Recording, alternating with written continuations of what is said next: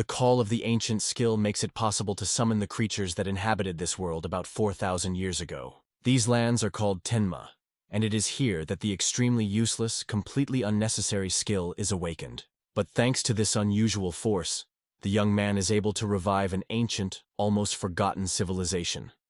And above his head, high in the sky, circles a huge dragon of a fantastic purple color. It has passed for a while, and the guy finally reached the royal capital of Hatel. However, there was an unexpected picture there. He froze in place, unable to hide surprise, and is covered by anxiety. The guy noticed the announcement. He, Dilyok Rebello, was sent to the borderlands Tenma. From surprise, he released things from his hands. Even Nihil noticed it. The young man could not understand why the choice fell on him. Dilyok tried to penetrate the castle, however. As it turned out, he was not happy about the royal order here. The guard was forced to pass these sad news to the young man. Performing this order, guards blocked the road without hesitation and refused to let it inside. The guard noted that Dilyok was always a devoted assistant and used the trust of King Getter. He himself is genuinely surprised that the guy is kicked out. He knows nothing specific. The guard understands that everyone knows that the policy offered by that man has brought prosperity. At the same time, no one is able to know the real ideas of the king. Dilyok felt that something mysterious and incomprehensible. Dilyok Rebello was born in a simple rural family, which has long been guarding the safety of people and serving the king. His brothers distinguished themselves with great talents, and Dilyok himself got a rare, as it seemed, mysterious ability to cause ancient. Whatever the guy was forceful, he could not activate it in any way. It seemed that all efforts would fly, and there is no point in trying to try. But despite the difficulties, he did not lower his hands. On the contrary, the young man began to work on himself even more persistently. The protagonist with honor passed the exams and proudly received the position of assistant king. This is exactly how he began his work in the castle and entered the royal environment, committing his service. Dilyok was incredibly proud that he could serve the king and help people. However, he was in such a difficult situation. It seemed that nothing heralded, but fate disposed of differently. No one wants to survive such a turn in their own life. The young man shuddered, as if he had just pulled out of thoughtfulness, and slowly turned to meet the look of the newcomers. His face, still immersed in reflection, has now tensed, as if he were preparing for trouble. However, Octo did not think to hide his dislike. In his opinion, even such an ugly peak was quite worthy of Dilyok, as did his ability to evoke ancient creatures. However, Octo was frankly curled, and Dilyok was clearly dissatisfied with the luck. Akredo grabbed him by the t-shirt collar and approached sharply. The guy with anger threw that Dilyok is a very bad person. He was unfortunate that the hero was valued more than himself, and even more annoyed that Dilyok had time to win the confidence of the king himself. The blonde could not imagine that the king was so hurried to expel Dilyok. The guy was still breaking his head, trying to understand what really meant Octo. Then Dilyok realized that his exile was involved in Akdot. Dilyok's heart swept a passionate rage. Frantic emotions in a moment completely flooded his soul. It was difficult to believe how rapidly this explosive anger broke out. Octo assured that he only fulfilled his duties. He had no idea that an official like this guy would try to capture the whole country under his control. Such actions can result in a real trouble. Dilyok also suggested that all these events were carefully planned by Akdo. The young man smiled and noted that the punishment seemed too soft, because the king only sent Dilyok away, although he could make a much more severe and cruel sentence. The Akturdo strictly ordered the boy to get away, calling him a scoundrel. From there, he boldly turned and headed away, leaving it to sit straight on the ground near the majestic gates of the castle, to which Dilyok had never had the right to enter. That guy asked me to take care of the country, and not use it for my own benefit. Unfortunately, that's all that the land can now help their homeland. Aktot, with bitter irony, noted that such words are better to speak in his village. He considers Dilyok worthless. With such abilities, he cannot be entrusted with any serious business. Dilyok was aware of this himself, but did not stop doing his work persistently, seeking to be useful to the people of his country. However, Dilyok still went to the village. He inadvertently wondered how life led him to this moment. Meanwhile, the driver announced that they would soon get Tenmanum. His words snatched Dilyok from the depressing thoughts and forced to return to reality. The guy knew that there were many different peoples in the borderlands, and the authorities were practically powerless here. In addition, he was rumored that the previous ruler of these lands has escaped. It did not in any way inspire confidence in me. The protagonist also apologized for going so far. Kucher just waved, they say, "Do not worry about such little things." He added that the village will soon appear. Finally, they got to their destination. Kucher wondered whether to help the gentleman with luggage, but Dilyuk was first told to ask about the estate. He saw him, so struck him so much that he was struck by surprise, not looking at the painting that appeared before him. There was no light through the windows. Spring door loops further aggravated the atmosphere of longing and loneliness. In his notes, the garden noted that this village is more reminiscent of ruins. Having knocked on the door, he asked if people were still living in this place. He arrived at the estate, announcing that he had been sent here as a new ruler. On the threshold of the boy was met by a young girl who was watching a young child. In her eyes, she reflected a genuine surprise. She did not hope to see the stranger, and even more so to find out that she was faced with the newly appointed gentleman of the house. The young man asked the girl to ask where to find them. The girl wondered, trying to remember where the previous lord once lived.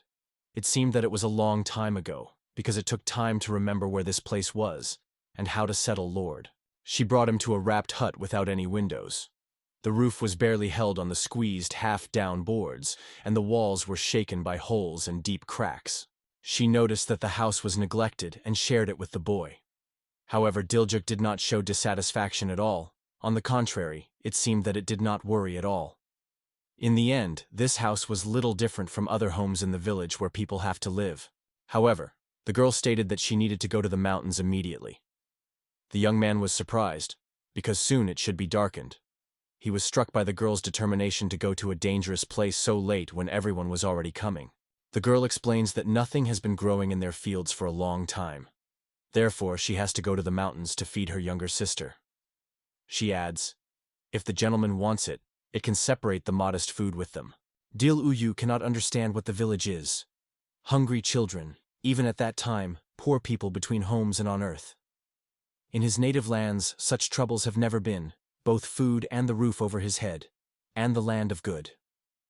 Therefore, the owner still tries to understand what is happening here.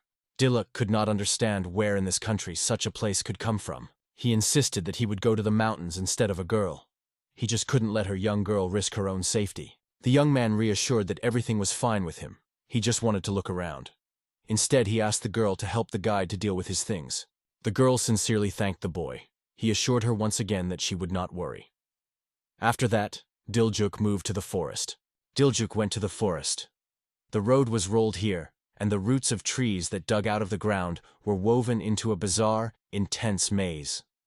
Dilyuk had to keep a close eye on every step of his step, not to break or fall. The forests looked incredibly ominous. Poisonous myosis was flowing between the trees. It is the air imbued with a magical essence, a true horror that a magnet pulls all the monsters. The guy realizes his ability to cause ancient. Here is nothing. However, he has a good fencing art and knows a lot, all you need to come together and act. As Dilyuk thought about it, a spooky cry sounded around. It turned out that the monster threw an eye on a woman with a baby and an old man.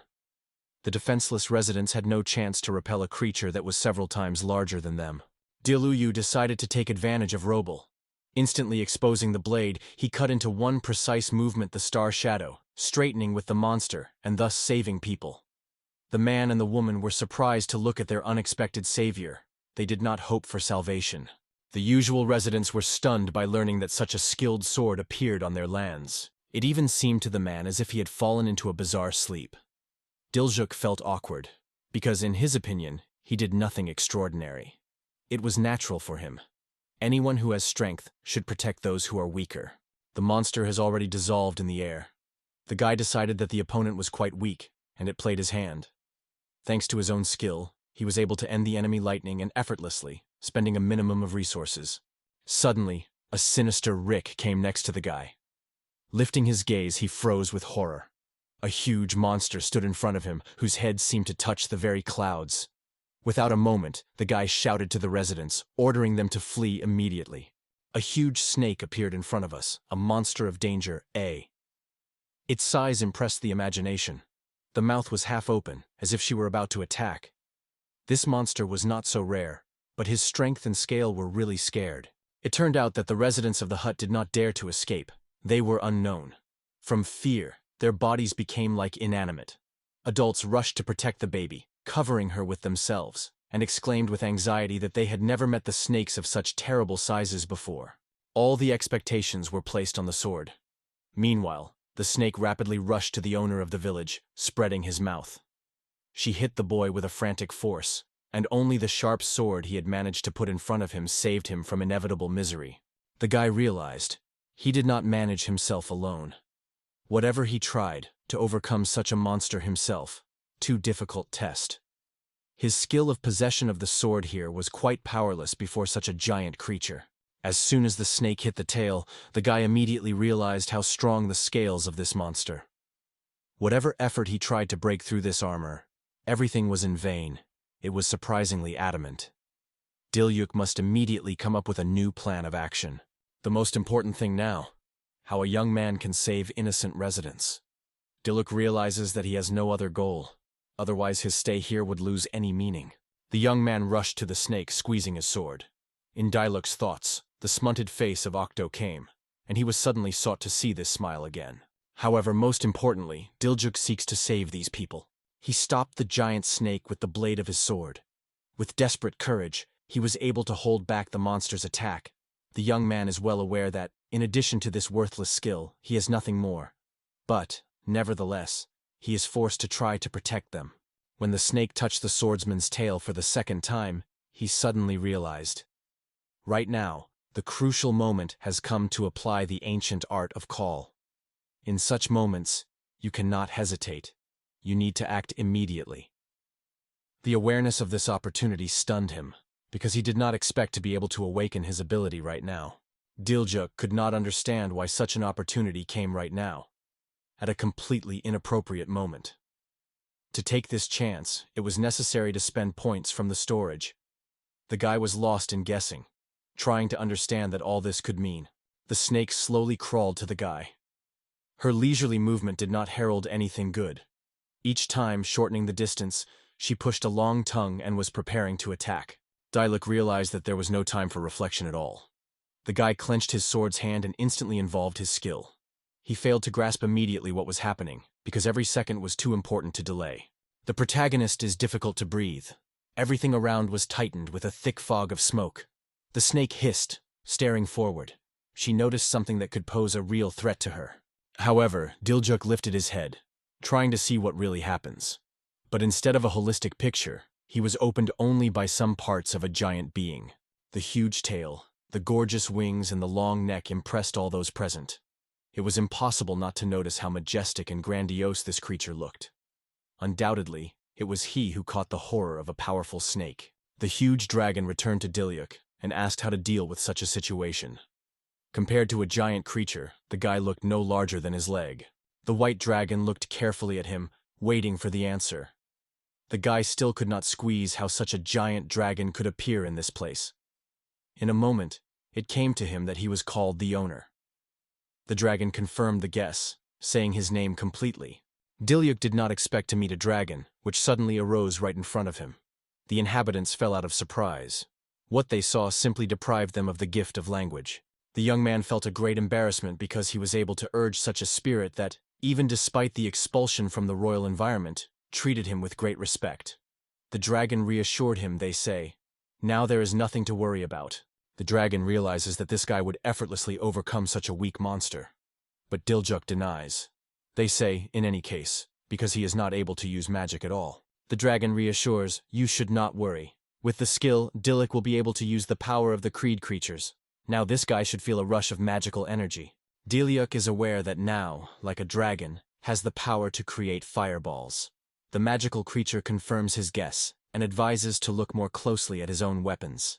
Without thinking for a minute, Dilyuk exhaled on his sword, and he instantly flashed a bright flame. The dazzling fire of the sword shook in the eyes of the guy. They had a desire to protect the inhabitants, just as passionately as the flames were burning. The guy gained incredible strength. Dilyuk suddenly pierced the magical flow of energy that revived every cell of his body. It was at this moment that the monster threw himself again. Now is the moment to experience a new skill. The protagonist involves his corporate technique, the cutting of the star shadow. As soon as the guy cut off with his sword, the blade suddenly faded. It turned out that it happened at all by accident. There was a reason. For Diljuk, it was a real shock that he managed to overcome this snake with one and only blow. The monster was incredibly great and threatening, so who would think that everything would be so fast? But one blow was enough to finally end the monster, to give the residents of the village long-awaited peace and confidence in their own safety. The guy did not believe he was really able to overcome the opponent. The dragon with a smile assured that it would still happen. Hardly the young man mastered himself as he immediately turned to the locals. The residents are enthusiastically looking at the guy, magnifying him with a sword. On their mouths, words of sincere surprise are heard. He is incredible, as if God has descended to earth in the human image. Diljuk realizes that residents are safe, but suddenly the baby runs to him and extends his hands. The child radiates a sincere smile, and the guy does not hold, answers the same. A satisfied smile blooms on the baby's face. Diljuk is convinced that he did the right thing. The protagonist appealed to the magical dragon to reveal his name. He proudly replied that he was called Hakura. The dragon is genuinely pleased with the opportunity to serve him, because he feels that there can be many changes thanks to the frank desire of the boy. For the dragon, this young man became a real master. The young man was quite surprised that such a powerful dragon listened to him. Hakura immediately realized that there was nothing myself mysterious. The guy felt perfectly. Meanwhile, the owner of the village remembered how recently he was able to create a fiery ball. The protagonist assumes that if the dragon appeared here thanks to his ability, so she came here from the past. The dragon confirms it, although it confesses that the details do not know. She advises the guy to get acquainted with information about her skill. Diljuk suddenly recalls that he should check his own status. He opens his parameters and notices that he has one affordable call, which can make him calling creatures who lived about 4,000 years ago. The Diljuk was simply astounding that Hakura for over 4,000 years. Drakonitsia did not hide joy. Finally, her starry time came. She dreamed for so long when she is called into this world. The young man was surprised that Hakura was waiting for him. He did not think that the spirits of ancient civilization were looking forward to the moment to feel their involvement in something important again. Hakura told that she was waiting for the one who had a similar ability. It turned out that not only she, but other spirits, look forward to in turn, in order to be called into this world in the same way. It became clear. Hakura is just one of many who are waiting for the opportunity to manifest. Unexpectedly for the guy, the Hakura bows low before him. She says she appeared at this time and asks for help and support. For the guy, it is a great burden and great responsibility. Diljuk looked at Kaku and nodded in response. Of course, he has not yet realized much. This is quite natural if you consider the circumstances in which he had to apply his ability for the first time. There are many new discoveries ahead of him. Now the guy is confident in his ability. It really has become perfect. The news of the possibility of causing spirits into this world inspires it. He does not feel worthless. On the contrary, the skill obtained was incredibly valuable. These lands also begin to like him more. Meanwhile, one girl was genuinely surprised. Her heart was overwhelmed by the joy. Finally, a man who became her husband appeared. After all, she had long dreamed of finding incredible love, stronger than all the legends of the past centuries. Yet Diljuk decided to take the residents to a safe place with Kaku. Finally, they coped with the monster, rescued the peasants, and, as promised, received their reward, a little provision. The residents sincerely thank the boy for letting them fly together. However, he just waits, they say. It is not necessary to thank. For Kakuzu, it is not difficult to take a house with him on a journey. They rejoice that their new master is so reliable. He was able to stand up for his subordinates and protect them at difficult moments. Diljuk himself believes that he did not do anything special, and sees no reason for such high praise. The man looked at the boy with delight, considering him a true strongman. Not everyone is capable of defeating a horrific snake. This is capable of this. Most probably would rush to escape, taking care of her own salvation. The resident of the village decided to share with all the villagers the news about Diljuk's feat. Hakura gladly approved this idea. She sincerely wished that everyone would know about the achievement of her master. In addition, everyone in the village treated the guy with kindness and sincerely wished him the best. Diljuk did not seek such attention at all, but from such words he became quite awkward. Memories of his own expulsion were again flashed in memory, and then he suddenly headed the Tenman border. Then he first managed to reveal his talent, and also to save those who needed it. The young man recognizes that victory is not just his credit. He thanks Dragoni, through which he received the power for the battle. Without her help, it would be impossible to overcome the monster. Hako adds, Dilyu is able to give others his power. The main character still decides to review his status. He notices that the points have already accumulated, and therefore, there was an opportunity to call another creature. If the business gulves even more points, it will be able to call other creatures. He wondered how he would be able to do it. There are so many puzzles ahead of the puzzles. Even many years of life will be needed to grasp this art completely. In fact, he just found out that he could call the spirits that lived 4,000 years ago. Sounds are really impressive, but at the same time, such a shaky requires careful and thoughtful use. All the rules must be thoroughly examined before using it. Hearing this, the man noted that nothing is known about at that time. The woman with the child added, this period is called the Era of Missing Civilization. Even in the capital's libraries, you will not find any references or records of those times. She added that this era is also called legendary. It was funny to watch as a time that is known so little, sung and appreciated above all. However, this is what the boy's curiosity was even more. Diljuk was inspired. He was courty to find out what life was in those days. Who knows? Perhaps the inventions of the time have exceeded everything that today's people can dream of. While the conversation lasted, Kakuro spent everyone to Tenma. Now the residents are preparing to inspect the village. Diljuk, having just stepped on the ground, sincerely thanked Kakuro for an invaluable help. Closing her eyes, Drakonitsya calmly told that the assistance of the owner is a sacred duty of spirits. Diljuk began to worry. And if the residents are scared when you see a Hakura? Responsibilities. But Drakonitsya only gently reassured her, assuring that it was not necessary to think about it. As it turned out, souls that do not have human likeness are able to take a different look. In addition, glasses are no longer needed to call the spirit that has already appeared earlier. It is only necessary to call the owner, how Kakuri will immediately come to this call. Local residents began to thank the boy sincerely for everything he did for them today. One of the women even suggested helping to remove the owner's house, expressing her gratitude. However, the guy refused to help, assuring that he would handle everything on his own. Diluk hoped that the residents would behave more generous and share food. As it turned out, a woman and a man had a fried snake tail, a dish that, according to Dragon, consider a real delicacy. The residents sincerely thanked the boy for salvation. Diljuk warmly said goodbye to them, wishing a pleasant rest. He was overwhelmed by joy. It ended as best as possible. But just imagine, what would happen if the ability did not work? The young man goes to his home. In fact, there is almost no furniture to look for a better chair. Only a few tubs, a broken table, and a few boards scattered on the floor. To spend the night in such a shack is a real test. The protagonist understands that compared to the capital, this town seems quite gray and invisible. However, he calmly thinks, over time, he will get used to, because now he is responsible for these lands. Therefore, he will have to take this role. First, he should equip a pantry for water and food stocks, as well as take care of lighting. The lamp is completely broken. From it, the debris. Water barrels are also unsuitable. No good. As a result, he found himself in the north. Here, winters are much harsher, and things needed for everyday life are almost not imported. The guy is dissatisfied with him that many things are waiting for him. Now he needs to properly manage his time. You should start with careful planning of each step. And here Diljuk suddenly remembers that another call can make. The young man instantly remembers a chunky builder who could easily repair the house. In such a situation, without his help cannot do.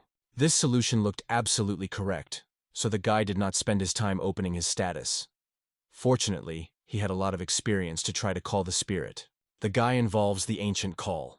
He appeals to the ancient spirit to move in time and appear in front of him as it was last. Because of the fight was never able to see the true essence of his skill. Now, he had the opportunity to see this phenomenon in all his colorful greatness and finally realize his essence. By conquering the ancient spirits, he is able to use their power. This is his worthless goal that he was able to awaken in a fierce battle today. Suddenly, an unexpected outbreak appears, pouring around the mysterious glow. The guy thinks what this time he will be able to evoke. It covers a sincere admiration, because every call of the spirit for him is like an unpredictable lottery. The glitter gradually fades, and in his place the girl appears. She slowly raised as if she had just woken up after a long sleep. Due to the fog and dust clubs that have risen after the flash, its silhouette is still almost invisible. But the smoke will dispel after using the ability, and the guy will finally be able to see who he called this time. So, when the smoke dispelled, the girl straightened up and announced that she came to the call of her lord. There was no doubt. Before Delio stood the very spirit that he managed to call through his gift. The girl Kurt brought with him introduced herself as Cindy Kin. Dressed in a cute dress and raincoat, Cindy radiates joy and sincerely rejoices in acquaintance with you. The girl glowed with happiness. With a sincere smile, she thanked the boy for the call and warm words. Cindy dreamed of this moment for a very long time, just as Hakura Yu was recently called to battle. Here is the long-awaited time that she sought. The young man was a little discord. Diljuk voiced the full name of the girl, and immediately gave her sponges. She slightly reproached him that she did not feel soap because of such an appeal. The girl asked her to be called Citan. However, the guy is unlikely to respond to this request. Then Cindy asked. In fact, she is endlessly happy that she finally met the boy. Now she is ready to fulfill any of his desire. He can ask for everything she desires. Diljuk felt some inconvenience. In fact, he sincerely wanted to repair the house. However, he seemed inappropriate to ask such a girl. Such beliefs were taught by his parents. He just could not afford to ask for someone else. Cindy is pleasantly amazed at the boy's care. She was finally convinced that Diluk is a real gentleman. Now the girl has no doubt about his decency and fully trusts her master. The girl proudly stated that she has a perfectly alchemy, a mysterious art that the guy did not even hear. In the end, in his modern world, no one has done similar. Noticing Dilyuk's astonishment and realizing that he apparently hears for the first time, Cindy decides to demonstrate everything clearly. The girl causes a magical circle and uses alchemical transformation. At the same moment, all the boards in the house fly into the air, outlining a powerful flow, which in its appearance clearly makes it clear that it is better not to interfere with it. The walls were completely bare, the table was flawless, and the rest of the things shone, as if they had just been born. The dwelling looked impressive, as if it had just been erected and handed over to the happy owner from hand to hand. The girl kept her breath in, waiting for an assessment of her work. And Diljuk was so stunned that he simply did not find words. He wondered what had just happened. Even the guy himself could not understand his own question. The girl laughed cheerfully and explained that with the help of magic, Cindy collected all the trees that were nearby. Now the guy has mastered the basics of alchemy, which he perceived as a kind of ancient magic. When Cindy heard the mention of ancient witchcraft, she was hesitant. For her, alchemy embodied the future, and she thought about what alchemy means today. At that time, Cindy reminded Dilyuk that he had now mastered alchemy. In the end, her skill has already moved to the boy, and now he is available to create things on the same principle she uses. The guy turned to his status and noticed that he was able to create a variety of objects, spending the same amount of energy. However, Diljuk has not yet fully understood all the features of his skills. Diljuk decides to test the force of alchemical transformation. Just in front of him, like the air, a new lamp appears. It seems that the guy was able to unravel the principle of action of Cindy. This discovery can be a real find in everyday life. The young man could not believe that he actually succeeded. Cindy rejoiced. Her master on his first attempt created such a wonderful item. She was overwhelmed by such a masterful guy. Diljuk felt his magical energy decreased, but now he had the opportunity to create even more useful things. He is convinced that with this new force, he will be able to bring the village even more good. Cindy also sought to contribute. The spoiled things in her hands immediately became suitable for use, as if they were reviving again. She put everything in order at incredible speed. There were only a few movements enough, and everything was ready. The guy agreed that they would not really hurt another lamp, and instructed this case with Cindy. From now on, he trusts her just as Hakura. Diljuk is convinced that the spirits are given to him with all his heart. The girl took up the case, and in a moment before her blossomed a beautiful flower-shaped lamp. The ceiling resembled an umbilical cord with delicate petals, and a strong stem played the role of support. Diljuk completely caught the appearance of this lamp. Immediately grabbing a girl by her shoulders, he was in a wonder if she was able to create other magic things. In his eyes, a spark flashed. It seems that a brilliant idea is born in his head, which is able to radically change the life of the whole village. The girl realized that Diljuk would have some difficulties in the relationship. They both had to overcome many obstacles on the joint journey. She sighed heavily, and then confidently assured me that she should rely on her. A moment, and Cindy makes a magical movement, a glass filled with water directly from the air, as well as a box that can freeze products.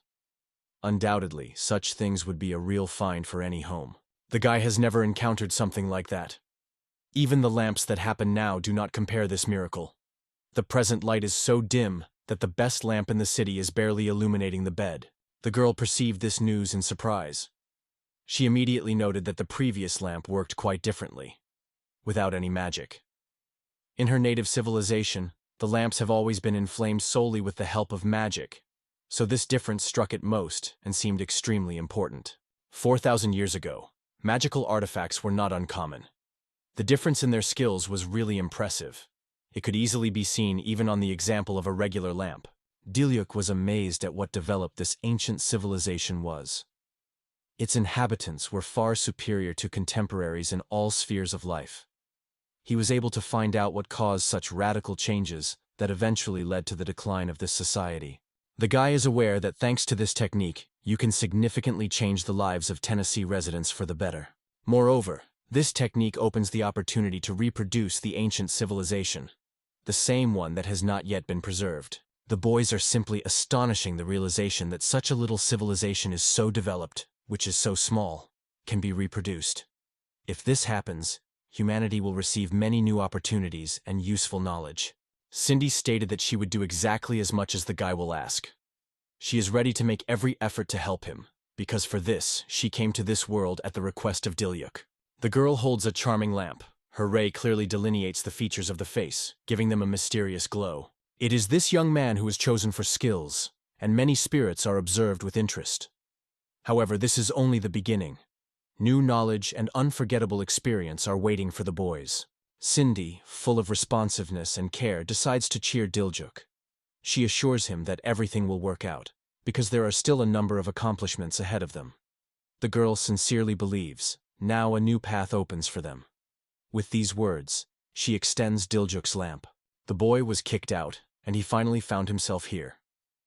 Diljuk applied his ability and got a new goal. Now everything changes for him, the moment that is able to turn his fate. Further events depend on the determination of the boy. The peasants believe and put their hopes on him, and he must justify their trust. The young man still dared to ask, which means the saying, everything ahead. Cindy was surprised that they have not been said so long ago. The girl became somehow embarrassed, though she just sought to find common ground with him. Diljuk smiled, noting that this phrase to his liking. Now he is sure that there are many adventures with Cindy. The guy finally realized the meaning of these words, and made them part of his life. The guy wants to become more perfect, revive the long-lost civilization, and establish a new one. His ambitions are gaining momentum every day, becoming more serious. Most likely, this is the next goal. Now the hero's desire to make 10 inhabitants make it a clear goal. He is set to change people's lives for the better, because he has been opened with all the opportunities for this, even with a stock. The peasants are constantly being willing to support their ruler. Delimony extends his hand to Cindy, asking her for support. The girl with a smile and confidence accepts this challenge, and puts her palm in him. Now both are clearly aware of what responsibility they took to each other. They are waiting for a common joint, and they are ready to go together. Sydney presses the boy's hand and assures that he will always be near him. Finally, the moment she waited for. Her greatest desire came true. Suddenly the guy recalls that they need another bed. Sydney was outraged because she thought that they would have one. For a girl, this again becomes a difficult test. She cannot find the way to become closer to him. While their dispute lasted, the evening hour was unnoticed. From the thickets of the forest, which spread near the house, Two gangs, whose intentions were difficult to call good. Watch the boys. The appearance of criminals never heralds anything good. The new lord should be extremely careful. The morning is finally come, and the window is beautiful. Cindy, holding a frying pan, cheerfully welcomes Dilyak on a new day. It looks like she woke up much earlier than him. The guy immediately noticed that the girl has long been on his feet. Cindy explained this by the fact that she wants to be useful after drawing. She sought to cook breakfast and wait for the guy. Even the kitchen utensils were created thanks to alchemy. However, they did not find food at all. The girl was terribly upset about this fact. She sought to please her mentor, put her soul in everything she did. But in fact, she just wanted to have breakfast with him. Cindy was upset because she could not cook with the help of alchemy. She wanted to feed her mentor. The man sincerely rejoiced in her concern, though he believed that there was no reason for such excitement. Dilyak wondered that first of all should take care of the provision. To do this, it is necessary to look at rural fields. Usually in the homes should be crops from which people are constantly receiving food. Today, the boys got a fried snaketail for breakfast. Cindy doubted whether it was really delicious. There was no choice. In addition, Hakura has repeatedly argued that such a dish has a rather pleasant taste. The guys went to look at the fields. Cindy only guessed in a moment. They got into the village for Tenmu. Everything remained as he saw him for the first time. The earth was moisture, and the crop, Katma. Obviously, the hands to work here are lacking. The old man paid attention to passers-by. He raised his voice, thanking the owner for yesterday's salvation from the heart. The grandfather was proud that they had such a brave and reliable lord. They were really lucky to meet again today. The young man guessed that the man had now traveled on the field. He nodded and explained that he decided to stay away from the forest, and instead took the weeds first. My grandfather realized that you could not feel as safe everywhere as on the field. As it turned out, the field is densely covered with weeds, and labor is lacking. My grandfather noticed a stranger near Diljuk and asked who she was. He did not meet her before, so he was curious about where she came from. Dilyak mentioned that he had not yet introduced the girl to others. However, Cindy ahead of him, declaring it loudly that she was the future bride of Lord, this boy. The guy immediately denied her words and explained that he caused her just like a dragon. From now on, Cindy is his new companion. Cindy shared that her new skill is alchemy. Grandpa immediately noted that in the modern world, such skills are almost not happening. Alchemy is like something from the realm of magic. The old man does not fully understand what is happening around. This time, Cindy decides to act clearly. Instead of words, she will show everything in detail. By causing the alchemical mechanism, the girl transforms it, removing a huge braid from there. This subject will undoubtedly come in handy during your future work. The man was amazed at what incredible speed the girl made tools. She skillfully collected everything he needed in only a few seconds. Her desire to become beneficial to the lord and residents of Tina was felt in each of her. Cindy stretched out for her husband, promising that she would make an effort to make her mentor's dream, helping others. Her sincere intentions were obvious to everyone. The girl really sought to support every resident of the village. The girl explained that this tool works through magic, and her husband needs to try it out. It is extremely easy to use the device. Even a baby would cope with it. The grandfather made a few movements with his sickle and could not stand, because the tool was easily dealt with even thick roots. For the first time in his life, he met such tools. Immediately it was clear. With such an assistant, any work on the field would become simpler and faster. Cindy said that it is only necessary for a man to press the button, and the tool will instantly turn into a sap and a plow at the same time. The man noted that such a thing would be useful to every resident of the village. Of course, he was overwhelmed by joy. Now economic labor will be much easier. The guy praised Cindy. Dilyak asked him to be also noted. He intended to convey these things to residents. The young man was genuinely admired by the girl's product. There were no doubts. Everyone was sure that this thing would be useful. The girl strongly agrees, however, to turn a large amount of metal. There is one trick. Now everything seems like oil, but the young man almost released the most important condition of alchemical transformation from his head. Cindy reminds, alchemy is always a mutual exchange. The metal from which the agricultural tools will be created absorbs magical energy, transforms and acquires a clearly defined form. The girl, gently at the Dilyak, explains that only fully completed magical artifacts stretch to each other.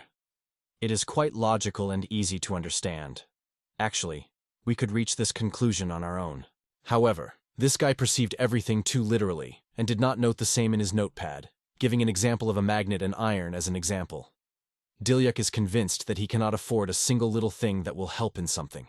The guy conducts an alchemical transformation and creates an identical object, an exact copy of what the girl did.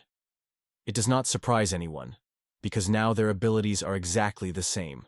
He conveys this Cindy, and she exclaims enthusiastically that the thing is just incredible.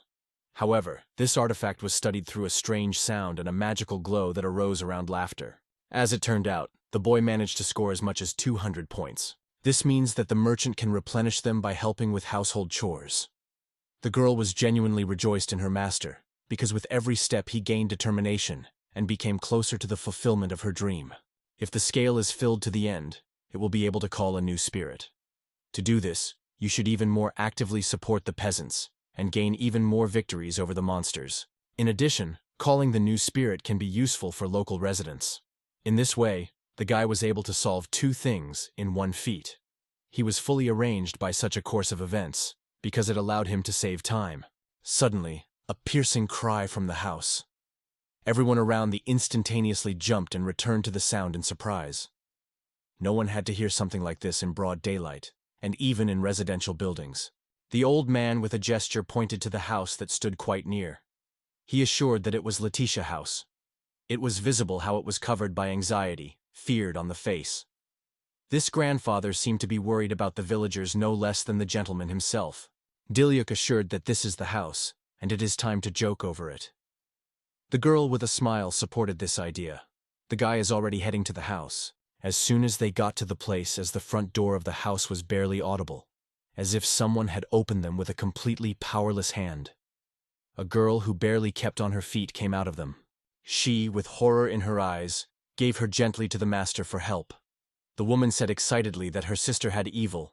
The boys looked into the house and immediately noticed how the bandits grabbed Letitia's younger sister. The situation was critical. Every second was important. Without hesitation, they rushed inside for help. But everything was much more complicated than they expected. They numbed from horror. Letitia said that many residents of the village, and even her own parents, have already become victims of robbers. Now she is scared to imagine what will happen if they take her sister.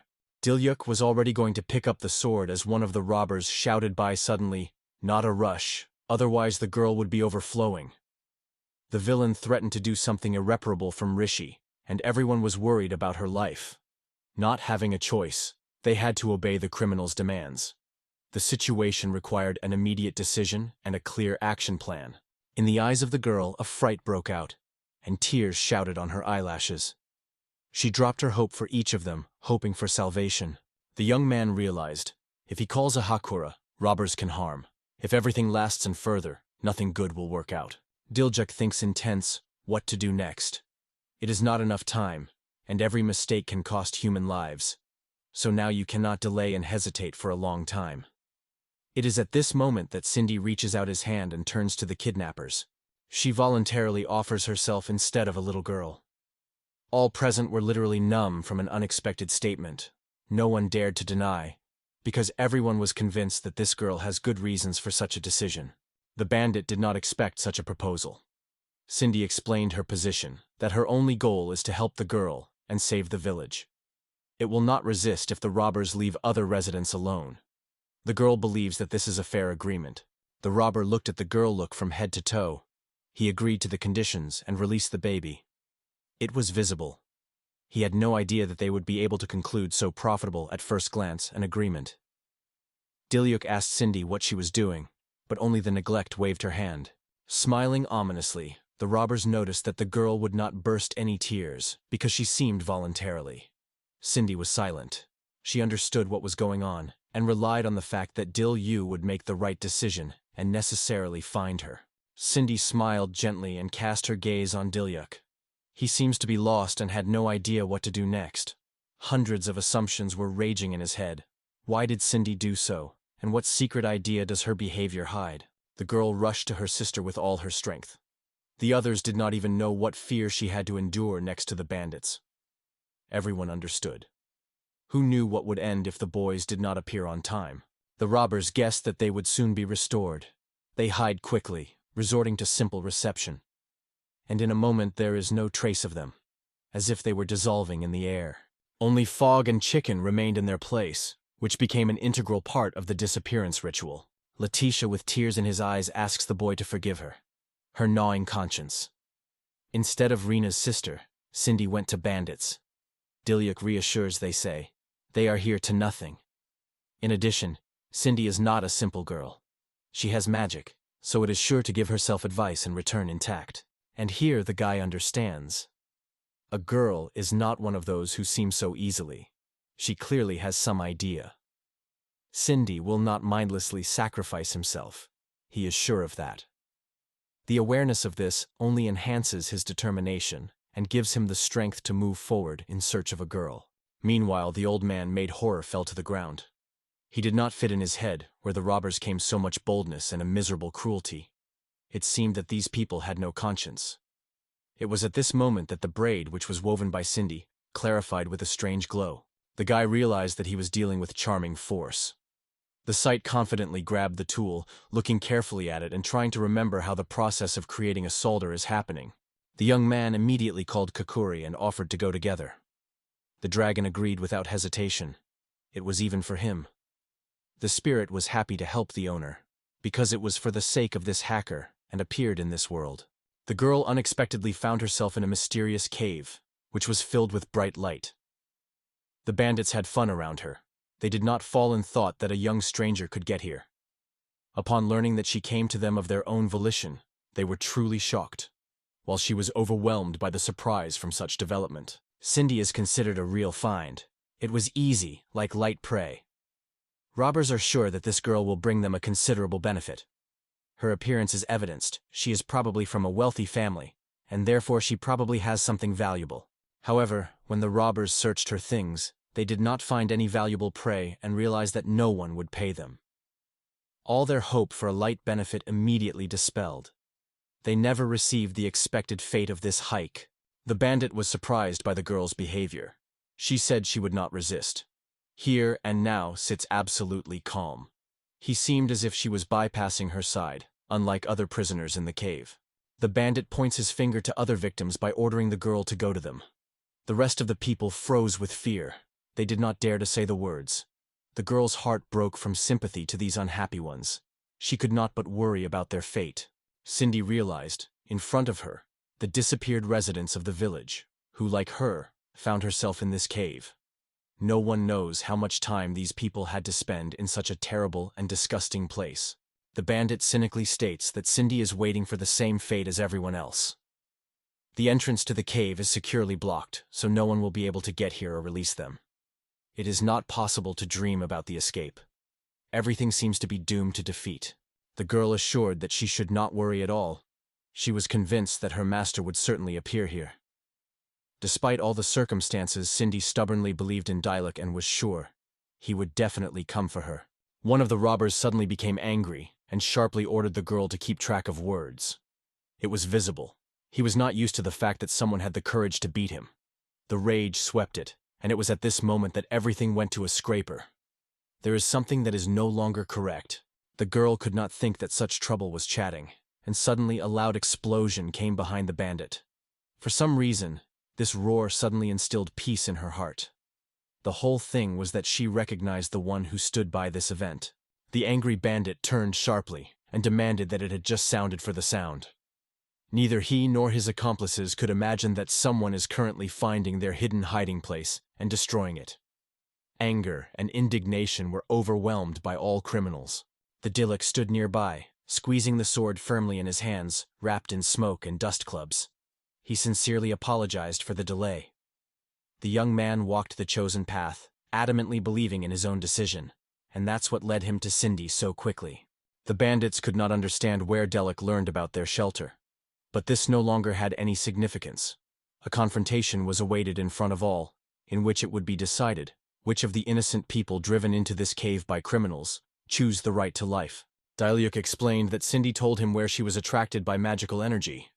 It was a brilliant solution. The perfect way to quickly find each other when needed. Magic objects created by Dilyuk and Cindy are fascinating and attracting everyone around. Cindy smiles and praises Dilyuk sincerely. She believed in his ability. The girl did not even have to explain something to find her.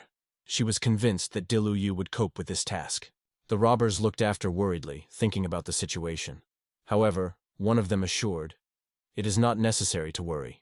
It turns out that the tricks in their arsenal are not yet exhausted, and they are ready to show new focuses." Although the boy managed to find this shelter, the bandit also possessed magical abilities. Everything turned out to be not as easy as it seemed. The attacker was to use a special technique, convinced that he will help to overcome the sword. Dilyuk did not get rid of this news at all, and immediately went on the offensive. He rapidly, as if lightning, rushed to the man. It immediately noticed D, one of the bandits. He did not expect such a determination to the boy and froze in surprise. The guy instantly applied his technique of cutting the star shadow, and without any difficulty coped with the first robber. Victory was surprisingly easy, which was a great beginning in the struggle for the life of Cindy and residents. The second robber covered the terrible doubt. Who is this guy? At this point, Dilyuk was already standing behind him and preparing to strike.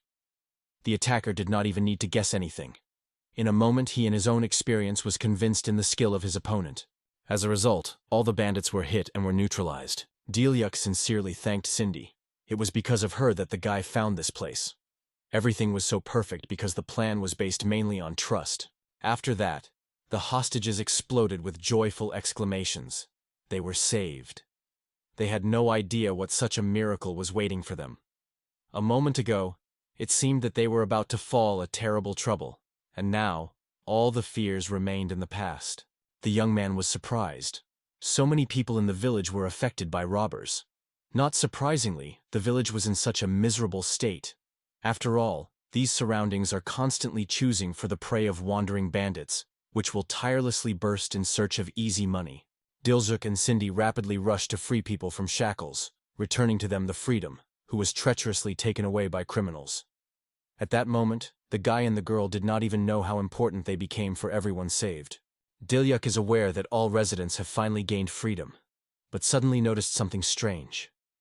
He goes to the big hall and sees something unexpected there. As it turned out, the lattice sat with a dozen people, as well as unhappy victims of ganglings.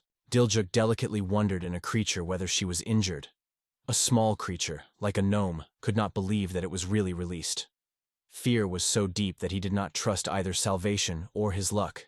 The protagonist confirmed the truth and immediately urged everyone to gather. The dwarf in his eyes shone tears when he began to talk about how his people were always left on the side of society, neglecting and underestimating them. It was visible how much this dwarf was confused by meeting with a sincere, humanly good attitude. But Dilyuk removed the handcuffs and assured that everything is over now, and it is not necessary to worry anymore. The young man again returned to them peace and restless anxiety about the future, life. As a real ruler, this man of love helps all living things. Dwarf approaches him and is interested in his face. In response, the man extends his hand to the gnome and proudly reports, "He is the lord of the village of Tenma." The gnome felt a powerful wave of embarrassment when the man reached out to him. However, she gladly shook her and asked him to give him a chance to thank the village of Dilyuk for salvation. Never before dwarfs have been treated with such respect and kindness. The young man sincerely thanked the oppression and carefully asked if they dreamed of returning to their native land. It seemed to him that after a long separation from the house, these creatures would be overwhelmingly seeing familiar lands again. Gnome explains that he will not be able to return home until he pays with debt, so requires the pride of his people. In his words, complete determination is felt. At that moment, another creature approaches the hero, who wants to thank for salvation. The bear, reminiscent of the bear, also wants to thank for salvation. However, he is upset by the fact that the majority around is afraid of their appearance. They are much higher and more massive than ordinary people. In addition, thick fur and bare ears on their heads even more attract attention and frightening foreigners. But those who have been in the cave for a long time rose up and said that a warm, friendly relationship was formed between all people and creatures inside. Now the attendees seek to convince other residents. Creatures should not be afraid at all. Dilyuk was genuinely glad as everything happened. He believed that the residents of Tenmi would sincerely betray every guest who will visit them. Although he has not appeared in this community, he did not hesitate for a moment. Everyone glowed with joy. Diljuk suggested that everyone go to the village. Gakuyo made sure that everyone gets home safely. The ghosts caused and Diljutka were convinced that everything was fine with Cindy. The girls showed great ingenuity and deep faith in the Lord. Then Letitia and Rena rushed to them, sounding her mother and dad loudly. A woman with her husband stood in front of the girls. Seeing their daughters intact, they could not restrain their joy, and therefore hurried to ask them for forgiveness. Parents hugged their children firmly, full of relief and love. Letitia reported that all residents of the village had already returned. She asked Cindy how to express her gratitude for such help. The girl replied that she should not thank her, but Diljuk, because she did not do anything like this. The girl firmly took Diljuk and assured that she would never forget his feat. What are the feelings of parents who have already lost the hope of seeing their children when they get the opportunity to hug them again and not let go? However, Diljuk is genuinely rejoiced in what happened, because the most important thing for him is the order in the village. Now their home is safe. The peasants are no longer threatened by attacks of robbers or criminals. People have finally got the long-awaited tranquility, because there is a reliable owner near them, under whose custody everyone can sleep peacefully. The protagonist introduced the villagers to the gnomes and bears who joined to help restore the settlement. The semi-people could not predict how people respond to their appearance, because for so many years they lived in alienation, unacceptable and forgotten. All residents of the village were looking at the newcomers with interest and astonishment. Dwarves and bears felt anxious, because they did not know how people would come. And it is quite clear. So many years they had to hide and live in the shadow, away from the human eye. The first to visit Letitia. Everyone was watching it, having stopped in silence. Everyone was silent, immersed in their own thoughts. She spread her hands wide and sincerely thanked the gnomes and bears for the support of her parents. The girl praised the significant contribution of anyone who was together in the cave. The bears did not hide the surprise that people were not afraid at all. The girl denied that everything was not true. She believes that the common grief brought everyone closer and turned them into friends. In her words, there is a proportion of truth, because a common trouble really made the villagers more friendly and open to each other. The peasants gladly confirmed the girl's words, sincerely adding that they would feel much calmer if the gnomes with bears remained between them. After so many years, they finally accepted these unusual guests into their lives. The reaction of people to their appearance moved the gnomes and bears to the depths of the soul. The hearts seemed to be filled with warmth, which was previously lacked. Cindy and Dilika also shone with joy, rejoicing in everything. The dwarves approached the guy and noted with a smile that the village was truly wonderful, just as Diljuk described. No one hoped to come across such a friendly community, and everything happened even better than they could imagine. In response, the boys sincerely thanked the bears and gnomes for visiting their village. They have high hopes for their guests, because they promise to help with the restoration of their home. Doors enthusiastically undertakes the case, because in the construction of the home they are not equal. The bears also do not stay away and sincerely offer their help. The words of support cheered all the inhabitants of the village. Smiles appeared on their faces. Diljuk sincerely thanked all those present.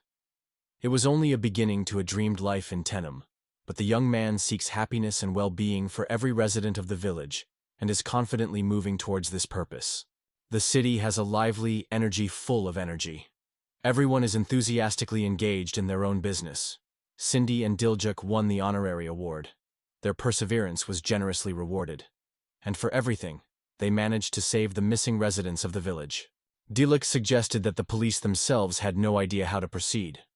Sydney noticed that when law enforcement officers brought criminals, their faces read the confusion. It passes a few days after the boys grabbed the kidnappers. Now, in order to receive a reward from the police, Cindy and Diljuk have gone to the nearest city. The kidnappers committed many crimes for which they should be held responsible under the law. It turned out that relief was not only the inhabitants of Tenma, but also the inhabitants of this city. The boys looked around the environment, watched for passers-by for a moment, and were amazed at how much life was erupted in the city. Cindy compared this with staying in the ancient city. Diljuk wondered if past cities were like modern ones. The girl explained that they once were even more developed. Earlier, it was enough to know magical artifacts created by alchemy to feel confident. The young man acknowledges that the city they are in is really wonderful, but ancient technologies still cause sincere admiration and curiosity to everyone. Cindy gently takes Adilyuka hand and says that for her, the best city will be where she will be able to walk next to her owner. The girls shone with happiness, dreaming as they would fly to Hakura and enjoy the city. However, the guy destroyed all her hopes. He reported that he had an important task today. The guy offers an agreement. Cindy's eyes broke out with interest. She was sure that Diluyu invented something truly exciting. She did not suffer what surprises were waiting for them. Meanwhile, Diluyu explained that Tenma is completely isolated from the outside world. This significantly affects its quality of life. The solution to this problem could significantly improve people's well-being. The guy wants to try to sell the products created by Cindy, and because he has mastered the alchemy himself, he wants to sell products wholesale. Things must have a decent price. If the boys manage to make money on it, then it will undoubtedly support the whole community. And in such a situation, they just have to succeed. Cindy truly trusts the business. The boys also reached the Changel Chamber. It is rumored that this is the most prestigious award in the whole country. Sandy and Dilyuk went to the store. To their greeting, the man sitting at the table replied that he saw them for the first time. The man asked to speak briefly and in essence, asking why the boys came. Dilyuk immediately drew attention to the appearance of a representative of the leading trading company of the country. He stated that he wanted to offer the goods for sale. The merchant wondered what kind of goods the young man brought with him. Upon learning that it was ordinary shops for daily use, he only curled up and waved. They say that he was in vain to waste his time. Like, if he is worth showing something, then it should be truly rare, amazing things that are not sorry to give a large amount. Diluyu put a bag on the table with different things and suggested that you first look at the contents. The guy firmly believed that he was not frightened. At the same moment, the man focused on him and his goods. The merchant felt what persistent passion the guy offered his product and still decided to see what he was offered. The man posted all the tools in front of him. Focus on the magnifying glass. He carefully examined both glasses and a lamp, scrutinizing every detail. It became clear quickly. These things are truly rare, valuable specimens. Finally, after completing the check, the merchant was ready to make his sentence. Cindy asked the merchant to touch the magic stone. A man with a visible distrust, but still agreed to fulfill her request. On his face he read the belief that he was spending his time on every junk. Hardly the finger touched the magic stone. The glass was filled with water. The merchant was amazed at the heart and could not believe his own eyes. Trying to understand how that happened, he could not think what it was possible. I immediately asked the arrivals, "How did the water find myself in the glass?" The girl explained. Thanks to the magic that gathered in the stone, water turns in a special way. Within an hour you can get a whole glass of clean, drinking water. The instructions were surprisingly simple. It is easy to remember even without any records. Cindy approached the lamp and clearly demonstrated how to turn it on. In a moment the light flashed, lightly illuminating all around. The merchant froze from surprise. He did not have to see the same. He was enthusiastically noted that it shone surprisingly brightly. The man intends to buy the boys all the goods. For a lamp and a glass, it is ready to give 100,000 rubles for each thing. Initially, he was about to pay for a glass of only 50,000, but changed his mind and raised his price. The young man shines with happiness. The obtained exceeded all his expectations. Under certain conditions, this amount may be compared to the monthly income. For the village in the current situation, it is not a trifle, but a real treasure. The guy lifts his thumb up, and Cindy nods with confidence. She is quite pleased that the Dilyuk managed to invent such a sophisticated plan and conclude an agreement with the most famous shopping shop of the country. The merchant, spinning in his hands, is almost ready to sign under the contract. He is interested in the name of the guy he is dealing with. The man eagerly awaits a unique product and does not hide the desire to conclude an agreement as soon as possible. The owner of the village of Tenma suddenly realizes that he has not even named his name. So, restrained and solemn, he speaks it completely. As soon as the merchant heard the name of this young man, his face was fossilized with horror. He was unlikely to be hoping to hear this name on his own ears. His voice trembled, and his head dropped down. The merchant felt his dishonesty and embarrassed. He did not even realize that he was faced with the Diluki rebel. Who would have thought that Lord himself would visit his shop? However, the stranger reassured me, asking not to worry. The protagonist confesses that he is now only an elder of a small village. In the end, the young man is no longer in service with the king, and his name now means only a masterful sword and the owner of this small community. Dilyuk told about his request. He wants the caravans to go to Tenma and purchase directly on the spot. This would greatly facilitate the lives of Tenma residents and gave them unique opportunities. The merchant makes a lot of effort, because the village is located quite far. Even though the owner's persistent request, this task will not be easy. Whatever the desire to conclude a favorable agreement, it is still difficult to satisfy Diljuk's request. He is well aware that the location of the village is extremely inconvenient. In addition, potential costs and risks should also be taken into account. The path is full of all kinds of dangers, and no merchant will only risk so much for the sake of amazing product. The main character decides to express his opinion. He notes that there are many lands here. If you look into the future, trade promises many prospects. In addition, Tem creates magical artifacts, and if you buy the goods directly, the merchant will not need a special pass. He added that such an agreement will be profitable for both parties. The merchant looks at the young man. In memory, alarming rumors of the horrors that take place there. Of course, not everyone will risk sending their people to hell, even for the sake of valuable goods.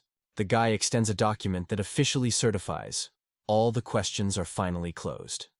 This document was a voice letter from the police, stating that the lands around the village were now quite safe. The merchant raised his eyebrows in surprise. Did these guys really manage to get rid of the kidnappers? The man exhaled lightly. He promised to send his team to the village next time. However, his consent was conditioned by the desire to conclude a favorable agreement. The merchant extends the boy's hand, inviting the handshake. He reports that he will be waiting for him in his store. Dilyuk corresponds to a strong shock, expressing pleasure with a favorable agreement. Both sides are satisfied. The merchant will receive the desired product, and the guy will be new opportunities for as many as 10 months.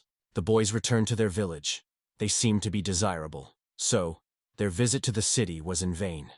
The young man sincerely thanked the dragon Hakura, because he, as always, incredibly helped them on a trip. Dilyuk realized that the village has now had a source of income. Life will become much easier, and it is set to turn this place into a real home for all. Residents, gnomes, and bears. Together, they looked at the dragon, which was majestically floating in the sky. Bears were the first to meet the boy. They sincerely thanked him for his help, and the guy waved his hand in response and noticed that his friends had already built a new home. He was struck by the incredible speed at which this home appeared. The dwarf, blushing, only waved. They say, a regular shack. Nothing special. He did not hope that his work would be such a delight, so he could not immediately accept sincere gratitude. Dilyuk inspected the house that literally shined with novelty. The name of this home with a regular shack tongue would definitely not return. No cracks or holes. Everything is smooth, strong. Each board is whole as one. In fact, the dwarf sincerely sought to please the gentleman, and in response blossomed with a sincere smile. It is these gnomes deservedly famous as the unsurpassed masters of their craft. It is not so easy to find such talented craftsmen. The bear decided to never concede criminals again. Working, they at the same time improve their skills. Grasping the deck, the bear demonstrated how their workouts are going. The peasants smiled, noting that gnomes and bears were a real support and hope for the whole village. The main character noted that the locals work closely with the guests, but they insisted that they just gave little help. The peasants confessed that they were once afraid of animals, but now they rely on them. Residents are sincerely convinced that the intentions of gnomes and bears are clean, they can be safely trusted. The bear moved these words to the depths of the soul. He lacked words to express his gratitude to Dilyuk. Mr. Settlement presented to the bears and gnomes what they had never had to experience before. It seems that the residents will now rely on new villagers. The guy sincerely thanks the bearers. Signs of life are finally appearing in the village, but he is well aware that the fields still need to decide something. It is an extremely valuable resource that will provide the village with food and allow you to make stocks in the cold season. Letitia goes to Dilyuk, holding the jug. She gives him a warm smile. With a light gait approaching the field, watering the garden from the jar, and then silently turns and disappears from the eyes. Dilyuk asked her about the water, and the girl replied that she was taking her out of the stream that was flowing nearby. The young man was surprised why the girl fussed back and forth. Cindy immediately realized, with one jug you will not do a lot here. The population of the village has increased, and agriculture requires a lot of water. so using only a jug is a futile business. And here the guy recalls that his level of alchemy has increased. Cindy is glad that he is now able to use much more magical energy. Of course, each next level will have to spend points, but it is really important right now. The lord of the village decides to test a new level in the skill of alchemy and transformation. Magic is born something useful for household chores. But suddenly, another strange item appears from the magic dust clubs. All guys look forward to what alchemy will bring. Everyone is full of anticipation of incredible changes. As it turned out, Dilyuk had his own underground water supply. The young man acknowledged that he had coped perfectly. Cindy praised him sincerely, and Letitia did not hide his surprise. He was able to create even a water channel, although the soil in this place is extremely solid. For people, such a matter would turn into difficult and long work. The girl sincerely thanks the boy for the work done. Yet Dilyuk is worried about others. Why is there so little water in the stream? Only a thin stream flows along the channel. This is barely enough to fill the jug, not to mention watering agricultural land. The guy guessed that the locals once took water from this source. After all, there is no other water around. To get to this place, a whole adventure, and there is very little water in it. Ledian said that once there was much more water, but lately it has declined sharply. This significantly affected the daily life of all residents of the station. The work in the fields and the care of the economy became extremely difficult. The guy noted that the spring water was much smaller, and decided to find out why it happened. After all, the climate in this area has not changed, so the reason lies somewhere near the source. The guy suspected that something unusual happened in the forest, and it would be worth finding out. However, you should not forget. In the forest, you should keep your ear, because there can be a monster and many other dangers. Dilzuk, along with the bears, went to solve the secret of why the water became so little. One of the bears warned the boy, and warned to be especially careful in front, because the path is not close to them. In these places, dangerous monsters are hidden. Perhaps they are involved in water restriction. Be that as it may, it should be clarified. The young man appeals to the bears to be alert and carefully monitor everything around. The bear insists the guy must return to the village unharmed. Dilzuk does not understand what it is. Of course, this care warmed his soul, though it seemed excessive for no apparent reason. The bear confesses that otherwise he will not have the courage to look in the eyes. He remembers how a decisive girl demanded that they protect the boy. She will not even think that her master would threaten something. Diljuk apologized for that girl, and at the same time expressed his desire that the boys also made efforts to hard work during classes. The guy gets a net out of his backpack. They immediately ask him, why is he? Diljuk began to say that this grid was created specifically for fishing wild boars. In its corners are fixed levers of magical stones. Such a device is easy to make and not difficult to use, and during hiking it can be a real find. If the prey finds in this trap, the grid is locked immediately. And if a person gets in a trap, just touch me and you are at large. This is a network of automatic protection. It seemed to all a brilliant idea, so the installation began at an accelerated pace. Rejoicing that it will now be easier to produce food, they were genuinely admired by their owner's mind. Diluk is convinced that if you can get some food in this way, residents will no longer have to go to the mountains, so they will be even better to support residents. A young man with bears moves on. The further they move, the denser the fog of poisonous myosis envelops the forest. The trail is becoming more dangerous, so they have to step extremely carefully, because it is unknown who will have to meet nearby.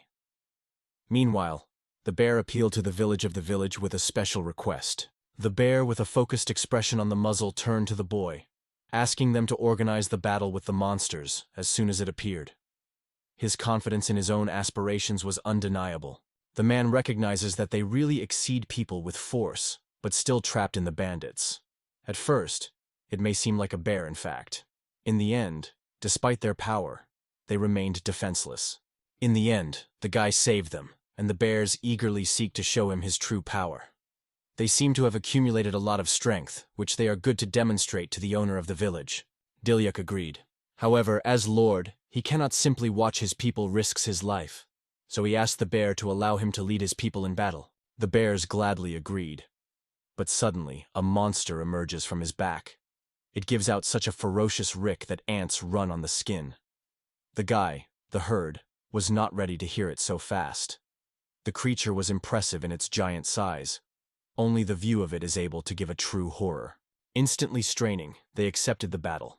As it turned out, Cerber himself appeared in front of them. His huge, powerful body was crowned with a massive neck with 3 insurance heads. The open mouths of each of them were threatening and rolled up with saliva that almost touched the ground. At first, Diluk ordered to surround the monster. One bear he pointed out to stay with him. The rest immediately took combat positions, preparing for the attack. Everyone was waiting for a signal from the Diluk. Thanks to the 3 heads, Cerber has a great review around. Therefore, first of all, it should be puzzled in the melee. It was that this conclusion came to Diluk, immediately starting to develop a strategy, taking into account this feature of the enemy. The bear squeezes his paw into his fist, preparing about a real bear anger. He immediately rushes to the monster and cut off one of his heads with one blow. It was not difficult to demand to deal with this enemy for him. He sought to demonstrate all his power for a long time.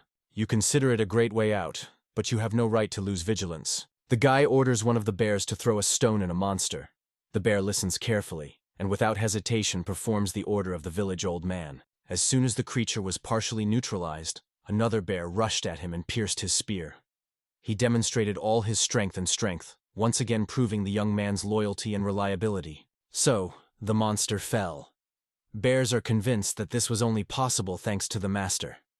Meanwhile, Lord hurried to them, illuminating his face with a sincere smile, and he was generously praising, saying that they had coped brilliantly. There is very little left to the water source. Everyone is set to continue the path with the same perseverance. The boys got to the right place. Diljuka was struck by the beauty that opened before them. Among the mountains, the source was really hiding. It turned out to be so huge and picturesque that he, impressed, could not pronounce a word. Transparent water from mountain rocks rapidly fell directly into the spacious. The water was so transparent that the bottom of the pond was viewed to the smallest details. If all this water got to the village, it would be a real salvation for local residents. It seems that the guys were here that they came across the source of the problem, through which the residents of the village remained without enough water. It turned out that a huge stone interferes with the river freely flow. The bear began to break this stone and asked him to trust this task. It seemed that it was necessary to do a very small business, but in fact, everything turned out to be much more complicated than it thought. The bear barely approached him with a shovel.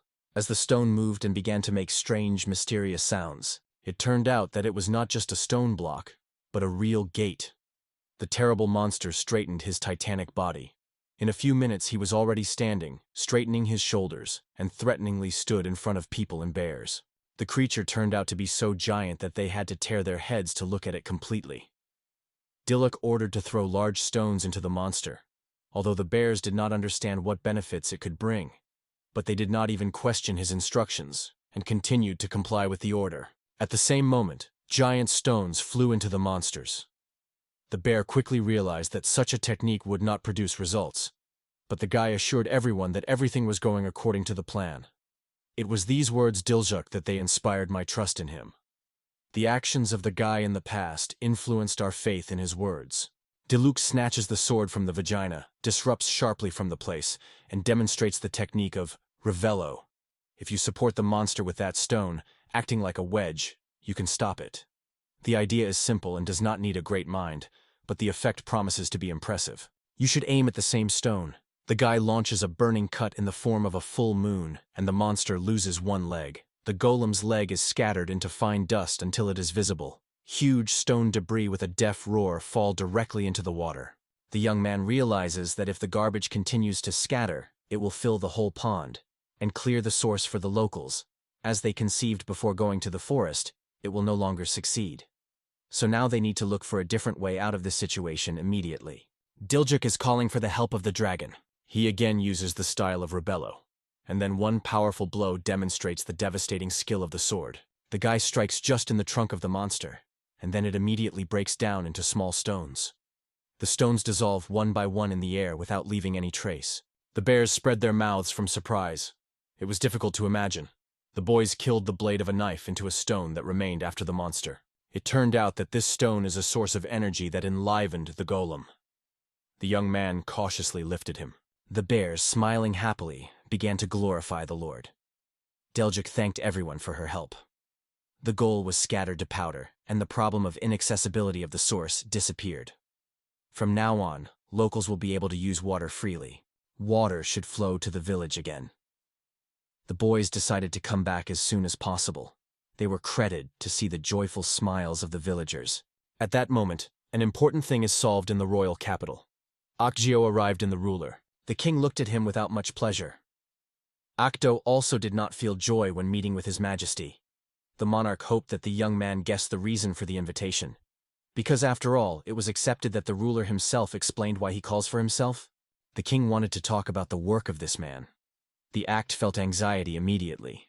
It became clear that nothing good from this conversation should not be expected. Thousands of thoughts seemed instantly flashed in his head, looking for a way to avoid trouble.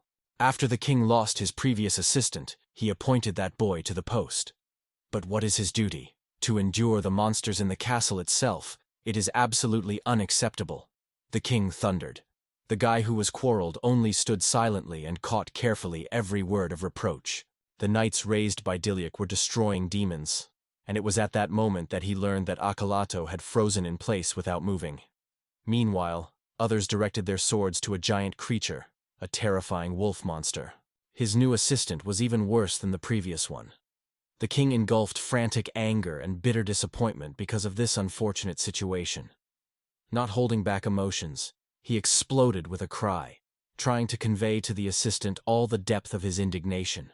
In the castle about Karatin there is the worst rumors. Although he is the son of the Duke Giggins, he is not forgiven by such behavior. It completely avoids any work, giving preference to drinking and carefree entertainment. The knights are dispersed, and in the service of the king he does not seek to show any benefit. In the end, the king made his verdict. He has removed AKD Giggins from responsibilities for a whole month. Sitting on the throne before the guilty young man, he solemnly declared his punishment. However, the guy was stunned by such a long ban, and had distrustfully asked about the sentence. On his face was reflected a mixture of shock and despair. The king made this decision not without reason. He ordered the young man to change his attitude to work within a specified period. The owner of the throne no longer looked young. Gray strands fell on his shoulders, and a long beard, touching the clavicle, gave him even more greatness. The young man did not quench and continued to argue. Pressing his hand to his chest, he tried to assure the king of his innocence. But the monarch was tired of this chatter finally. He became unbearable for the young man, and he no longer wanted to listen to them. He looked at him carefully, and in his gaze only the shrill to the assistant was read. The man said he was forced to leave the hall, because after all he has experienced to look at him. The young man became angry with the edge. His face was blossomed, jaws glowed with rage, and an annoyed sotitis broke out of his teeth. Squeezing his indignation, he was forced to apologize, and then, without even looking back, he sharply turned and left the hall, as he was ordered. As soon as he was on the other side of the massive door of the throne hall, he was barely holding back himself. The rage broke out with loud curses, and his fists were involuntarily squeezed from passionate anger. The exile, with an angry facial and eyes full of indignation, rapidly traveled the corridor. Hardly holding back from going to running, he left the tail of stunned views. The stunned workers looked after him, not understanding what had happened. He remembered how he was told that Mr. Dilyuk always decides the case in the morning. He was even offered to decorate the papers in the same way as Dilyuk did. Listening carefully to other people's conversations, he caught a comparison. Because they say, Dilyuk copes much better than him. Dilyuk is constantly on his way. Although he has long been removed from the palace, yet the anger on Dilyuk Roblo is still burning in his soul. Moving deeper and deeper than the dark corridor in complete loneliness, he did not stop making fun of Dilyuk, warning that therefore should be prepared for meeting him. The king was sighing from the king when he looked. His face clearly reflected deep disappointment. He heard that Akado was not deprived of talent. However, the idea that he attracted the merits of Dilyuk, using his position, and for a moment, did not fall to the king. Compared to him, Dilyuk was really great. The king even felt that he finally found a person who understands him. He remembered the moments when, sitting with his young man on the throne, they had sincere conversations about the important thing. And then the king was easy and calm near him. Therefore, he was stunned when he learned of the intention of the uprising. This could not happen. The news heard the ground from under the feet of the monarch, and he froze, stroking with deep shocks. This news was given to him by the son of Giggins, and he could not ignore the words of such an influential person. Under the cover of the decline, the king pushed Diljukai to a decisive step. However, in the most secret corners of the soul, he could not get rid of the thought. If the uprising really happened, and if he did not think about it, everything would have happened differently. The old king realized that he is now managed only by fear. Magnificent on the throne, he put his wrinkled palm to his forehead, barely touching the crown lying on his head. Dilea Cat was very popular with talent and ability to manage people skillfully. He did not really miss anything for success. In other words, he possessed all the traits of a true ruler. If he dreamed of a rebellion, many people would immediately support him. Looking at the glass, a semi-full bitter drink, the old man said bitterly the words of repentance, calling himself a frail and short-lived Briton. But this confession was addressed to the one who will never hear it. He realized that Dilyuk's expulsion was the result of his own weakness and mistake. Meanwhile, in another corner of the world, a clear day prevailed outside the window, and the bright sun was kindly enveloped by a wooden roof of the house. The young child looked carefully at a glass of water, which she kept in her hands, thinking aloud if he could actually drink so much. In her eyes, a genuine passion for so ordinary, at first glance, glowed. The girl, approaching a young man with a radiant smile, sincerely thanked Dilyak, and he nodded in response. It can drink this water as much as it descends. Now it has become more than enough. In addition, he built a well for them. For the first time in her life, the girl saw such an unusual design. Now it was not necessary to pull the bucket from the depth. It is enough to press the lever, and the cool water on its own pours directly from the crane to the vessel. This is all the merit of the alchemy of Cindy. The guy retreated a little, with a gesture of his palm pointing toward. The girl, who was discussed earlier, smiled and laughed at the forehead. One of the peasants standing near Cindy, stating that she was seeking to share with her a story about Mr. Dilyak's exploits. The girl came to life. She was rapidly catching up and hurrying to him, looking forward to what she wanted to know about everything to the smallest details. Diljuka was quite comforted. His face was a soft, charming smile, and his eyes, turning into thin crescents, almost disappeared from the fun. Water is an integral basis for agriculture, so its emergence will be a great impact on the welfare of the residents of Tenma. He brought such desirable moisture to people, and now joyful residents, filling the bucket of long-awaited water, discussed it lively with each other. Suddenly, a loud noise came from the side of the panel, from which the hero jumped sharply and looked around. Cindy approached him again and noted that this gentleman really deserved a few points. And it seems that she was quite right. The guy revealed the panel of his skills, trying to find out what was happening. The table reported that it already has 1,000 points, and therefore it is time to call another spirit. Cindy was so interested that she insisted as soon as possible. The guy himself wanted to find out who would appear this time. He barely restrained the excitement in anticipation of this moment. He stretched his palm, turning to the ancient spirit. He ordered to go through the flow of time and stand before him. The bright light shone on his hand. He fulfilled the command of the ancient, and a mighty cloud of dust or steam, which gathered in a small whirlwind in the heart, was on the side. When the dust, lifted by the wind, dispelled, the figure of a girl with long hair and a gorgeous dress that fell to the floor appeared before her eyes. She lifted her head, and her big, expressive eyes, full of beauty, squeezed, looking straight at him. Diljuk opened his eyes, stunned. He was chained to a place of surprise. He seems to have recognized the girl who stood in front of him. They went to the forest to find out why the water disappeared. There they had to come together in a duel with a stone golem, which blocked the free flow of the source. So, the water managed to return to the village, and the residents were happy to use a new water column. He finally managed to raise 1,000 points. Hands trembled from curiosity. Who does he give up this time? There was no strength to endure. He stretched his palm forward, eagerly trying to find out it right now. Avoid ancient forces. He suddenly saw a girl with long black hair, who sat in the sand, wrapped in smoke clubs. It had a gorgeous dress that fell to the ground. Cindy Hero immediately recognized her. The girl slowly looked up from the ground up. A girl named Alice appeared in front of them. Her white dress reached the floor itself, reminiscent of both a refined shape and a harsh uniform. On her belt, she hung a light cloak of thin fabric that fell to her knees, giving all the appearance of mysterious elegance. Seeing the deed directly in front of her, she unwittingly shuddered at the surprise. The girl was embarrassed with a lot of murmur that she was very glad to get acquainted with him. The guy was confused by such a warm but uncomfortable meeting. Grasping his fists and pressing them to herself, Alice did not look away from a guy whose eyes trembled amazing anxiety. Its unspeakable discomfort was read both in a tense pose and in facial expression. The guy noticed it. Having reached out, he assured her that nothing was afraid. After presenting, the young man called his name. Diljuk. The girl turned away and first called Alice, but immediately hurriedly corrected. Alicia? The Rumyanettes broke out with the forks. It seems to have confused something again.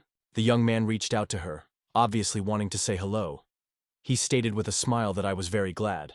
However, the girl suddenly jumped, grabbed her face and lowered her head, trying to hide her behind strands of hair from embarrassment. Uncertain, excited sounds were erupted from her mouth. Cindy turned to Delia again, covering her lips with her palm, and whispered quietly. Alice was a little ashamed of them.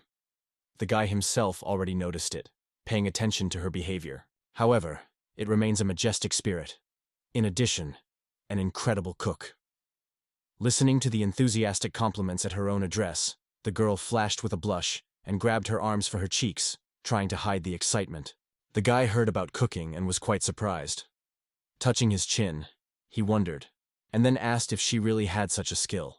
The spirit that clenched her palm assured the girl, her special talent is cooking. During her latest words, her confidence has only increased. She suddenly changed. She no longer hid her face and straightened her shoulders as if something was blossomed inside.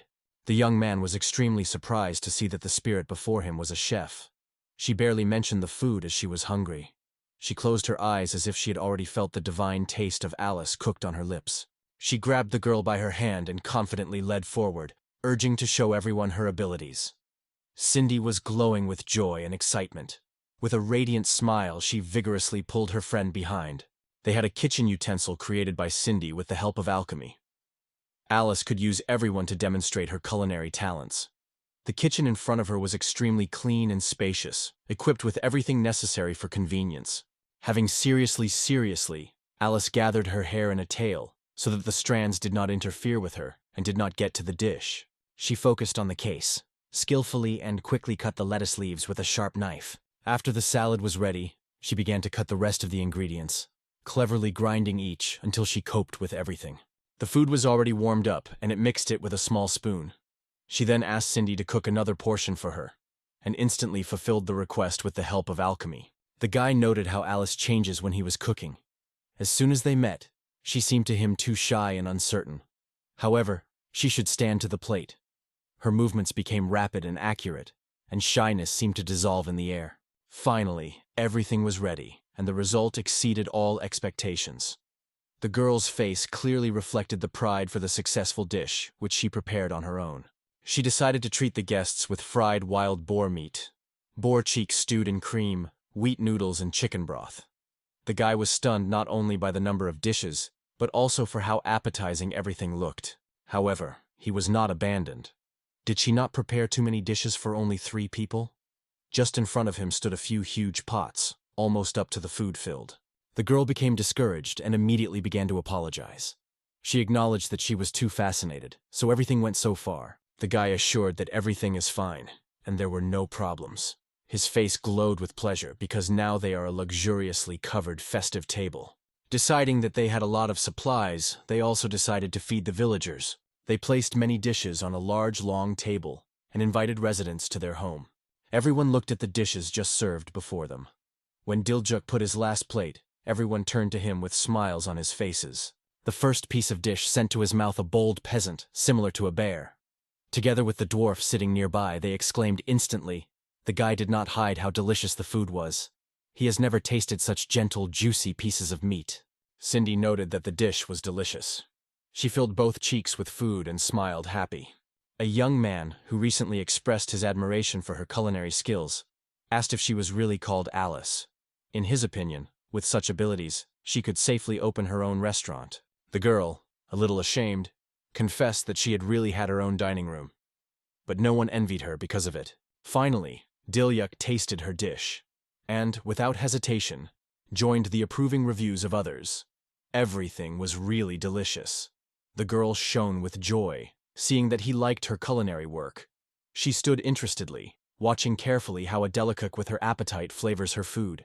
For the first time, the guy tasted such a dish. It was a real miracle. Wild boar meat has a specific smell, so it is not easy to prepare it. However, if the meat is fresh and blood is completely drained, the dish is glory. Thanks to the freezer that made Cindy, the vegetables also retained their freshness. After that, he realized that she really loved cooking. The girl nodded in response. This is really her greatest passion. A little time has passed, and the plates were already empty. Everyone enjoyed a delicious meal to the very end. The guy sitting in front of an empty plate looked back to the girl and sincerely thanked Alicia for delicious food. The young man clenched his fist and realized with surprise that after the meal he became stronger. Cindy also noticed it immediately and confirmed that she was feeling the same. Alicia was not surprised at all. She suggested that it was probably the impact of her ability. At that moment, the guy realized, when he causes a new spirit, he also gets his skills. The status window shows his new skill, the first level cooking. Thanks to it, after savoring the dishes he prepared, you can strengthen your own magical power. In addition, this ability increases resistance to magical attacks. The combination of enhancement of magical power and improving the protection against magic is a true incredible talent. Her skills are to prepare dishes that can enhance resistance to magical attacks. Simply put, having tasted this food, it not only enhances its own magical abilities, but also increases resistance to hostile magic. Resistance to individual magical attacks varies depending on food preferences. For example, spicy dishes strengthen protection against fire, and salty increase the resistance of the aerial elements. Moreover, the reinforcement does not depend on how delicious the dish has succeeded. The young man realized, it turns out that food increases the magical force of attack, and at the same time gives additional protection against charms. However, the guy understands. He will never be able to cook as delicious as it turns out to Alistair. The girl, putting her hand to her heart, gladly asked her to prepare her delicious dish. If she is able to give him so much happiness, she will only be happy to cook for him. Hearing these words, the guy smiled and thanked Alice. The embarrassment was reflected on his face. The cheeks were swollen, and the hand was involuntarily reached to the neck. Soon the girl came out. The surrounding area, she felt something unusual, as if she had been 4,000 years in the past. This strange thought has pushed her to explore what products can be found in the present. Departing a little from the house, she noticed something in the grass, and it immediately attracted her attention. The girl seemed to feel a slight blow to her head. Her eyes expanded sharply with surprise. One of the plants that fell into her eyes was a real rice. The girl was not restrained and exclaimed from surprise. Delea, who came from the back, wondered what rice.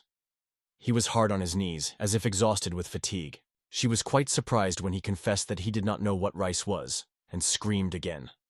Looking at the grass she showed, he said in a confusion that they were always considered a common weed. She admires that she was just an incredible product, even surprisingly delicious. In accompanying the words with lively gestures, she so vigorously waved her hands that large earrings rings on her ears were fun with her side. The guy seemed to be genuinely doubted whether this urban food could be delicious at all. However, the girl noted that you can even make sake. Such an original product happened to them. This is a truly versatile product. Due to difficult conditions for agriculture in our village, its presence will be very appropriate. He asked Alice if she could grow this pick, to which the girl confidently answered that it was quite real. It grows great. It seems that this land is perfect for him, so I believe everything will happen as best as possible. When the guy asked if she could tell you how to grow this pick, the girl without hesitation agreed to share her experience. Nevertheless, the guy still was not fully confident and, in case, carefully asked if it could really be eaten. Perhaps if it is glued to the sample, the dish will even taste. Although doubts have protruded clearly on his face, contrary to their own words. A little later, the girl was able to grow rice and began to cook from him, treating a hero in rural residence. Dilyuk, a gnome and a chunky man, like a bear, tried a new dish and remained in a complete delight of this cereal. A little time has passed. Dilyuk and Cindy stood side by side, looking into the space in front of them. The girl sincerely believed that Alice fit perfectly into the life of the village, and the hero could not agree with it after seeing her. Ever since it appeared, the food has improved significantly. It was already indisputable truth. He had no idea how delicious the rice could be until he tasted it thanks to Alicia. Cindy, in her own experience, was convinced that Alice had always had the best dishes. The guy was delighted with the idea that growing rice so easy to solve the problem of food in this village. In addition, the village is absolutely lacking. The merchant intended to sell even more magical artifacts in the future. Cindy wondered if he had already met with representatives of the trading company they knew before, and the hero confirmed that such a meeting had already taken place. Since then, he has not thought of how to establish mass production of magical artifacts, these magic glasses. So, in order to carry out the plan, he sought the advice of the dwarves. He shared the joyous news. Today they will be visited by a representative of one trading company. Cindy blossomed from this news and immediately suggested that you go to the workshop. They came to one of the houses and knocked on the door. In the large, human height of the door, a small one was cut below, just as for real guests. It was she who opened before the travelers, and on the threshold appeared the gnome. Noticing the master, the gnome did not hide his joy. The main character, along with the girl, politely apologized for an unexpected visit before crossing the threshold. What dwarf, smiling, reassured them. They say, "Now a break, so you should not worry." To the surprise of the guests, the workshop was surprisingly neat and orderly. The girl also immediately paid attention to this place. In her eyes, joy stumbled, and she unconsciously clenched his fists with excitement. It turned out that the gnomes have the skill of building the highest level. They have completed work. Everything was ready a few days ago. They also got the charming artifacts, which Dilyuk demanded, carefully turning the canvas that covered the objects. Their view opened a whole collection of glasses, skillfully decorated with precious stones. They were no different from those created by Cindy. The girl was surprised to look at one of the glasses that she kept in her hand. Dilyuk also noted that there was no difference between them. Now they are definitely not threatened with any difficulty in trade, as it was before. The young man carefully hugged the glasses with glasses, carefully examining it from all sides. He has promised generously to reward the gnome for his skillful work. He was genuinely glad to address the dwarves and thanked them heartily for his support. The devil stated that everything became possible only because he allowed them to disassemble this amazing thing. And now they have a drawing that can start mass production. In this situation, he decided to ask the residents who could find time and join work. He appealed to the gnome to lead this project, and he, without hesitation, immediately agreed to take on this responsibility. They really completed another attention. Going to a small box, he opened it, and Dilyuk noticed inside what he asked. Inside a small box lay a gorgeous bracelet with a huge stone in the center. Seeing this beauty, Cindy asked what it was. It turned out that this bracelet was able to accumulate magical energy, like a repository for strength. You must first concentrate your energy and transfer it to the bracelet, keeping there. After that, the forces inside the body gradually recover. It was created from the core of Golem, which Dilyuk won recently. Thanks to this thing, the hero no longer had to worry about the waste of magical energy. It was a lot of pleasing. He viewed a new prey with a sincere smile on his face. Lifting the bracelet, Cindy immediately paid attention to his extraordinary beauty. Due to the constant growth of his skills, he has to use magical forces. That is why he asked to create this unique bracelet. He appealed to the dwarves to help create magical artifacts, and they coped with this task, exceeding all his expectations. Surprisingly, the shy gnome just said that it was a trifle for them. Flashing her eyes, Cindy studied the bracelet carefully in her palms.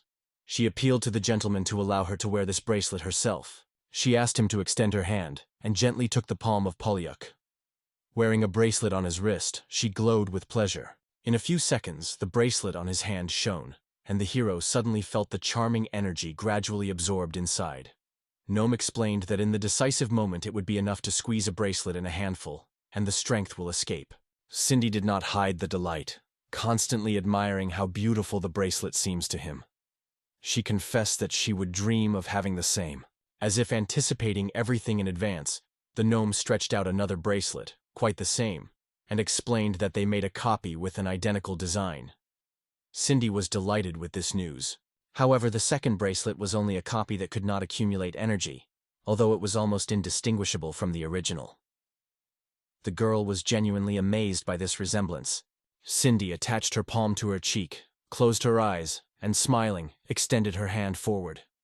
She asked Mr. Dilyuk to ask that he could wear this bracelet, just as she did it for him before. However, the gnome was ahead of the hero. Without a moment, he quickly put a bracelet on the girl's outstretched hand and immediately wondered if she was comfortable. The girl was scared and begged to wait. She so wanted Mr. Dilyuk, who put this bracelet on her. Did not understand this? He only confusedly spread his arms and, forgiving, acknowledged that he did not think about it. However, he really suited her to her best. Hearing this, the girl blossomed with a smile and asked if they were joking with her. Her mood improved again, and her face shone with joy. Diljuk approached the gnome, closed his face with his palm, and whispered whether he had such bracelets. He wanted to give one, Hakura, and Alice. Fortunately, the gnome really found a few more decorations. Hearing these words, though the hero tried to speak quietly, Cindy was still very upset.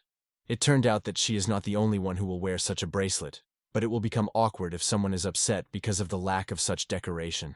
It is such a person like Mr. Deluk, and the heart of Cindy captivated. Whispering, she was barely audible, she quickly recovered and no longer expressed sadness. But this time, the dwarf decided to adjust the size to the desired parameters and subsequently deliver them to the hero.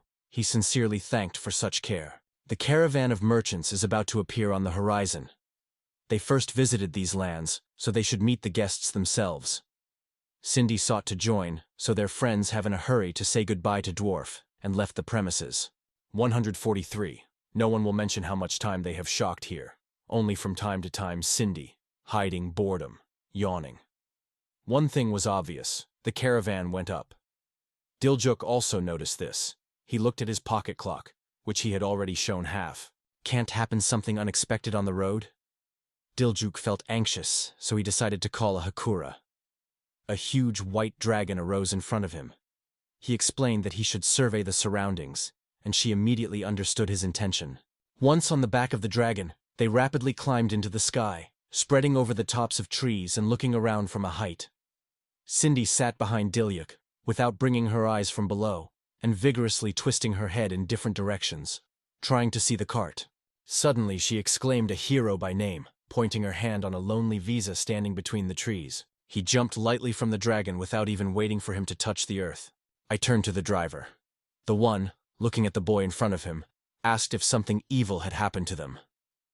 The fright immediately reflected on his face, and he rushed to turn to Mr. Diljuk with some words. However, Mr. Diljuk already noticed everything. From the curtain that closed the front of the crew directly behind the cart, the sword limb looked. The sharp blade was directed simply to the neck of a man. Diljuk was stunned by what he saw. He shouted loudly, demanding from the stranger inside, and ordered him to leave the cart immediately. A man came to the call from the inside. Noticing who stands opposite, Diljuk of the Otterns from surprise. Just in front of him, the excited octopus twisted. He was as if he were crazy, shouting something about a meeting with Balo, an ancient advisor to the king. The boys were face to face. The hero took the sword, confidently directing the blade to his opponent. He grabbed a small knife and, shouting loudly, stated that he had come to Diljuk Rebello. In his eyes there was no trace of common sense. He seemed quite falling. Cindy looked at Mr. Diljuk and wondered who this man was in front of them. In response, Diljuk explained that he was none other than King Acton Giggins. This man was kicked out of the palace. It was he who became the culprit of all these events, and now he is worried that this person lost or left here in forgetful. The driver said that this road was drawn to the attacker. Meanwhile, the young man was already standing on the ground, getting out of the cart. Fear retreated. Support was already nearby. Hearing these words, Octus immediately turned to him and robbed to close his mouth. The man's fierceness was so scared of the cartoon that he stumbled and, staring, glowing to the ground, shuddering at the fright. According to the act, he approached with a rather favorable proposal. The Diluk, somewhat embarrassed, asked what was expected from him. He reported that the Deluk's rebel had pardoned. His face clearly testified to the dissatisfaction with this news. After the said, a short, tense silence fell. He insisted again that he should return to the capital, because forgiveness was already received. Cindy, when he heard these words, looked stunned at the interlocutor, barely holding back the surprise of a gesture of a hand pressed against the face. The Diluk, without expressing no crumbs of emotions, continued to remain silent. Akado has rumored that he lives in a poor village among unclean people and animals. But if he accepts a subordinate, he is promised a comfortable life in the capital. Moreover, he will open the way to participation in political life. Cindy turned to her husband. His stubborn silence began to act on her nerves, so she decided to call him. After that, he immediately answered, sending his dreams even closer to Octa, and persistently ordered him to get out immediately. The guy seems to have hoped to hear something else. It was easy to read on his face. The hero does not intend to blindly obey his orders or be a puppet in other people's hands. From now on, he is the lord of the village of Tenma, and this thought is constantly reminiscent of himself. In response to such words, Acton is angry angrily, then smiles nervously, not knowing how best to react. Ardo rapidly jumped to the merchant who was still lying on the ground. With one hand, he pulled him by the scarf, and the other lifted the cold steel of his sword to his face, barely unbuttoning the cheek. Then he turned to the hero, challenging him. Does he really believe that he had a choice? If he refuses, the merchant is over, and the answer must be heard immediately. Suddenly, it was when the Ecleto decided that now the advantage was on his side. A giant black shadow was raised in the sky, rapidly approaching him. The young man shuddered, feeling something unusual, and asked what his creature before him. A voice came from heaven, clear and loud, that he said, "She heard everything from a height, and now it will not leave it." Suddenly, a huge winged creature descended from heaven. She grabbed the merchant by her clothes and immediately lifted him into the air, far from the lost octopus.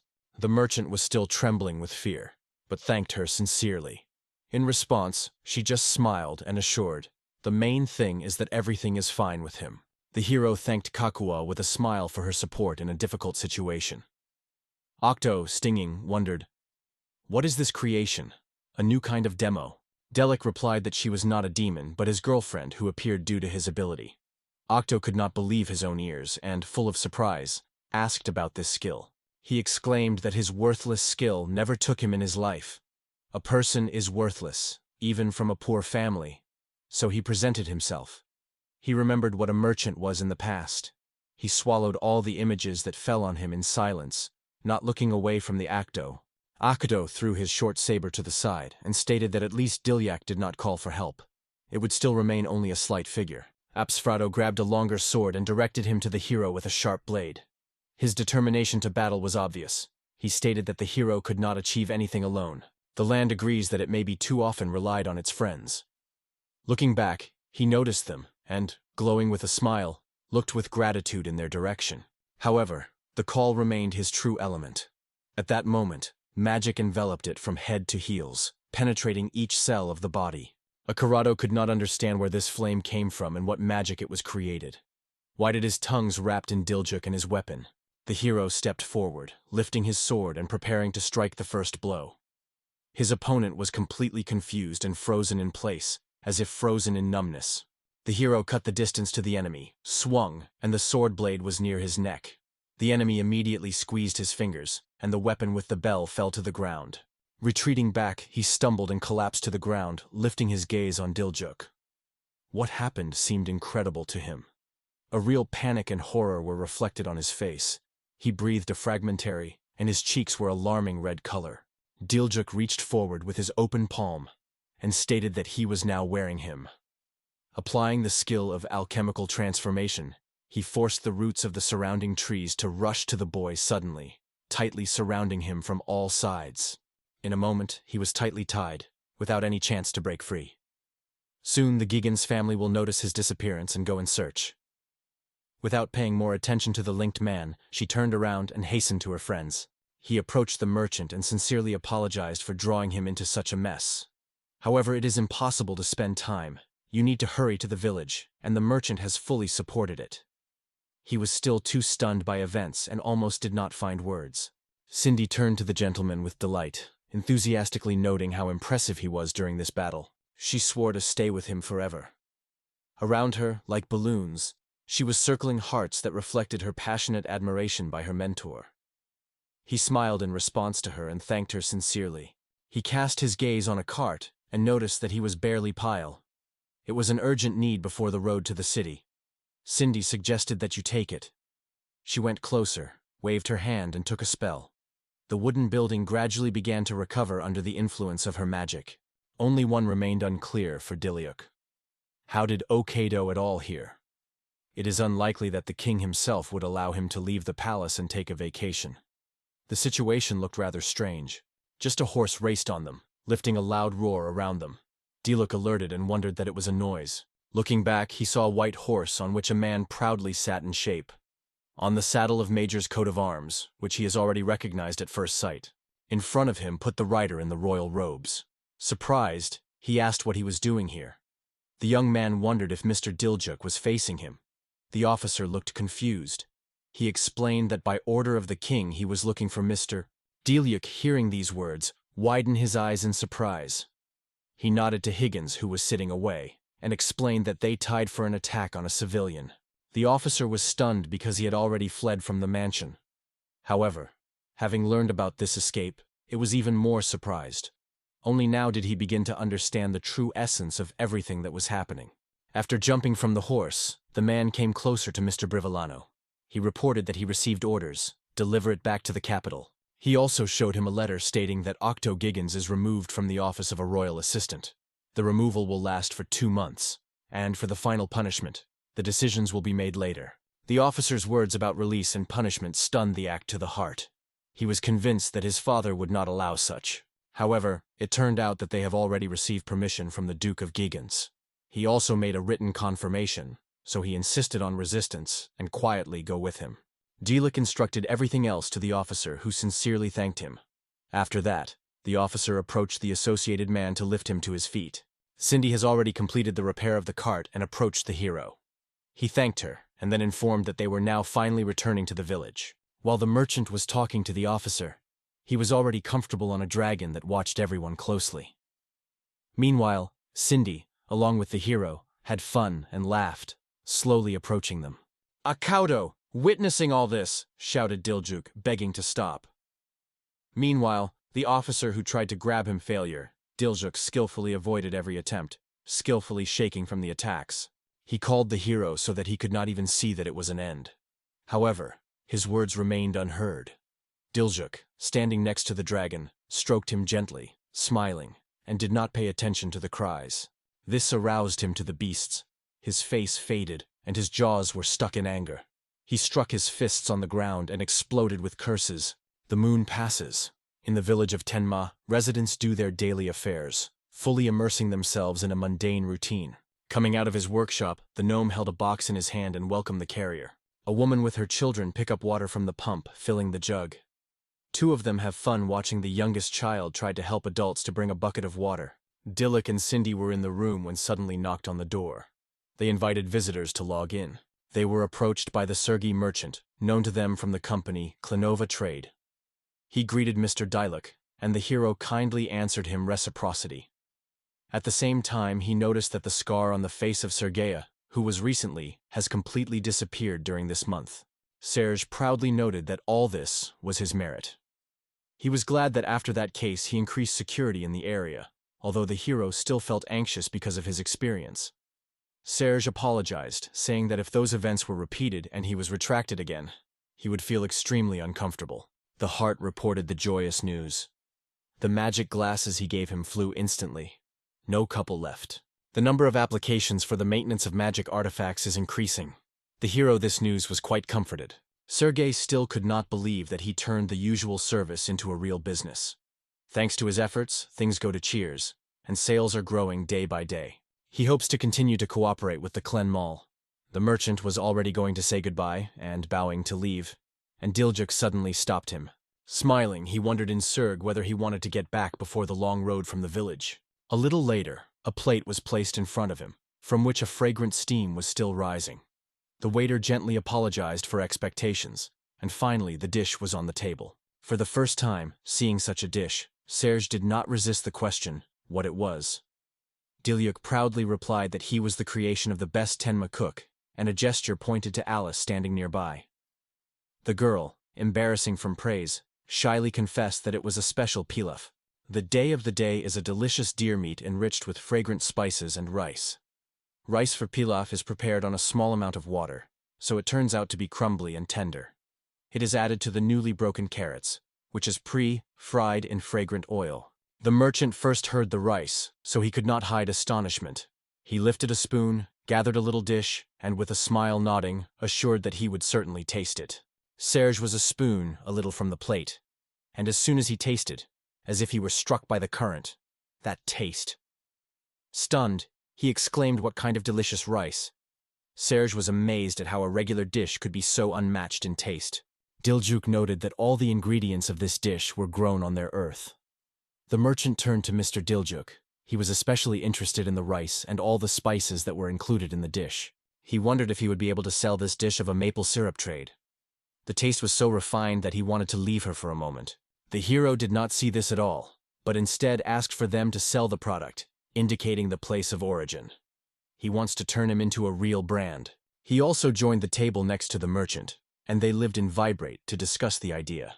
Shinji then talked to the dwarf, holding some papers in her hands. 3 girls fussed on the field, collecting the left. A little further, the man filled the bucket with fresh water from the well. Watching everything around, the merchant noticed that the village had come to life and filled with noise. Not at all as during his previous visit. Once upon a time, this place was reminiscent of an abandoned village. Just abandoned by the abandoned dwellings that have been destroyed from time to time, and naked, lifeless trees. He also noted that many representatives of different races now live in the village. He acknowledged that Mr. Diluk undoubtedly has a lack of such cases. Looking at what was happening around, he sincerely admitted, it was a merit not only of him. All the inhabitants of the village supported him. When he looked at the smiling faces around, he could not restrain a happy smile. This picture filled his heart with joy. However, for him, the path of development of Tenmes has just begun. Serge can no longer wait to see how this village will change. The doc promised that he would soon be able to see this with his own eyes. It was at this time in the neighboring town of Rosas that residents quietly engaged in their daily affairs. One guy asked another, questioning whether he had heard the latest news about the neighboring lands. It turns out that rapid development has begun there lately. The interlocutor recalled that their land was poor earlier, so how did they manage to make such changes? This is especially interesting for him. Blondin replied that all merit belonged to their new lord. The owner of the city of Roses will soon change. It would be great if the city became as prosperous as the village of Tenma now. In a visa, harnessed by 2 horses, carefully loaded a variety of shops. The merchant, along with Diljuk, stood nearby, talking about something with each other. They loaded the cart with vegetables, bags of cereals, boxes with glasses, and many other products. They have already accepted a new batch of provisions. The merchant, as always, expressed his sincere gratitude to Mr. Diljuk. As always, he had plenty of vegetables and a perfect reputation. He sincerely appreciated all this and was incredibly grateful. The admiration for his skill of the hero had no limits. Suddenly, he recalled the rumors that they came to him before. So he wondered if they really expanded their possessions. The business has confirmed that it was just like that, although it happened recently. Due to the persistent conviction of the king Gestri, his possession has increased significantly. The reason was that there was no one who could take the role of the ruler in the whole area. In addition, an orderly, stable system prevails in the village of Tianma. The merchant wondered until his power stretched. The hero gladly informed that the possession of forests and waters now reached the very city of Rose. Indeed, it was a remarkable, extensive territory. Hearing about Rose, the merchant thought for a moment. He ran with his fingers on his chin. Diljuk instantly drew attention to this change and wondered if there was no problem or whether she was all right with her husband. In fact, a few days ago, Serge accidentally witnessed an extremely interesting conversation. Going closer to the hero, he covered his face with his palm and whispered to him in his ear, which Akagamo became the ruler of the city, the boundaries of which touched the new lands of the hero. The hero was genuinely impressed with his unexpected participation in this case. His eyes expanded with surprise. The merchant, named Bezic, believed that there was nothing difficult for him. However, in order to avoid possible misunderstandings, he still decided to warn it in advance. After telling everything he knew, Sergei, with his hand on his heart, bowed low to the hero and said goodbye. The hero, in response, said goodbye to him until the next meeting. As the merchant departed, he thoughtfully grabbed his hand for his chin and plunged into his own thoughts, shielding himself from all around. The aristocrats expelled from the central part of the country were usually sent to villages. Duke Giggins probably perceived it as a chance to revise his attitude and change. He plunged into memories of the events of the past. Giggins, skewed with rage and revenge, floated before his inner vision. If he thought again, the village of Tenma may be at risk. He decided to share the news with his friends. Hearing this, Cindy did not resist the exclamation. Her voice cut the silence, filled with a true surprise. She immediately asked if Actio really received the title of ruler of the neighboring city Rosas. She dreamed of getting into a fight, even dreamed of sticking him into his neck, and also to ask her permission. However, the hero stopped her, holding his shoulder firmly. He gently asked Cindy to calm down, they say. Everything is not so bad. It knocked it out of the panther, and the girl looked at him in surprise. He took out the map and unfolded it on the table. Having spent his finger in the territories, he noted that our lands border on the rows through the forest, but still extra caution would not hurt. These lands are now protecting the bears, but it is difficult for them to cope with the expanded territory. In addition, the bears themselves remained very little. Even if they are attacked, he wants to be alert. In his opinion, the idea of attending new possessions has already emerged.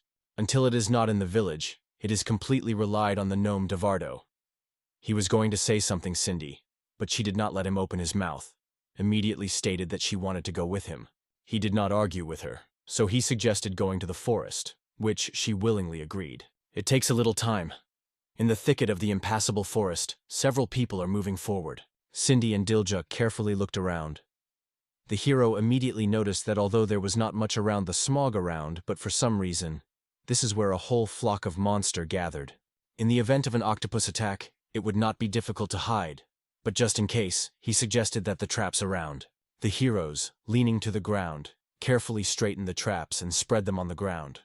Along with them, Cindy spells, creating the same nets with the help of alchemical magic. Everyone worked harmoniously. Someone pulled the ropes tied to the lattice, and someone secured them in neighboring trees. The girl is extremely exhausted. Sitting directly on the ground, she said with dissatisfaction that the forest seems boundless to her, just incredibly enormous. The hero wondered that this land extends to the sea. In such circumstances, they will not have enough time or effort to have time to accomplish everything. He shuddered at a short alarm. Instantly after that, he opened his status to find out what is the matter. He noticed that his experience reached thousands, and now he could accumulate even more. This may have happened due to the successful sale of magical artifacts during the expansion of possessions. The mother of a spirit, endowed with protective skills and knowledge, would be a real luck. Cindy was looking forward to this moment. She clenched his fists and watched him happily. The guy fully supported her. He left the girl a little behind and confidently moved forward, stretching his hand in front of him. He read the spell, calling the ancient spirit to cross the time border and appear in front of him. A whirlwind of magic, which concentrated and struck on the ground near him, was immediately swirling around him. In the place where the whole blow came, a girl with long golden hair suddenly appeared. She sat down, leaning on her knee with one hand and the other touching the ground. Slowly lifted her head, but her gaze remained blurred and fuzzy. The hero froze for a moment, staring at a stranger in front of him. With his mouth open, he looked at the spirit dressed in short top and pants that resemble a military uniform. A necklace, similar to a collar, was visible on the girl's neck. The girl finally rose from the ground and looked directly at the hero. She proudly said that it is a great honor for her to be called. Then she introduced her name, Sandy's Carrot. After finishing her speech, the girl blossomed in a smile so sincere and wide that her eyes happily hid under her eyelids. The man approached her, greeted her, and thanked her smile for her request. He called his name a little shyly. She mentally decided to turn to him as Mr. Diljuk. The girl looked around in surprise, trying to understand where she found herself, because this place seemed completely unfamiliar to her. In the meantime, he explained that they have been in the village of Tenma, which has been around for 4,000 years. Karst was surprised to hear about the 4,000 years in time. At that moment, it became clear that she was in the future. Smiling, the girl hopefully said that she sincerely wanted to come in handy. They shook each other's hands. He thanked her, noting that he would now be counting on her support. As it turned out, this desire turned out to be common to them. Cindy ran to an ancient girlfriend, barely holding back the delight, and exclaimed how long they had not seen. The girl, who recognized Cindy at first glance, gladly said, noting that, as always, she was full of energy. Cindy told her that she appeared at the right time. She and the hero looked at the newcomers in surprise. At first, the guy did not have the idea what time it comes to, and finally it came to him. The events that took place before. He wondered if it could be corrected. The girl inspired his fist, seeking to demonstrate her strength. But when she opened her mouth, a predatory rick came nearby. Looking back, they noticed at least 3 monsters who resembled wolves, but at the same time, their bodies had human outlines. These terrifying creatures were moving unusual, almost unpredictable. Their views, filled with wild rage, were in people who came out of the forest and approached them. Seeing the monster, Dilyuk immediately grabbed the sword's hand, which hung on his belt. Looking around, they realized that there was no explicit ring around them. The young man, with a certain anxiety, was thinking how many of them could be here. He still had no idea how to behave in such an incomprehensible situation. Carrots turned to the hero, asking for this task to assign this task to her. She steadily stepped forward as he, surprised to watch her, stayed behind. She clearly realized that she came exactly on time. Grabbing a hammer with a stone firmly on iron, she tapped it slightly on her palm. If these monsters were going to attack, they should be attacked by a group. She barely touched her palm to the hammer, and she changed her palm. He grew up in size, turning from a tiny tool into heavy weapons like a sledgehammer. Although she remained in the form of a hammer, she rushed forward and struck the weapon on the ground with all his strength, pressing the flat, rounded part. At the same moment, wavy circles began to diverge from the place of impact, slowly spreading further and further into the forest. As the waves began to argue, the guy looked around, surprised by a sudden change. Without hesitation, he asked the carrot question. He turned sideways and froze with horror. Two monsters flew rapidly on them, not intending to stop. It turned out that they were much more than it seemed, at least 6 centuries, gradually closing the circle around them from all sides. The guy and Cindy were frowning with anxiety. He clenched the sword with both hands, preparing for defense internally. One of the monster with a threatening tongue was already getting to them, as suddenly his paw fell into a trap that was not previously here. He removed literally from the air. The next 3 monsters also inadvertently came the front paws directly into the traps, which Sandy placed in advance. None of the monster was able to get to them. They all already squeezed on the ground, getting out of pain. The guy was delighted with her skill. He clenched his fist and exclaimed in a delight, astonishing how she managed to stop everyone around them. Sandy said with a satisfied smile that everything went well. Her unique ability allowed her to skillfully place the traps. Thanks to her magic, she lightning traps, and her little hammer always comes in handy. Creating traps, it reproduces their magical structure, which she had been explored for a long time. In addition, with the help of magic, it masks everything so that no one also guesses the existence of cunning traps. The guy immediately realized why he saw nothing around from the beginning. Only when the monster got into the traps did they finally become noticeable. She gladly noted that she was the best praise for her as a thinker. He did not even notice the trap she installed. He will not be able to neutralize the trap until it fully solves its structure. This is how its skill works. He was passionate about this amazing skill. The guy suddenly grabbed the girl behind his palm. A wide smile shone on his face, and his cheeks had a blush. It was the perfect, carefree moment. Behind them, Cindy, who witnessed this scene, trembled from envy. Surprised? The carrot wondered if something he wanted to protect. Is that exactly what inspires him and makes him glow with admiration?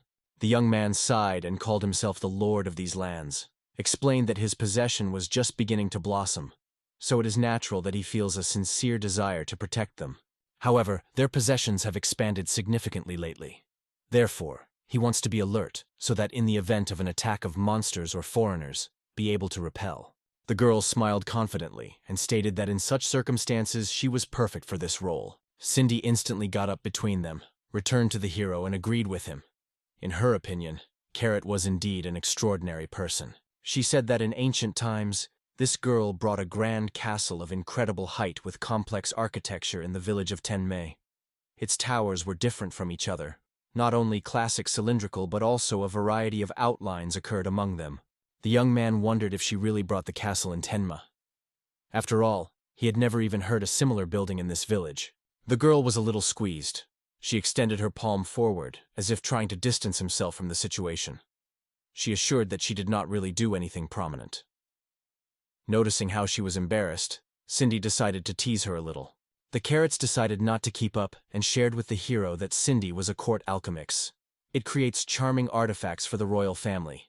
Moreover, she even had to hear the title, Alchemist from Tenma. The young man glanced at Cindy, who laughed happily, and asked if it was true. He first heard about it today and knew nothing before. Slightly discontinuing, the girl confessed that she did not seem sweet at all, so she did not want to tell him before. Once upon a time, the village of Tenma remained only the memory of the distant era. In those ancient times, the Tenma was led by the wise king, and his inhabitants cherished unique customs and traditions. Despite this, peace and harmony prevailed in the settlement, and all its inhabitants lived in peace with each other. Speaking of the castle, it was really important to the village. The Temboma fortress was its symbol and the main safety support. Thanks to reliable protection, Tenma was able to grow and improve calmly, without faced with any obstacles in its path. Hearing that the castle is the main focus of protection, the guy suddenly flashed a brilliant idea. This fortress was erected in ancient times to protect human lives. Culture and civilization blossomed within its walls. He asked the girls if they could recreate the same ancient castle now. Cindy cast a questioning look at Mr. Diliac, who at that moment thoughtfully plunged into his own thoughts. Now the village on May 10th is a great deal of power. If it was possible to recreate that gray ancient fortress, in his opinion, on May 10th, it could be even more majestic and better than now. Dreaming of this fascinating future, the guy clenched his fists. He was determined because above all he sought to see that dreamy civilization. He reached for the purse that hung on his belt and took out the map from there. Expanding it in front of everyone, he reached out to Caro. Caro looked closely at the scheme and wondered whether the area marked on it coincided with the current distance of 10 miles. The guy confirmed it.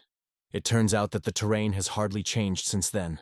She joined the construction and stressed that the plans should be adjusted in accordance with new circumstances in the village. But despite all this, she was convinced that she would be able to return everything to her places, as it was once. Her view radiated beliefs, and in words there was no shadow of doubt. Cindy gladly offered her help, adding that she had long dreamed of working together and was ready to take up the case. Inspired by such a solution to their problem, the guy did not hold her gratitude. His joy was no limits. While all three were exchanging his views, he persistently stated that in this case it was necessary to take the construction of the castle immediately.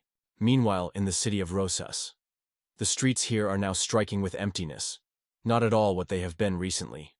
Previously, these lanes raged from the crowd that rushed in their business.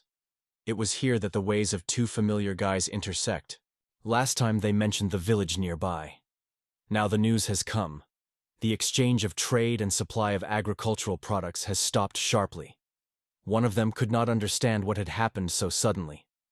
It turned out that it was the order of a new ruler. From now on, only merchant guilds, officially approved by Lord himself, have the right to trade in the city. Storing this, Blondin tensed significantly and faded away from fear. And the young man in the hat was a fossil in general. He could not understand how everything could turn. Blondin noticed a plaque nailed to the ground on the side. His face covered the shadow of horror, and he hurried to warn his friend in the hat to keep track of her closer. The sign was written about another tax increase. The dissatisfied inhabitant could not squeeze how much more these indicators could be raised. He was deeply indignant at what was happening, so he did not stay and shouted. In anger, a man with blonde hair was shaking. Since then, this horrible lord stepped on their land. Everything has changed strikingly, and not for the better. His friend looked back. He put his finger to his mouth, urging to speak quieter. Someone can listen, and then they are sure to be punished.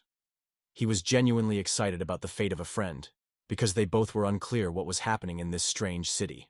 Meanwhile, elsewhere, a man in a strict suit with long black hair entered the office. He reported that the residents were already familiar with the new trade rules and taxes, and added that the situation was favorably. The young gentleman sitting at the table was Akado. Returning to the interlocutor, he illuminated him with a terrible smile. Hearing this news, Akado barely hid the delight. He barely kept with joy. The power that fell into his hands blinded him. Now he was certain that he was dominating in this city. So then he intended to conquer the village of Tenma, which was still led by Diliuk. Two familiar guys from the bear tribe dissolved the massive steel gates and entered the village. In their hands, they held spears. These were their constant satellites. Notwithstanding the city leader that the patrol was completed, they exhaled quietly. Smiling, Dilzuk thanked everyone for their work. He was approached by a bear with dark wool and gladly reported the wonderful news. Their lands became much safer than before. All this was possible thanks to the huge, strong stone walls, which risen high up. Water channels that stressed right at the foot of the walls also played their role, preventing anyone from getting to them from the outside. Thanks to the security measures, The MA village has become much more protected than before. The huge wall, along with the moat, now completely surrounds all the outskirts of the village, securely protecting it from all sides. The girl winked with the hero, joining that it was quite easy for her thanks to her abilities. Seeing her unnoticed from behind, the hero called her name. Kurit has a unique ability to create traps. Thanks to her magic, she skillfully builds intricate traps. In ancient times, Carrot became famous as a real master of traps and a talented construction. The girl was happy that they would finally be able to take the castle. After all, only the wall and ditch were ready. Now their purpose is to play the legendary Tenma castle. It was a really majestic building, so it will not be easy to accomplish this task. One of the men of the bear tribe noted that it is incredibly difficult to erect everything. They sincerely wanted to support her in this difficult business. In his eyes, devotion and true enthusiasm to work together. Thinking, the girl in the design was scratching her chin and acknowledged, "That's really true. The more people, the faster and more efficiently work. If you make efforts, the people of the bear tribe are quite capable of coping with the whole dozen%." The girl sincerely thanked them for their readiness to join the castle. The characters thought for a moment. Everyone plunged into their own thoughts. The bears are now their faithful warriors. In addition to protecting the 10, they are strongly preparing for future battles. They skillfully master the martial art of the spear and perform various exercises to become even stronger and more durable. Dilek thought that there were too many things to do with them. With this amount of work, it is probably extremely difficult to cope. And in all this, they also seek to join the construction of the castle. The protagonist addressed the audience with an exciting offer to call a new spirit with the help of his skill. It would be even better if even more helpers joined it. The two satellites who stood nearby returned to him carefully, listening to his words. Diljuk opened his status window and looked at the information carefully. He has already scored as much as 800 points from the desired 1,000. There is very little left. The goal is almost achieved. Today, he is set to stand up, and then calls another spirit to help others and facilitate their burden. Carrots were in surprise that there was really such an urgent need to rush with this issue. The hero just smiled and replied that, in general, it is not necessary to do everything at all. You cannot hurry. He sincerely seeks to bring as much benefit to his native village. That is why he always rushes to do any business in a hurry, trying to get the most. Listening to him, the girl smiled. She sincerely confessed that she considers him a truly majestic ruler. Subsequently, it was Kimseldf's land that has dumped many things on his shoulders.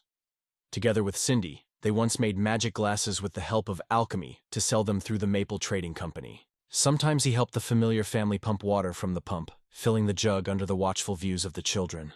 He, together with Carrot, skillfully used her ability to create traps to reliably defend the surrounding land. From time to time he went to the kitchen and joined Alice, stirring the ingredients for dishes. He also regularly attended the training of men from the bear tribe. He watched carefully on their attempts to master new skills and actively supported them in the learning process. Suddenly, the moon was a signal of the notification, and his face shone with a joyful smile. Without moving, he opened the window of his status, and finally saw the desired figure. The accumulated points reached exactly 1,000. Moving away from those who trained, he resolutely reached forward. The attendees immediately understood. Now they are waiting for a demonstration of Mr. Dilyuk's skill. For some, it was the first time that they could have watched with their own eyes, so they were engulfed in the admiration and anticipation of something unusual. At that moment, the protagonist wondered who would appear before him this time. This reminded him of a fascinating lottery with unexpected results. This time he did not say any long-lasting. One call for the ancients was enough. And suddenly a cloud of dust rose around him, which swept a whistle, lifting a loud noise. The massive outbreak of magic collapsed on the ground between the man and the bears, which stood quite close. This time, the hero was really surprised to see who he managed to call. Before him was a man with long gray hair and a thick beard. Having caught everyone with a harsh look, he straightened in a military uniform and a cloak, and a sword was hanging on his belt. On his forehead, he had a noticeable scar. The man introduced himself to Balek and asked for what reason he was called. An indifferent and unmoved mask was frozen on the face of the caused spirit. His gaze was icy, sharply different from the expression of previous girls, whom he called earlier. In contrast, this spirit did not seem to be satisfied with its appearance. The protagonist was timidly represented by Dilyuk and confessed that he is extremely pleased to meet the newcomers. Suddenly, something was passionate about him, and he immediately turned his gaze to where suspicious movements came from.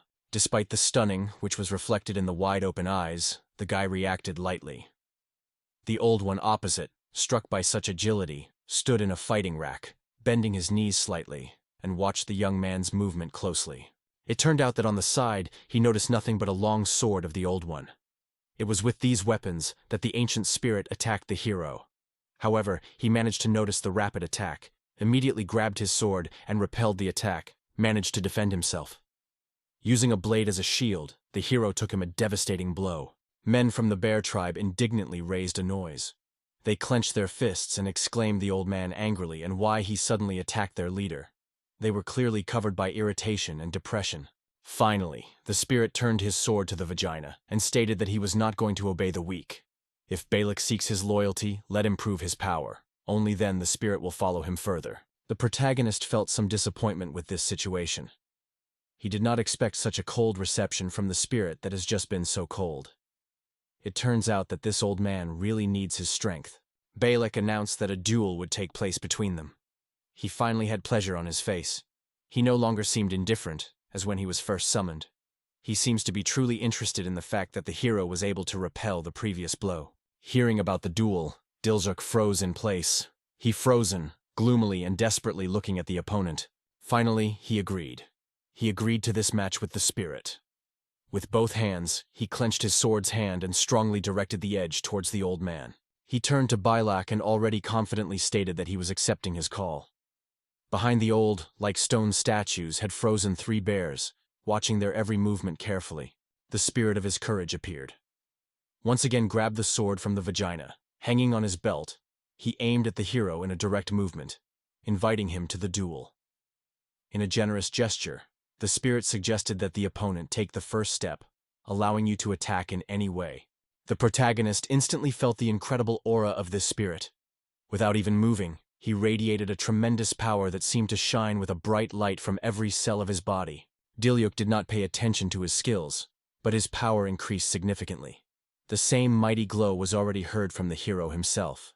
Balak protected, noticing how quickly the hero mastered the power of chi. Here is what it means to have the ability to call. The hero not only conquered this power, but also was able to master it perfectly.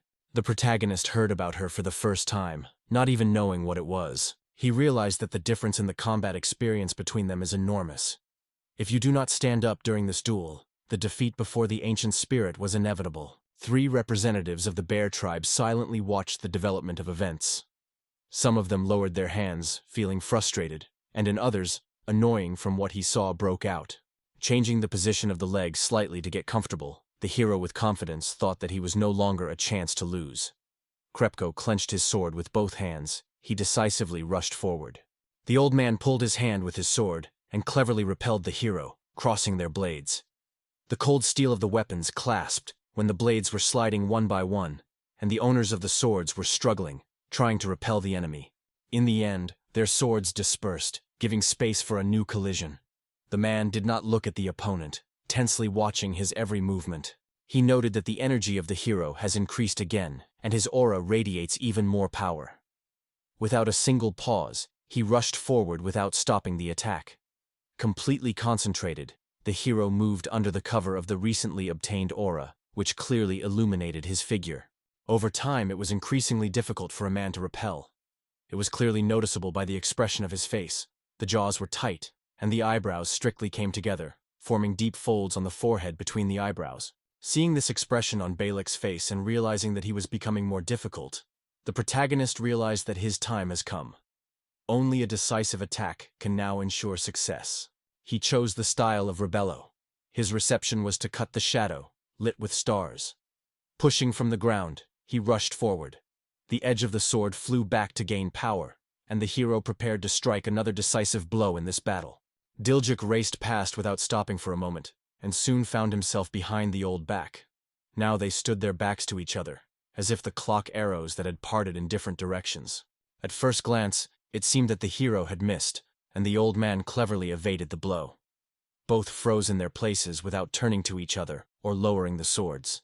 In a moment, Balko suddenly fell on one knee, rested with his hand into the ground.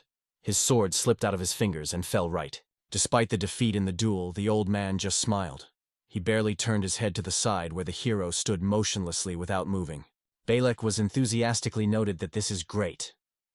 The stranger, who was so surprised, turned and looked at the work carefully. The hero was asleep when he saw the spirit falling on his knees.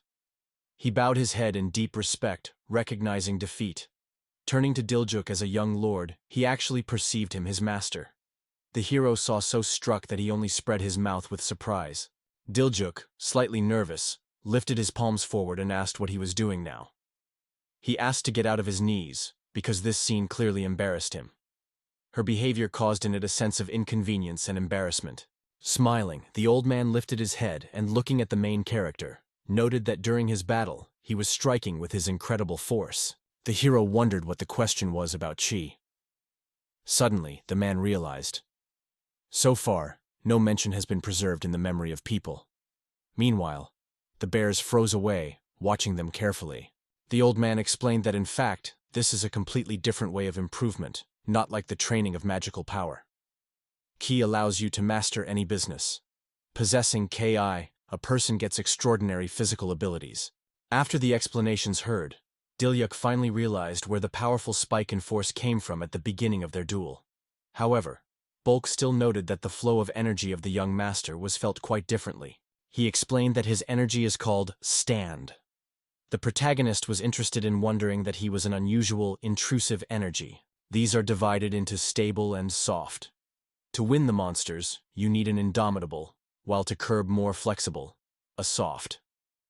During the duel, the old man undoubtedly felt the breath of the unwavering, which fell from the hero. As far as he knows, such energy belonged only to the great swordsman of the Rizarka, which became a legend. Hearing about the legendary Burper sword, the protagonist turned to the man with surprise. He said that once this sword was his student, and even surpassed his teacher by force. I couldn't even think that he would meet such a person again after so many years. The hero scratched the nape of confusion, confessing that he had no idea whether he would be able to equal such a prominent person as a Berser. The grandfather noted that they are also similar in modesty, and this is another feature that unites them. Putting his palm on his stomach, he barely worshipped the hero and said that in battles he was ready to obey any of his orders. The bears continued to be observed from a remote corner until two men were fascinated by something. Suddenly, one of them, the one who had the longest strands, he dared to approach closer and wondered if this spirit was called this spirit. The bear with dark wool, putting his paw to his heart, solemnly asked to teach them. Friends standing behind radiated confidence. Diluk looked at them in surprise and froze silently. The bear added that the old man emphasized, everyone is able to master the sorcerer's strength if he or she trained persistently. Not everyone will achieve true stability in this skill, but everyone wants to help their teacher at least something. Balk rubbing chin, plunging into reflections. In his time, the bear genus was famous for the power and courage of the warriors, and the guy who stood before him now did not correspond to this idea. Hearing such words from the old man, the young man twisted him into evil. Diljuk, standing behind the spirit, also asked Balak to treat. It was evident that their proposal had appealed to him. However, with a dissatisfied expression on his face, his grandfather added that if the master himself appeals to him, then he is simply unable to refuse. He immediately warned, his workout will be truly harsh. Bears will have to endure a lot of trials under his guidance. However, without paying attention to these reservations, the black man sincerely thanked the spirit for his readiness to take up their educational process. Seeing this, the act smiled. He became extremely pleased that the issues were settled so quickly, and all were satisfied. The carrot was unnoticed to him from behind. She was surprised to see that Balak was here.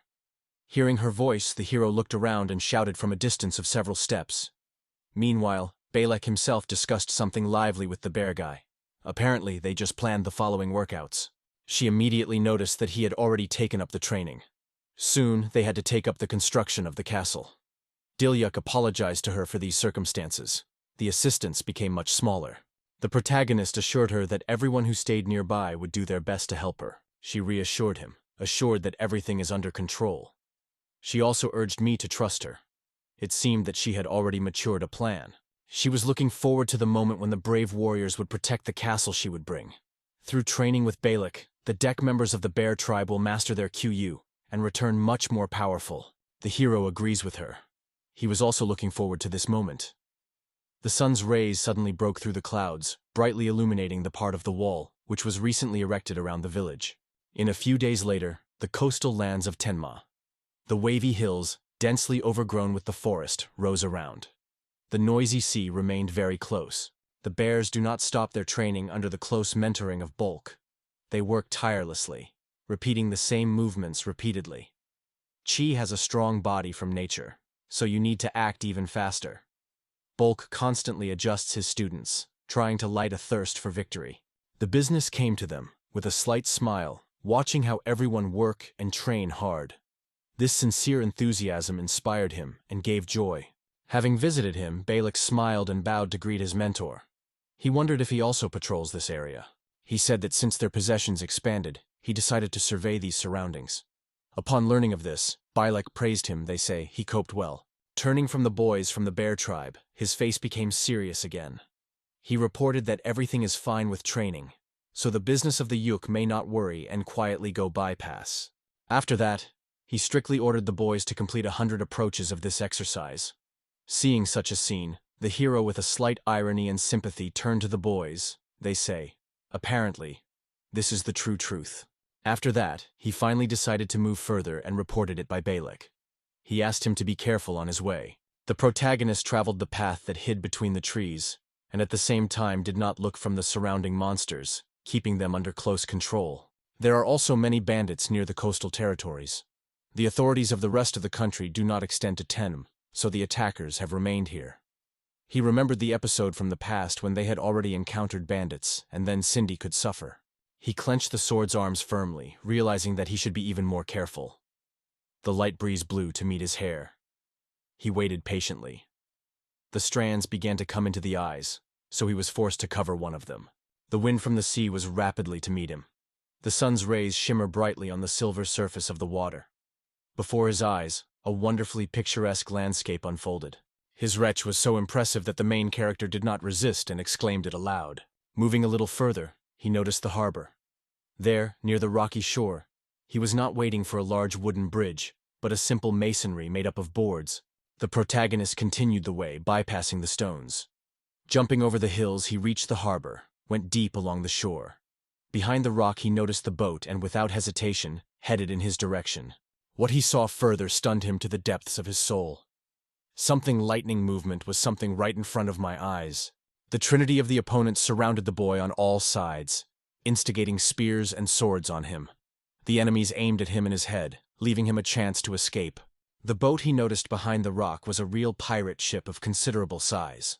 By itself, the ship looked quite decent, even orderly, but the sails on it were shaken and torn. On the flagship of Mage's, a black flag, decorated with a dragon image and a huge abdomen on top, was covered with predatory. However, one of the pirates with golden hair, which stood directly opposite the hero, was ominously inquired who was before him. At the same moment, a depressing, heavy atmosphere reigned around. The hero, as if not feeling the slightest fear, though timidly, introduced himself. I am a Dilyuk, a new bishop of these lands. He then asked the pirates to ask who they were.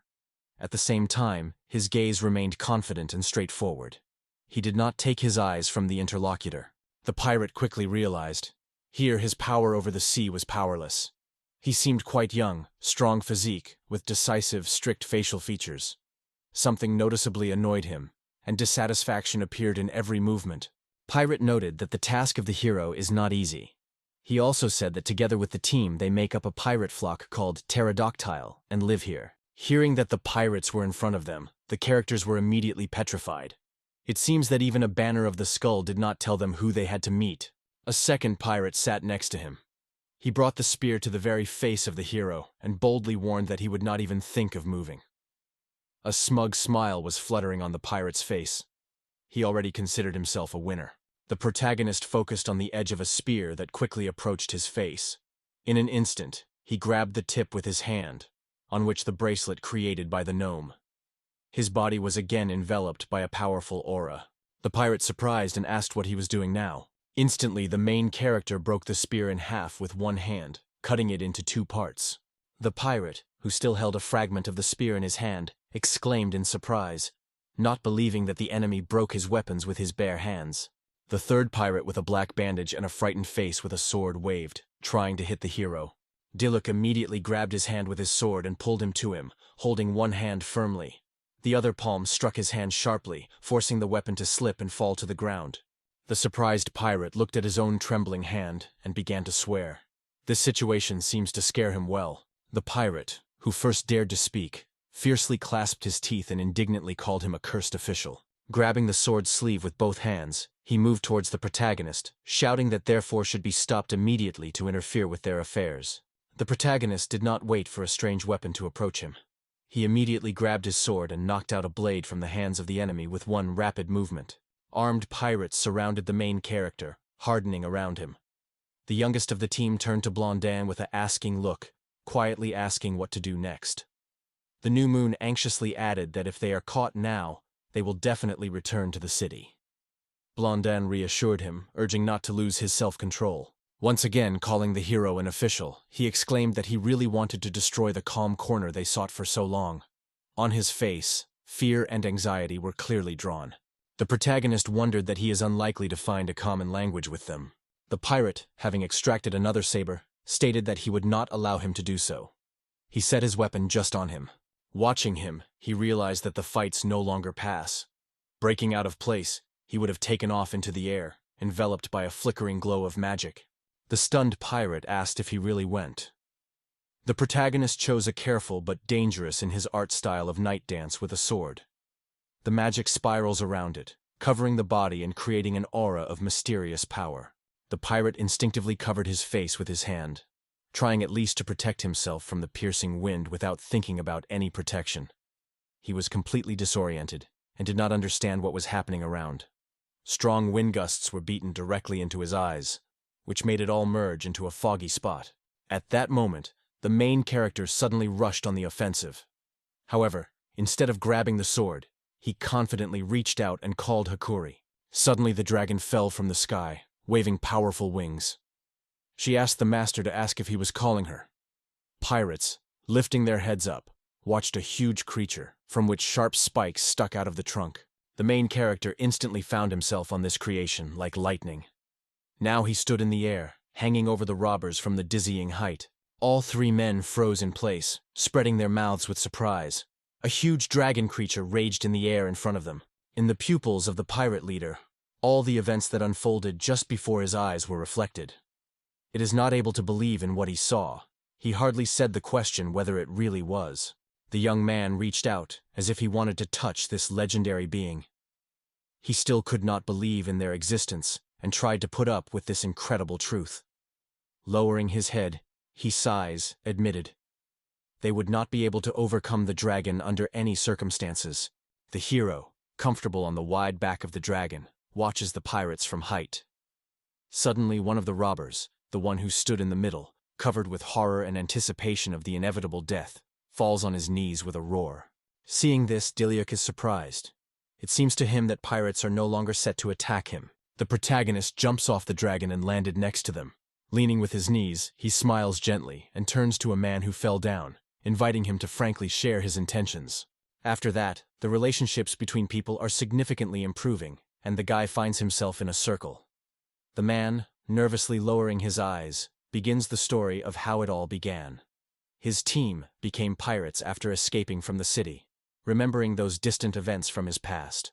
He further says that local aristocrats made them work for exhaustion, severely punishing them for the slightest guilt. He recalls how he had to draw heavy boards and bags to do the most black work. Further, the man notes that some of them were forced to fight for money. His imagination is instantly covered by the picture. The ring with two fighters appears before the eyes, which are applauded by dozens of people. That is why these three escaped from the city, leaving behind such existence, and took with them everything they need for a new life. The pirate remembers the dawn when he stepped on the shore covered with sand, and says that after long journeys, they finally got the seas where they were able to live, without worrying. The man says that the sea became a home for them, and his comrades listened to every word silently. The protagonist, staring into the void, delves into his own thoughts and concludes. This is why pirates did not seek to return to the city. After that, he dared to ask the man why he lowered the sword, as soon as he saw a hook and heard a question.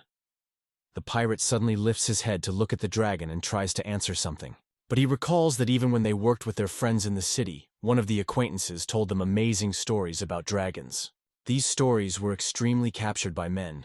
They listened closely to each word, holding their breath. Pirate told of the legendary times when dragons lived in the world. In those blessed days, peace and harmony reigned.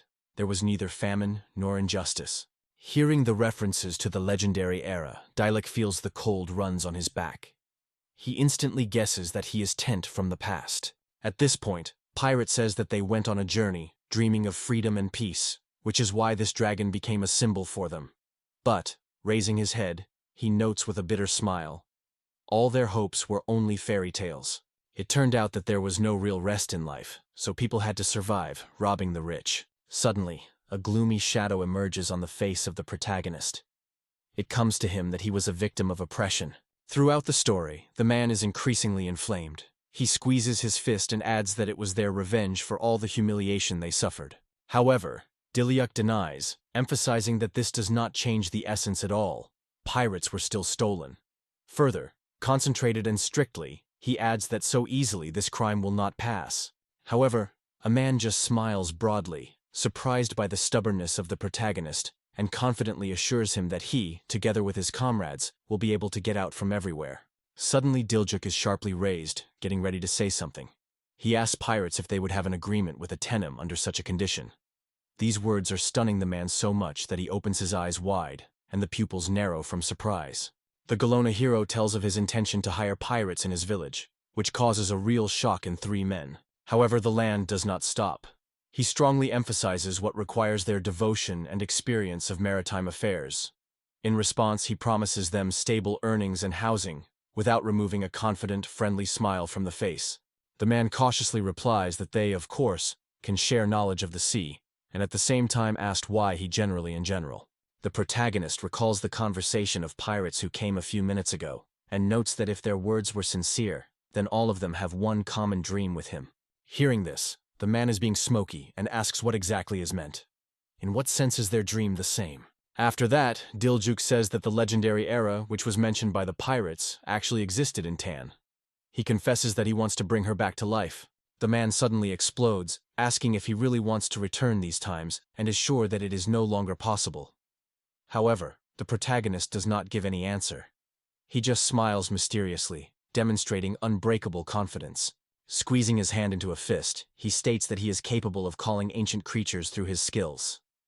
And it is with them that plans to return this arrow. Dilopus turns to the man, reaching out his hand, and once again asks whether the pirates will agree to him. He stunned his gaze on the hero's hand and fades, as if frozen, for a few seconds. The man still does not look from Dilyuk, thinking that he hid from them, offering only cooperation. But suddenly he remembers. Earlier they were just pressed without giving a breath. However, noticing how the protagonist reached out to them, not like everyone else, his gaze dims, and he slowly squeezes his palm into his fist. Pirates are curious with interest, preparing to make an important decision. After that, the man is raised, leaning on his knees, and again reminds the hero that he has already called the Dil. At the same moment, the pirate extends his hand, with adequate confidence in asking if he will allow him to accept his help. The main character is surprised to open his eyes from surprise. A man explains with a smile that he also wants to see this era, though he realizes that it can sound something confidence. Hearing this, Dilyuk also reaches out his hand, and states that he is ready to trust the pirates. After this phrase, the boys press their hands firmly, securing their arrangement. The protagonist and pirates firmly press each other's hands. They look at each other. Mutual understanding prevails. Meanwhile, two other pirates, watching it, smile kindly. Since then, some time has passed. Former pirates gradually began to return the looted. In addition, according to the agreement, they provided information about the object C, marking everything on the map. Their knowledge was extremely useful. They readily shared security tips, talked about different types of fish and other important things. And then the pirates did so that no one could imagine them from them. In order to see their work with their own eyes, the crowd gathered on the pier near the sea. The main character looks closely at the majestic and gorgeous ship swinging on the waves. At this time, Cindy, amazed at what he saw, sharply lifts his palms to the face and squeezes them into cams. The Diluc is wondering if this 10M vessel is intended. The man confirms his guess and adds that the Tenma fishing boat is now standing directly ahead. Then the protagonist looks at the flag and notices the coat of arms of the Rebello family. It depicts a month in a sickle and a dragon. He wonders how the boys managed to create such a decoration. Diluc appeals to the man and expresses his sincere gratitude, calling him Captain Dodoria. He, a little embarrassed, replies that in such circumstances, it is not necessary to hang the pirate flag. Alice, glowing with happiness, dreams of the catches that they can get through this ship, and calls it all a true fairy tale. The main character, when he heard this opinion, immediately suggested, saying what to delay, Gaida is fishing now. Therefore, a companion Dodoris emerges from the crowd and reports that he will now go and lower the ladder. Finally, Deluxe Feet steps on board this huge ship. It rests on the handrail, looks down and enjoys a powerful fresh wind. At this point, Cindy stands away, watches the hero and smooths his hair. Meanwhile, on the opposite side of the ship, the smiling Alice, along with the dwarf, fun talk to the bear, through which rustling leaves fly. At the same moment, Dodor's comrades enthusiastically pull the ropes, unfolding the sails, without taking his eyes off his captain. Dodor stands at the helm, and suddenly returns to the team, and inspires them with encouraging words. He then declares everyone about the departure, and the ship slowly overcomes uneven waves as the boys are fascinated. The first sunlight gently touched the ship, as if giving him his blessing on the road. 3 friends come back to the crew to see their reaction, and those in response also rotate. For a moment, the faces doubted with doubt, and then a confident joy blooms on them. The protagonist is not far behind his comrades, and is also filled with a sense of anticipation of a great adventure. The element of sea subsides, and the ship slides it more and slides it with a calm surface. Cindy and Alice come to the edge and admire the crystal-clear seawater, and Dodor follows them. Then he turns to his comrades and is interested in whether those girls are really ancient spirits. In response, friends confirm his assumption. They say it seems so. Then the captain shifts a close look at Diljuk, remembering that he is famous for his incredible acquaintances, and adds that he is a dangerous thing to do with his skill. Suddenly, Cindy approaches and begs for distracting. She is wondering if they will go fishing into the open sea, and the passionate Dodor confirms it. However, he immediately adds that because of the weather conditions, it is worth a little swimming a little, which she agrees with a smile and thanks him. The captain is a little embarrassed, noting that Cindy should not be polite to criminals like them. However, unexpectedly the girl exclaims that she heard, they seem to have corrected their behavior. Dodor lowers her eyes and admits shyly that it is unusual for her when they are on equal footing. Hearing these words, the girl smiles again, closes her eyes, and gently moves such a sincere reaction. However, she turns to men and assures that in Tenma they will quickly get used to everything new. Cindy claims that the purpose of the Master is to create a world where everyone will find happiness, and adds that absolutely everyone will be happy, without any exception. At first, the captain with his comrades is amazed at such a statement, but later smiles appear on their faces. They trust the girl's words.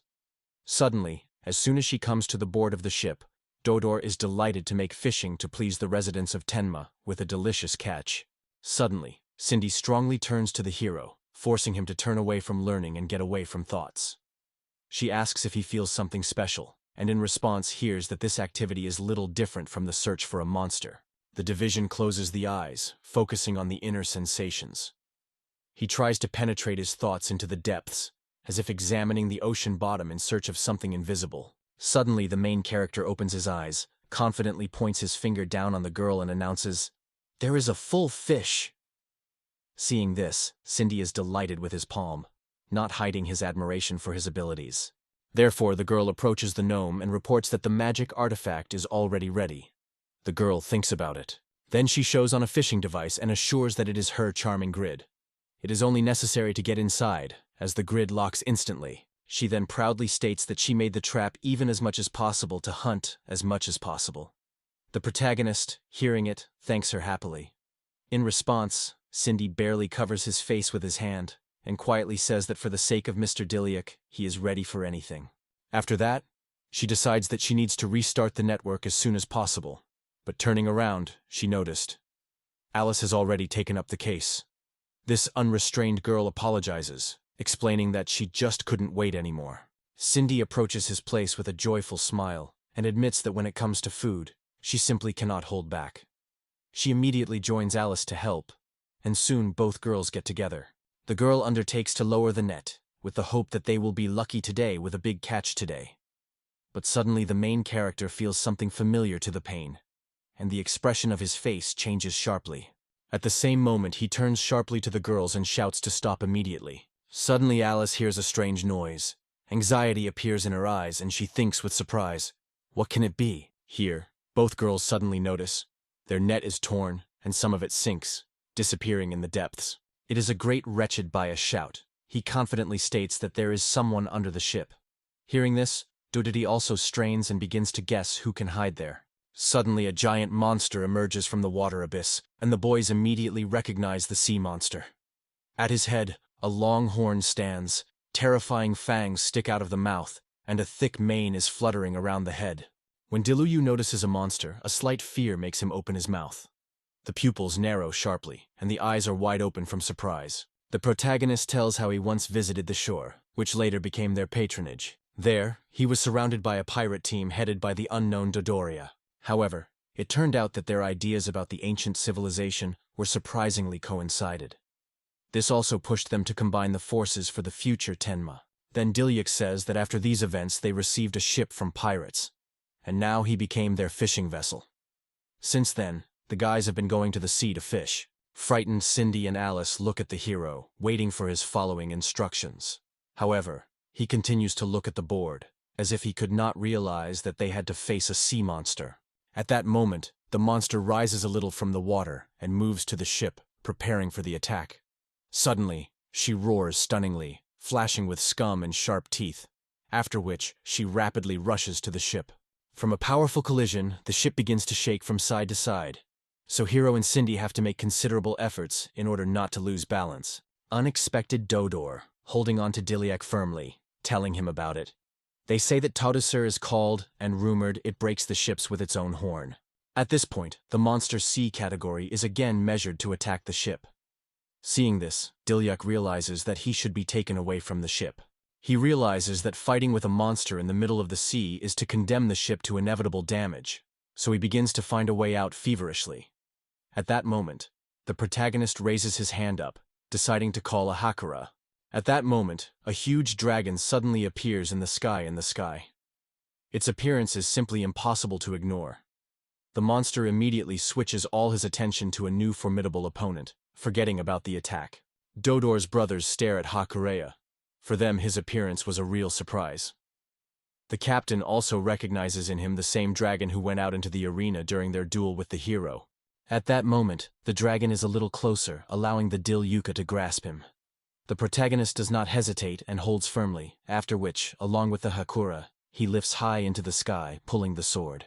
Seeing this, Cindy, who was standing nearby, immediately scolded and asked with suspicion that he thought. The dragon rushes into the air, moving away from the ship, and Dilyuk shouts with despair by ordering to catch up with them. When the monster is moving in their direction, the main character exclaims to Cindy that he can handle the toaster. At that moment, the girl comprehends. The Juke's business deliberately distracts the monster from the ship to protect others. Watching how the monster persistently pursues him in the water, the protagonist thinks, that is why he will be able to lure him even further. Suddenly, he addresses Kakura, whether he can come closer to the water, and he gives him permission. The dragon decreases rapidly, and the monster, noticing it, prepares for the fight. Approaching the enemy, the protagonist exposes the sword in front of him. An amazing aura flashes around him. Cindy suddenly realizes that this is not the usual magic at all, and begins to guess. He uses something else. Dilyuk, having listened to her words, agrees with the girl mentally, because it is the main hint. When less than a meter remains between him and the monster, he confidently directs the sword directly into the enemy's heart and causes a lightning blow. The protagonist confidently instructs the sword on the monster and strikes the support with the support of the kin. At the same time, the mysterious aura also begins to flicker. At this point, worried friends watch the events from the ship. Cindy focused frowned, watching carefully at every hero movement. Alice, along with the bear, was watched, not fully imagining what to wait further, while the Dodor with his comrades just stood away, without even trying to intervene. Dilio does not look closely from the monster, sweeping and squeezing the sword's arms. The blade is still aimed at the monster when it suddenly growls. Suddenly he stops, and suddenly begins to admire the hero, so he eventually lowers the weapon. At the same moment, the part of the Toto opens the eyes that immediately become charming niceness, and are accompanied by a friendly, gentle sound. Seeing such a scene, Diljuk finally sighs with relief, and his face is illuminated by a sincere smile. The girls have a joyful sigh of relief, realizing that the danger is behind, and moved by the unexpected behavior of the monster. Meanwhile, Dodor stands away and is completely confused. He does not sink, but the dragon notices that he used the soft key and praises it. Then he decides to stroke the towheart, asking him to refrain from such pranks next time. In response, the Spruce again makes a friendly sound, agreeing with a request. Returning to the ship, Diljuk immediately attracts attention. Cindy rushes to meet him, begging no longer to frighten her. The protagonist apologizes to the girl, explaining that he could not explain everything in time. Then they approach Dodody, sincerely surprised. He does not hide how struck by the fact that they were able to conquer a Toto Grey, a formidable owner of the seas, without much effort. But Dillion, smiling, assures that all merit belongs to Key. He is suddenly joined by a bear who tells that he heard about this ability from the teacher, and immediately realized, before him, a special guy. Alice does not restrain the admiration and falls asleep the hero in praise words. At that moment, Cindy is indignant at all that it is her replicas. Then, Dillik draws attention to the gnome, which reports that Cindy has already repaired the network. After that, the hero sincerely thanks her for his help. After that, he admires all the boys and happily announces the beginning of fishing. It causes them a real flurry of emotions. After a while, Cindy and the bear get a fishing grid to check that they have been caught. To their surprise, the catch was even generous than they were counting. Alice could not restrain his joy, seeing so many fish. The hero also rejoiced such a generous catch. Cindy did not restrain her and began to cheerfully jump on the spot, and the satellites of the bottom were frozen in surprise, noticing such a lot of fish. Soon the ship is moved to the pier. On his board many trophies, which are carefully laid out in special compartments. At the same time, the other part of the catch was tied to the nose of the ship and hung on a long pole. Seeing how many fish managed to catch, the protagonist squeezes his fists, passionate about such a rich catch. I list, having put their hands in front of him, with a smile noticing that now they have seafood, and already in the imagination he is picking up what wonderful dishes can cook. She joyfully fusses between Dodoria and Cindy, enthusiastically examining both. At first, the girl thanks the first for her brilliant knowledge of the sea, and then with delight, notes how exquisite the magic artifact of the second is. Meanwhile, one of the captain's comrades is approaching the fish, and looking back on its giant size, asked whether to eat it at all. This question is so striking with Alice that a surprise comes out on her face, and then she dissatisfied with her husband. But suddenly, having clenched his fists, she breaks into a cry, indignantly shouting how it is now possible to eat tuna. Hearing the name of this fish, the hero confesses that he has never tasted it. It is incredibly surprising Alice. She even begins to annoy, unable to understand how someone may not know such an unsurpassed taste. So she firmly decides anything to attach them to this delicious experience. Alice opens her eyes. A spark instantly ignites in her gaze. Smiling, she promises the boys to cook fish for dinner. Then the girl puts on the apron, confidently grabs the knife and takes the fish. She cuts a huge tuna carcass, skillfully splitting it in half. The protagonist is genuinely surprised to see at what speed Alice coped with this amount of work, and Cindy concludes that the girl is also well versed in seafood. For a while, the girl lifts the boys an appetizing and just prepared dish, thanking them for their patient waiting. Diljuk delighted with delight that the dish looks surprisingly appetizing, and Cindy notices how skillfully chopped everything is cut. The wonderful aroma causes her memories and captures her appearance. Alice is a little embarrassed and confesses that it turned out to be too much when slicing the meat. Then the protagonist with a smile proposes to lunch simply on the ship, confessing that he was waiting for such development. Then the bear goes to the table, pours into a glass of wine, and the gnome, meanwhile, puts a plate on the table. Gradually the glass is filled with a drink, accompanied by a quiet hiss of bubbles. Cindy, crossing his hands in front of him, sincerely invites everyone to join a hearty dinner. Immediately later, the Dislik wishes the audience with a delicious and pleasant appetite. After that, he roams a piece of meat on a fork and immediately sends to his mouth to taste. It was at this moment that Diljuk enthusiastically notes how incredible the taste has this dish, and confesses that he did not even know about the existence of such juicy fish. Alice, with a smile on her mouth, assures that it is only necessary to use her skill, as every fish turns into a real delicacy. After that, she advises sashimi to sashimi with salt to feel the true taste of the ingredients. Afterwards, she turns to him and recalls that he prepared salt. However, the guy immediately explains. In fact, he used the skill of Cindy. At this point, another character is happy to eat the dish, stunningly noting that she is really delicious. Suddenly, the protagonist recalls the rest of the team and looks hastily, and his comrades, despite nothing, are enjoying their dinner. He turns to Dodor and his companions, inviting them to join lunch. However, the captain politely but firmly refuses. A man involuntarily looks at the glass, doubting whether it would be appropriate to have lunch with them. However, Diljuk just smiles in response and confidently assures Dodor that there is nothing wrong. He notices that everyone was born here in their own era, and it is especially noticeable by Cindy's smile. Therefore, glancing quickly with the gnome with the bear, he notes that these two are creatures of different species. Then his gaze stops at Alice, which holds on a plate in each hand. On the basis of this, the main character concludes, in tenets all are equal, so they have lunch together at one table. He invites former pirates to join and taste the dishes, because Alice's skill in the kitchen is well known. Her food is delicious. Dodor carefully takes the fork, slowly hesitates and thanks with gratitude to the hero for the treatment. It plant a piece of meat, puts it tastily in the mouth and tries the taste. But as soon as her hand lies on the table, she begins to drip on top. Tears roll from the eyes of the Dodor, and he confesses that this dish is delicious than any stolen food. Meanwhile, his comrades, as a happily smiling, eagerly attaches to treats.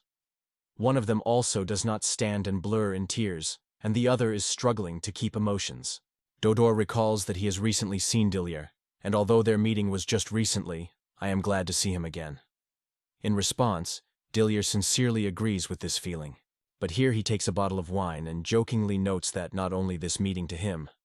Suddenly, the protagonist raises his hand to the sky and looks up mysteriously, informing that someone else wanted to congratulate them. At the same moment, Kakuyu unexpectedly appears just over all those present, and this causes a joyful delight of the boys. Satellites are surprised to be surprised, but smiles appear on their faces. Instead, Darya himself, stirred, cannot hide his horror. The dragon descends directly to the deck of the ship, and the team of the dead goes to it. Some seek to clog, others to hug firmly. Watching this warm moment, the main character closes his eyes and smiles happy. The captain, together with his comrades, decide to get on the back of Hakura, and he cheerfully rolls them. At that moment, the rest of the team watches this scene with smiles on faces, moved by the sincere joy of the former pirates. Suddenly, the protagonist blossoms in a wide smile and laughs loudly. Dodor and his comrades, seeing this, also do not hold back joy and explode with sincere laughter. A few more days have passed since that memorable moment.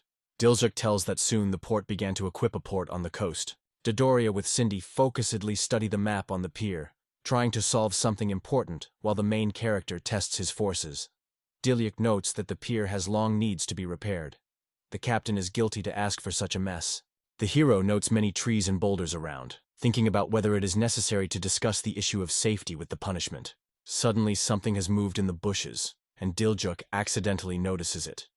He is surprised, because the movement was, but he does not feel any manifestation of magic nearby.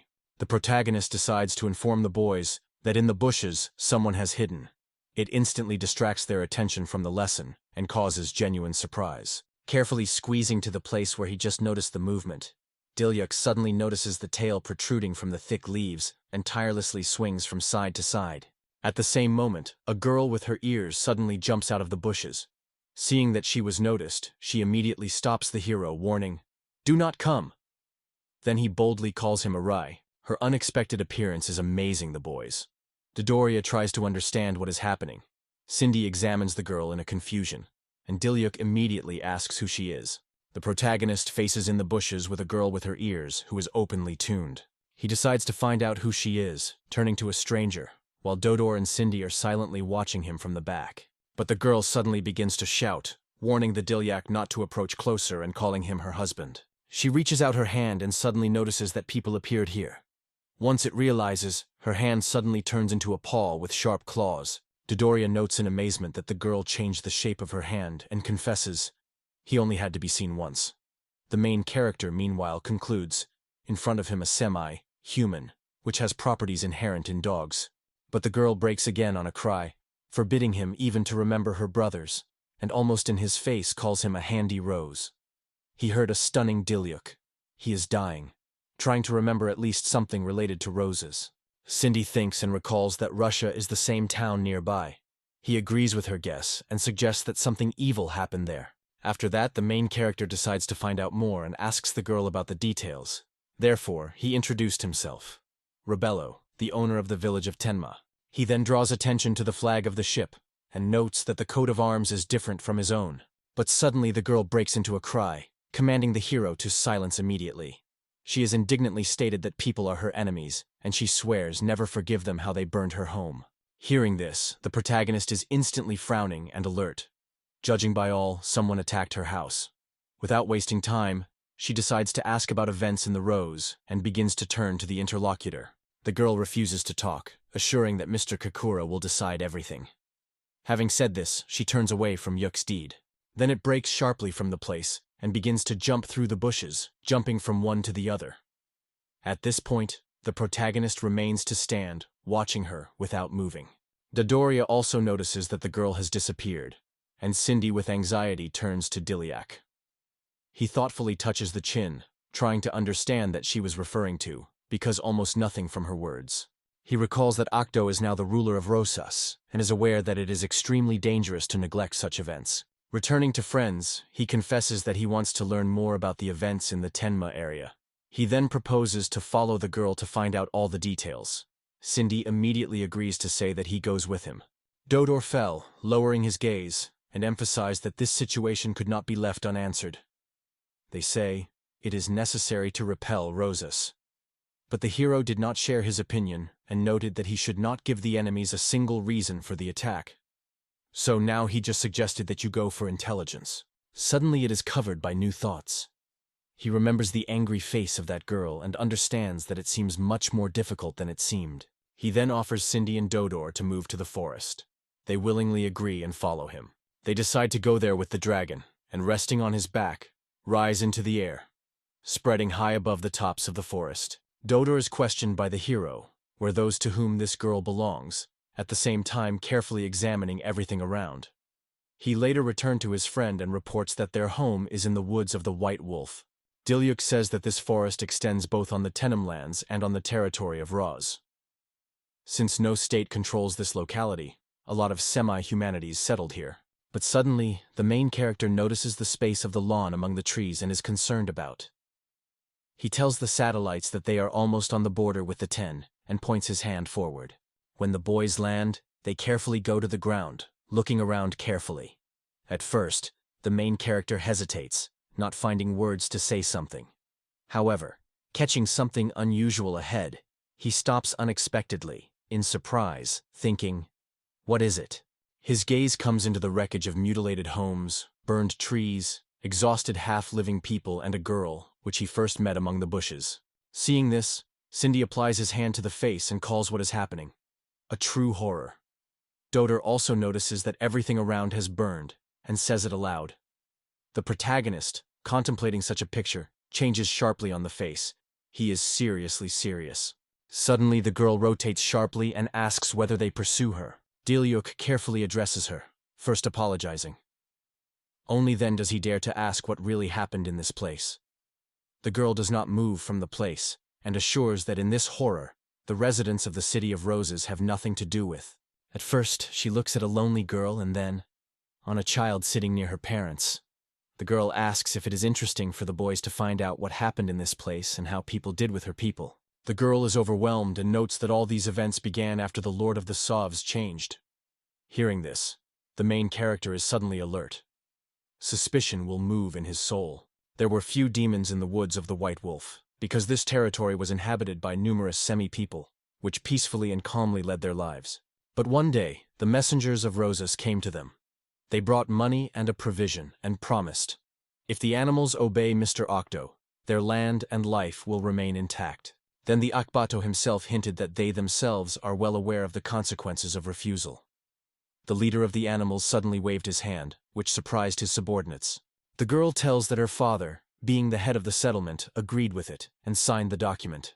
According to her, it was from that moment that their lives turned into a real hell. She recalls how one of the animals caught after his horror and desperate resistance. Then he was put on his chest, and Octo ordered to transfer people to his factories immediately. He took a look at other animals and, adding to what he said, ordered them to give women to their soldiers. It was a lot of people in attendance. Suddenly, Okubuto turned to the rest and moreover reported that they would pay tribute to them every week. In the end, he solemnly stated that he is from now on both the king and the god in these parts. Octo conveyed a new order to the animal. They can no longer profess any faith. Such news was stunned and deeply angered the inhabitants.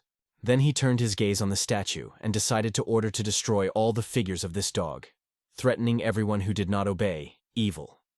The beasts raised the noise and began to deny, reminding that Mr. Kakuro had always supported and guided them, so it was difficult for them to imagine a different way. Then the head of the settlement fell to his knees before Actot and lacrimally began to leave him at least this statue. By leaving this story, the girl is increasingly inflamed by anger. A strict grimace appears on her face. She squeezes her teeth angrily, and the palm involuntarily shakes into a strong fist. After that, the girl turns her hand back and reports that people from the robot still burned here to the background. Hearing this, the hero in the company of Dodor Slobiv, his face became serious. Cindy could not restrain his emotions. She was deeply hurt. Tears appeared in the eyes of the girl, and, barely holding back despair, she acutely addressed Diljuk to the question. What could they do such to earn a similar attitude? After a few seconds, she insists on answers again, repeating her question. Suddenly, she was covered by a wave of despair. The girl burst into tears and asked through her tears what was so hard her dad and mom blamed. In a moment, she manages to calm down a little, and she firmly squeezes his fist. Seeing this, the main character decides to find out where her parents are now. However, the girl confesses that she has no idea whether they remained whole. She further tells that she got to Rosa shortly before the event. Suddenly, she squeezes his fist even more, realizing that her friends are no longer around. This news is even stronger to the anger of Dodor and Cindy, and the protagonist finally realizes that the situation is much worse than he imagined. He concludes that OKDO did not pay attention to human lives, based only on his own whims, and this carefree focus on himself reminds him of himself. However, Diljuk suddenly realizes that Octo is now capable of the most violent acts, and this cannot be left unpunished. His face is clouded by a gloomy determination, and he decides that he should save these people at any cost. However, in a moment, his facial expression changes sharply, and he, without hesitation, invites the girl to join them on a trip to the theme. Hearing such a proposal, it flashes from anger, and again addresses the question with the question of his intentions. She applies her palm to her breasts and asks whether he really wants her to go to the human settlement. She is surprised by his confidence, as if she had reason to trust him. However, unlike what the girl hoped, the protagonist notes that she probably does not trust him. From these words, her face suddenly changes dramatically. Her look is delayed on the face of Dilyuko, and she realizes that he is quite serious. Suddenly he replies, "The girl should be aware that there are many wounded around, and stay here is extremely dangerous for them." However, the girl, behind the back of the ruins, tries to deny. She squeezed his fists and desperately wants to answer something, but her look is already a shadow of fear. Suddenly, a familiar voice comes to her. Someone calls her named Coral. The girl looks around and notices behind herself a Beastman who extends her hand. At the same moment, she runs up to him and calls him Grandpa. He lies down on the ground out of impotention, and tells Koro that the main character is right, calling him a young man. Therefore, he notes that their opportunities are already exhausted, and assures their grandchildren only this young man is able to provide them with the necessary help. While the girl with fear and horror monitors his condition, he says that the beasts can move to Tenma. The grandfather remembers how soon he cared for them, collecting food, and tirelessly thrusting the dark lands in search of a safe, cozy corner. Then he turns to her, praises for a perfectly done business, and tears begin to roll over her cheeks, like a rapid river. Grandpa, gathering the remnants of strength, is raised and the last time turns to his granddaughter. Reject your pride, it is time to live for real. When his grandfather ends his story, Koro subsides. Tears are no longer flowing, and she plunges into silence for a long time. But in the end, the girl still turns to the boys, and turns to the hero, saying that he accepts his proposal. However, the girl throws a contemptuous look and adds that Hem is not worth trusting. She explains that she does not ask for help, but she is no longer able to lie. It makes no sense. In response, Diljuk lowers his eyes, barely smiles, and quietly says that he understands her perfectly. However, he notes that he perceives it a little differently, and tells that he had to leave the house also through Akado. Therefore, the protagonist thinks he may well feel the rage and sadness that is now overwhelmed by the Kori. He confesses that he wants only one, that her people survive. Hearing this, the girl suddenly changes on her face. The eyes are filled with tears. Cutting her clothes, she is lost in words, not knowing where to start. But in the end, worrying, still agrees with the hero. Then Koro takes with him a rescued Beastman and leads it to a large settlement. Going to the entrance, she turns to her relatives, reporting that the village of Tenma is now in front of them. Seeing the hero's friends, the girl fades for a moment. Her gaze stops on a naked man and a Nestu, and she quickly concludes that the half-people live here. Suddenly, a smiling Cindy appears behind her, who has fun that in the dark everyone gets along and live in harmony. At the same moment, the look of the Kori changes sharply. His eyes are widely revealed from surprise. With a noticeable conviction in the voice, the leader states that Cindy is telling the truth. In this place, everyone is allowed to profess their faith and adhere to their own culture. Then the girl pulls out a small statuette and draws her own conclusion about Kakura's intentions.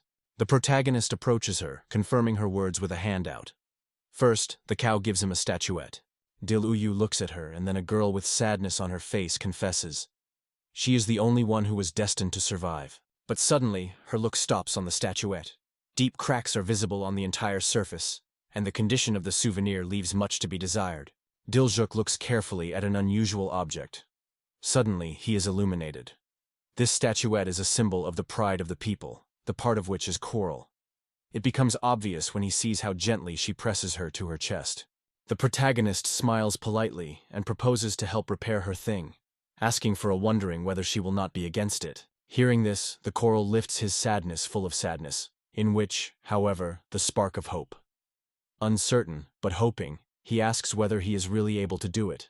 Suddenly, Cindy appears behind him, which confirms her guess and advises simply to pass the statuette to the hero. After this unexpected meeting, Dilia Kankoro still stands in place for a while, and they are silently exchanging views with his partner. In the end, she still dares to pass the statuette to him. He sincerely moves such a manifestation of trust. A smile appears on his face. It cautiously takes the artifact to the hands and uses an alchemical transformation, after which all cracks on the statuette disappear without a trace. The coat is stunned by Mr. Kakuro, not believing what he saw. Suddenly her eyes are filled with tears. She moved the statuette with the pride of her people. Dilik says he can only offer this and assures the girl they will certainly come to her. With a smile on his face, he extends the cock her statuette. Cindy and Dodor, full of warmth, closely monitor this moment. The girl, looking at the precious thing, cautiously pulls her hand, and her relatives gladly support her. The statuette goes from hand to hand. The main character keeps her firmly until the girl accepts this thing. The circle does not restrain his tears again, and looking back to Diljuk, turns to him, calling him a mentor. He only smiles gently and quietly closes his eyes. Finally, the girl takes her thing a little uncertainly from his hands and, hesitation, thanks him. Then she talks to her relatives, and the main character silently watches it. In his thoughts, he returns to how they supported these semi-people, but realizes that the main problem remains unresolved. After that, Dilyuk rotates to the side where the wind blows and makes a promise. It will put an end to the tyranny of the Okta for the welfare of the residents. The next day, the protagonist knocks on the door before entering the house. Once inside, he stops. At the table in a cozy room was already conveniently settled by a beast. Alice fussed, eagerly serving the guests. And in the neighborhood, Chunky Dwarf. Dilyuk welcomes everyone with a smile. Good morning. Everyone immediately pays attention to him, joyfully welcome and delight in his appearance. In response, the main character smiles, noting that today the residents of the country seem to radiate joy and uplifting. He says that several days have passed since their arrival. Now the animals are gradually getting used to life for 10 days. Dilyuk is interested in the woman, how her wounded hand feels, to which she replies with gratitude. Thanks to his potion, the wound almost healed. Hearing these words, the hero is noticeably calming down. Suddenly, he is commemorating in Kori, and he is wondering where she is now. The woman, turning around, is already okay to tell what the girl does at this moment. But suddenly, they both notice the tail that looks out of the horn. At this time, the Kori, folding his hands on his knees in front of the low table, sits quietly in the design. She appeals to the great Hakura to protect her mother and dad. It is at this moment that the hero looks carefully from the horn to watch her. He thinks that although the animal has already reached here, it does not change the sad truth. Their home and relatives have remained lost. And then the protagonist is aware of his desire to help the parents of the Kori. Suddenly he squeezes his palm into a strong fist. His gaze darkens. His eyebrows are over. Awareness comes. There is no other way out. After that, the events are transferred to another house. Delio takes a step forward and begins his speech. Having looked at the guys who gathered around the table in anticipation, he is convinced that everyone was present. First, the hero translates a close look at Cindy, Alice, and Dodoria, which stand on the right. He then draws attention to the bear, the gnome, the pocket, and the Belante. All of them are left to the left of the table and watching it closely.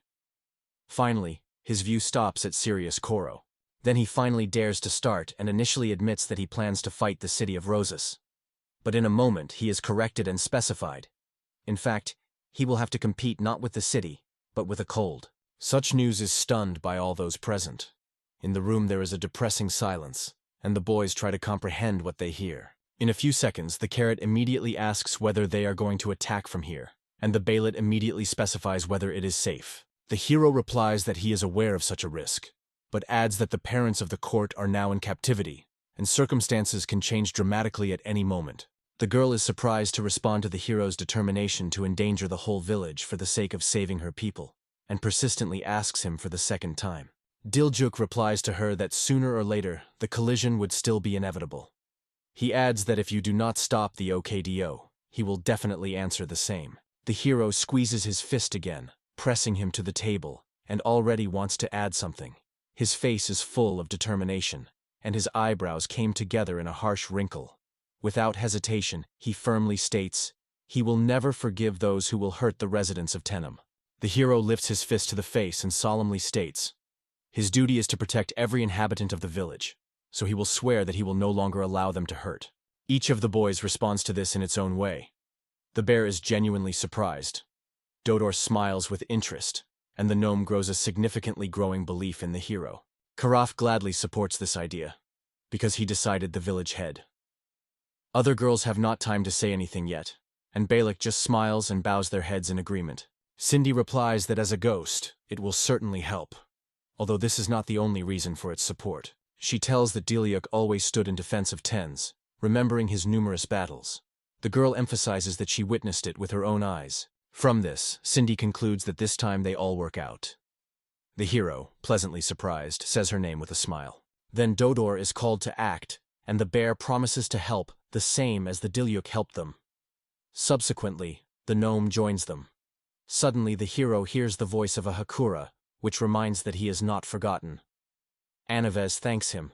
He looks at Koro and tells her that all decisions have already been made. It causes her eyes to expand from surprise, but in a moment her face changes. A confident smile blooms on her mouth. The girl supports the hero and assures that in this case she will inevitably join them. After that, Diliuk sincerely thanks all those present, and then proposes to move to the strategy discussion.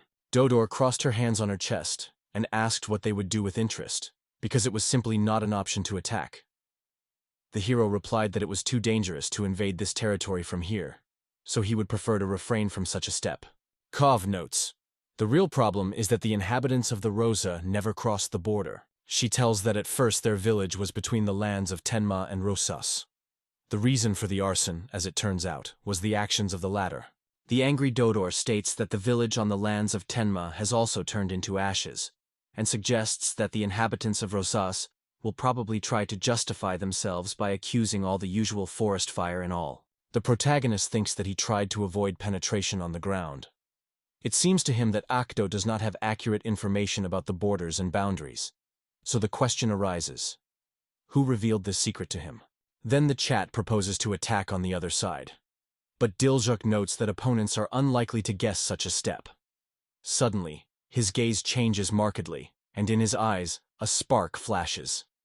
Suddenly, he is illuminated by a brilliant idea. The hero thinks that it would be great to have a good reason. Hearing this, the court is genuinely surprised. He then addresses the boys and reports that everyone will need the efforts of everyone. None deny, because everyone unanimously support this opinion. Since then, the story has been transferred to the Forest of the White Wolf, to the borderlands. Diljuk squats, considering the land carefully, and suddenly hears how someone calls him by his name. Karas tells him that all the preparatory work is completed, and the hero gladly notes that they are young. She then notes that all the animals nearby were dispersed. Cindy is passionately called Carrot's skill as a real miracle. Then Diljuk returns to a hacker, who soars high in the sky and asks how things are in the forest. He replies that there is no one around and they can start at any time. In view of this, the hero is raised and appears in front of the thick thickets of trees. Suddenly he snatches the sword, resolutely exposing him to him and sighing hard. Immediately afterwards, the hero directs a powerful flow of magical energy, and his wrist flashes an activated bracelet. At the same moment, a spiral flame is tight around his sword. Seeing this, Cindy is amazed at the amount of magic that gathered in the bracelet. But suddenly Diljuk swung to full force and released a powerful stream of fire magic straight forward. All the trees in front of him instantly flash and burn, opening a straight road before his eyes. The fire is spreading rapidly, absorbing everything around and leaving behind only ashes. Once the hero completes his sophisticated plans, Cindy suddenly begins to shout, rejoicing, "Now they have a way out!" He turns to her and confesses that he will continue to support her. In response, she gives the word not to let him down. The girl pulls her arms forward and activates the alchemical transformation. Something that resembles a pentagram flashes in her palms. Diljuk again puts the sword in front of him, confidently convinced that everything goes as he was intended, and no unforeseen difficulties have arisen. But suddenly the hero hears steps. He anxiously asks what the sound is, and immediately decides that it is probably the enemy approaching. People come out of the forest, and Diljuk, having pushed his eyebrows, realizes with surprise and reluctance they still appeared. Two warriors of the Rose appear in front of him. One of them looks at the hero strictly and is interested in why he got into their territory. The second warns, if he thinks to attack, everything will end very badly for him. The soldiers instructed the spears on Diljuk and strictly demanded, "Name your name, who are you?" In response, he smiled friendly and solemnly introduced himself. "I am Diluk Robello, the head of the village named Tenma." Hearing this, the soldiers are amazed. They ask him again, not believing heard. In the end, the soldiers come to the conclusion that the Lord himself attacked them. They are covered by rage. They order to prepare for revenge. One of them suddenly rushes forward, making a rapid jerk. He targets the spear and tries to strike. But Diljuk blocks the attack with a light, almost casual movement, picking up the weapon under the edge of the spear. He confidently states that the soldier says full nonsense while watching his reaction. Hearing this, he is noticeably nervous, and the hero also adds that his retribution awaits them. After that, the military, who attacked, retreats back, and his friend does not dare to rush into battle. Suddenly, he notices a fresh broken ground under his feet, and this discovery causes him a great surprise. At the same moment, the soldier raises his head, catching his voice confirming his assumption. Cindy adds that this road appeared only 10 minutes ago. A warrior who just attacked the hero explodes and demands again that the girl said. Suddenly he learns that the road to the territory is hiding behind the trees after his back. It makes him turn back. Cindy tells that they hide the real border, skillfully masking it with fallen trees and thick grass. So, not knowing anything, the soldiers suddenly crossed the border and found themselves on the lands of the Ten Mother. Cindy just explains them. She briefly explains that the soldiers were divided into 4 groups and suddenly invaded their apartments, which caused a great shock. Noticing this, the girl smiles satisfiedly, but at the same time, a shadow of concern appears on her face. Finding words, soldiers remain in place, keeping a tense silence. One of them suddenly realizes that he has not seen it in the dark and begins to be angry with himself. But suddenly a new thought flashes in his head. He tells the guys that as soon as the signal sounds, reinforcement will inevitably arrive, and it is no longer possible to influence it. Therefore, the shrubs began to overcome the voices. Someone intentionally tried to find out where this unexpected noise came from. A little time has passed as reinforcements emerged from the thickets. Then the soldier notes that more people come to help, and from this he concludes. The hero with his comrades is already doomed to defeat. However, Diljuk was not scared at all, and on the contrary called Carrots. Hearing her name, the girl tunes the bow on her head, confidently reports that she understands everything, and then gets a huge hammer and rattles it on the ground. Sparks immediately flash around. After that, the girl easily picks him up and satisfies him that there is nothing better than when everything goes according to the plan. Again, lightning waves with his hammer, breaking the ground, and jumps up from the acceleration, preparing to strike a more powerful blow. An instant trap suddenly appeared from under the soldier's feet. Another moment goes away, and the trap closes sharply, tearing out of the cry of horror. Soldiers in panic try to understand what is happening, and unbearable pain permeates their bodies. They struggle desperately, trying to escape from the trap. However, Carrot assures that there is no threat to life. Suddenly, Cindy appears behind and turns to her, enthusiastically noting that it was cool. However, the girl immediately squeezes and assures that she does not need compliments. Suddenly, the hero appears and interrupts their conversation. He sincerely thanks Carrots for his support, and girls calls for a Tentmo. After that, he turns to Koro, and she confesses to her smile that she came here for the sake of it. She turns into a charming dog and, with a warm smile, invites girls to jump on her back. Cindy watches with enthusiasm what is happening, and Carrot notices that it is also capable of reincarnating. Subsequently, everyone is stuck on the back of the Carrot, and it warns to hold harder before rushing. The hero appeals to her to protect the village, and the girl agrees. However, she leaves the battlefield. Cindy still feels anxious for Diljuk, drawing his gaze as he gradually disappears behind thick hits and trees. However, in a moment she looks forward with hope, wishes him success, and assures that he will not let her and fulfill her duty. While the warriors are in pain, the hero tells them that the traps, arranged by the Carrot, will soon disappear. He advises not to delay and run away from here if they want to escape. He adds that he does not seek a senseless bloodshed, and continues to keep his sword alert. A few seconds passed. The traps dissolved in the air, and the soldiers began to retreat. However, one of them, squeezing the spear in his hands, remains to stand without moving. He confidently challenged the hero, inciting him to the attack and assuring that he would not escape this time. Then the desk squeezes the sword's arms even stronger. Further, in one confident movement, he waves weapons, engaging the style of Rebello. It is at this moment that he produces a powerful magical beam. A monthly ship. Such a powerful blow scatters soldiers in different directions, and immediately the air is filled with their cries. When the magical beam disappears, they slowly become wicked and, barely brought up, begin to crawl away. Seeing this, the hero is mowing. His head appears a drop of sweat, and he concludes that he seems to have become much smaller. However, two soldiers who appeared first remain lying on the ground. One of them is surprised to note the incredible power of Diljuk, and the other cannot understand where so much power comes from. Suddenly, the hero lifts his head and looks at the evening sky, realizing how densely the darkness has come. Suddenly, it comes to him. The guards of the night dosor are finally exhausted, and the fugitives probably have already called for reinforcements. Lowering the view down, he understands. The next will appear experienced, well-trained fighters. The Diljuk pulls his hand with the sword in front of him and, having felt a slight tremor in the body, realizes that he has already exhausted almost all his strength. But suddenly the hero remembers something and reaches the inner pocket of the jacket.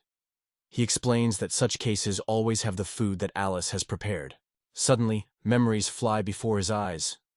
She smiles timidly, confessing that there is little use on the battlefield, and extends his food to him, to support somehow. Chewing food, Diljuk suddenly feels the power of magic returns to him. In his soul, he sincerely thanks Alice for this little miracle. Then he again puts the sword in front of him, confident. Now he is not afraid of even the whole next wave of soldiers, because he will certainly protect the darkness. It is his idea, and he will not retreat from him. The hero decides to intercept the reinforcements with complete confidence, but a deep wrinkle appears on his face immediately. But only one figure appears suddenly from the forest, and it is she who noticed who he got this incredible gift. When it is selected from the darkness, a tall man with a barely noticeable octopus, long black hair and treacherous smile appears. He puts forward Delayuk's call to help with him forcing him to alarm. Stopping before this man, the protagonist finally dares to ask who he is. However, in response, he asks to demonstrate what Dilyuk is capable of. Soldiers, retreating, look back and turn to him as Mr. Doltran, unambiguously hinting that the hero is unlikely to resist him, conducting a man with vigilant views. Dilyuka is convinced. The leader from the famous city of Rosas stands in front of her. Dalton remembers how his ruler spoke of him, wanting to thank the Dun, though he called it nothing more than full of stupidity. Dilyuk notices that this man is not ashamed to talk openly about his master. But as soon as the hero calls the act a true gentleman, Dalton explodes laughter. He notes that although in that wealth and land, he is clearly missing his mind. After that, he notes that Octo always obeys his orders, and then addresses Dilyuk with a question. Why, in your opinion, is it so? After that, the man pulls out his weapon and states that he can continue to live as he used to. He will give him a hand of help. Having said this, he begins to wave his tools. The hero is aware that Morgenstern is in front of him, and understands that it is now necessary to exercise even more caution. He skillfully evades the impact, while noting that his reaction was really at height. But despite this, Morgan makes it clear, in fact, everything is much more difficult than it seems at first glance. The man extends his hand forward and states that Dilyuk has not seen his true battle. Suddenly he tenses. Dolstran seems to think something.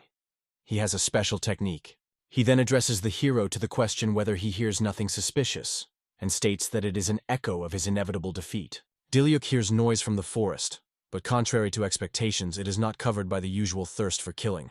Instead, it feels a completely different, unknown feeling. Suddenly, someone's paws emerge from the bushes, stepping forward. The hero notices dark outlines, similar to human figures with their ears, and in their hands the spears shine. Once they are finally chosen from the darkness, Dilyuk notices frightened animals who are nervously squeezing in the hands of weapons. From surprise, he notices that the warriors before him are the Faults, and immediately asks questions about this. In response, only smiles and negligently announces that it is time to serve their master, calling them unworthy. From these words, their bodies begin to tremble even harder. The hero notices even elves among the crowd and realizes this is exactly what Kolo was told. He then remembers her words that many different creatures live in the roses, and there are semi-people among them.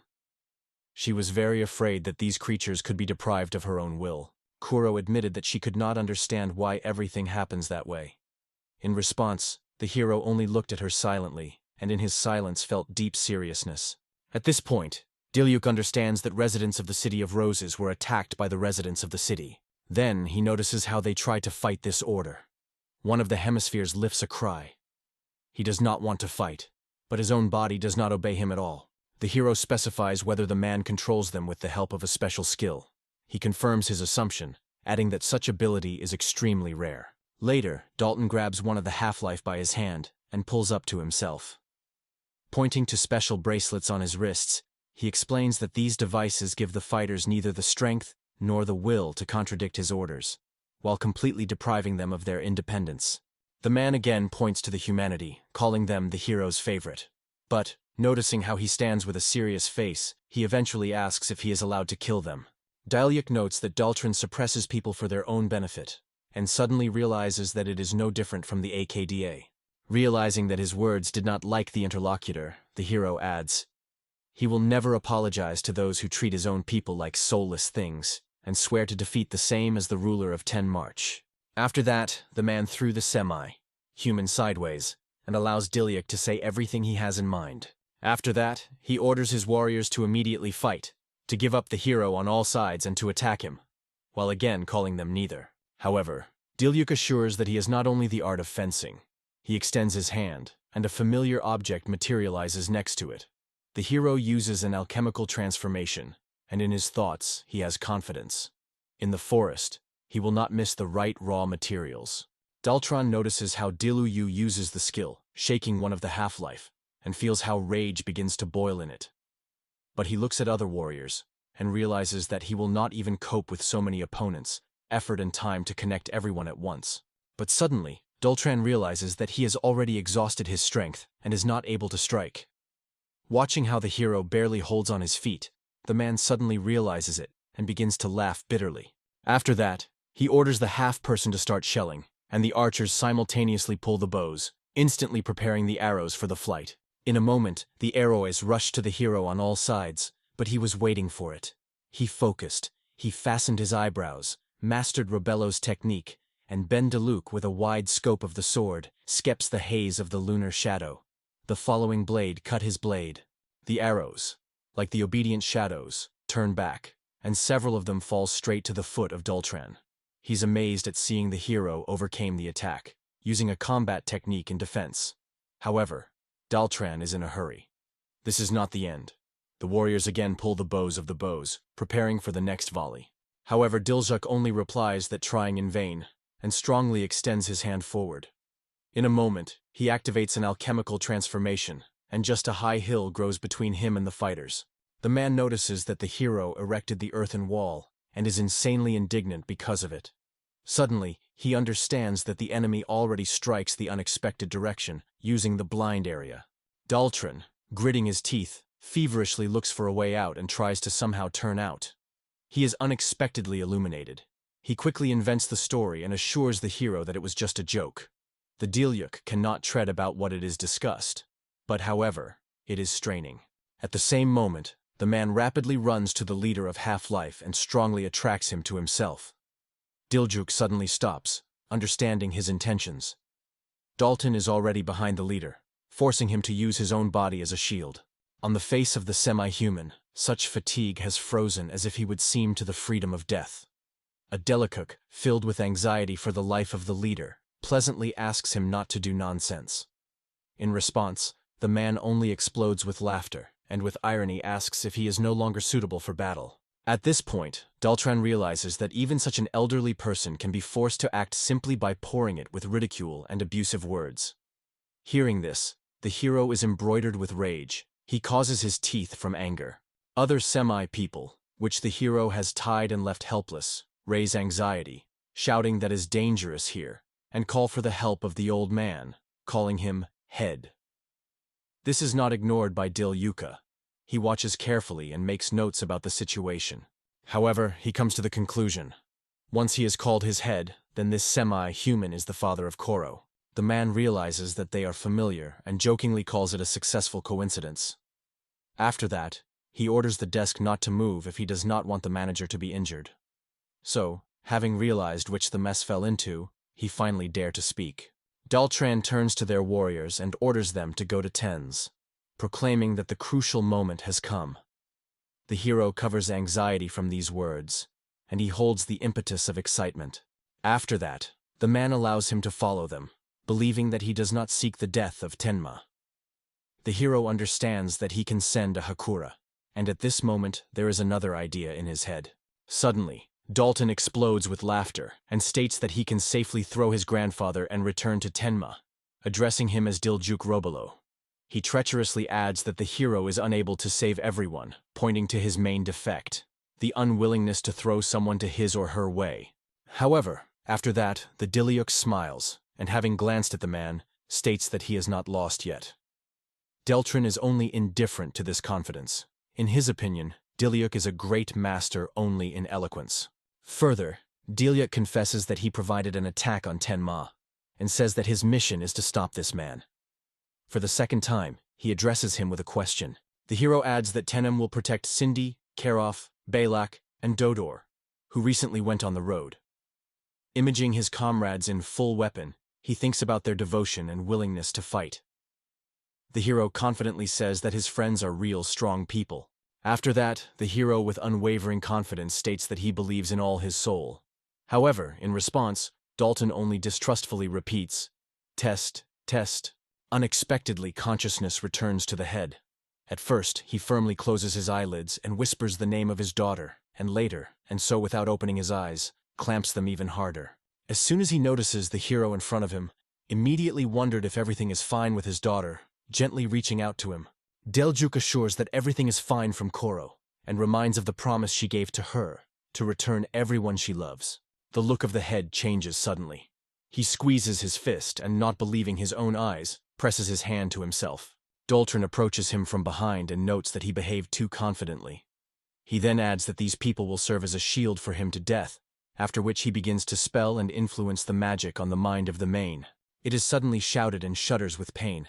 The bracelet crashes again into the skin, gradually conquering his body. The hero immediately notices the changes, and at the same moment in his mind a new thought flashed. Looking at the head of captivity of magic, he suddenly realizes something important. Then Dilyuk finally says that he will certainly save him so that he can live happily with Korra. After that, he confidently looks at the chief just in the eye and asks to believe him.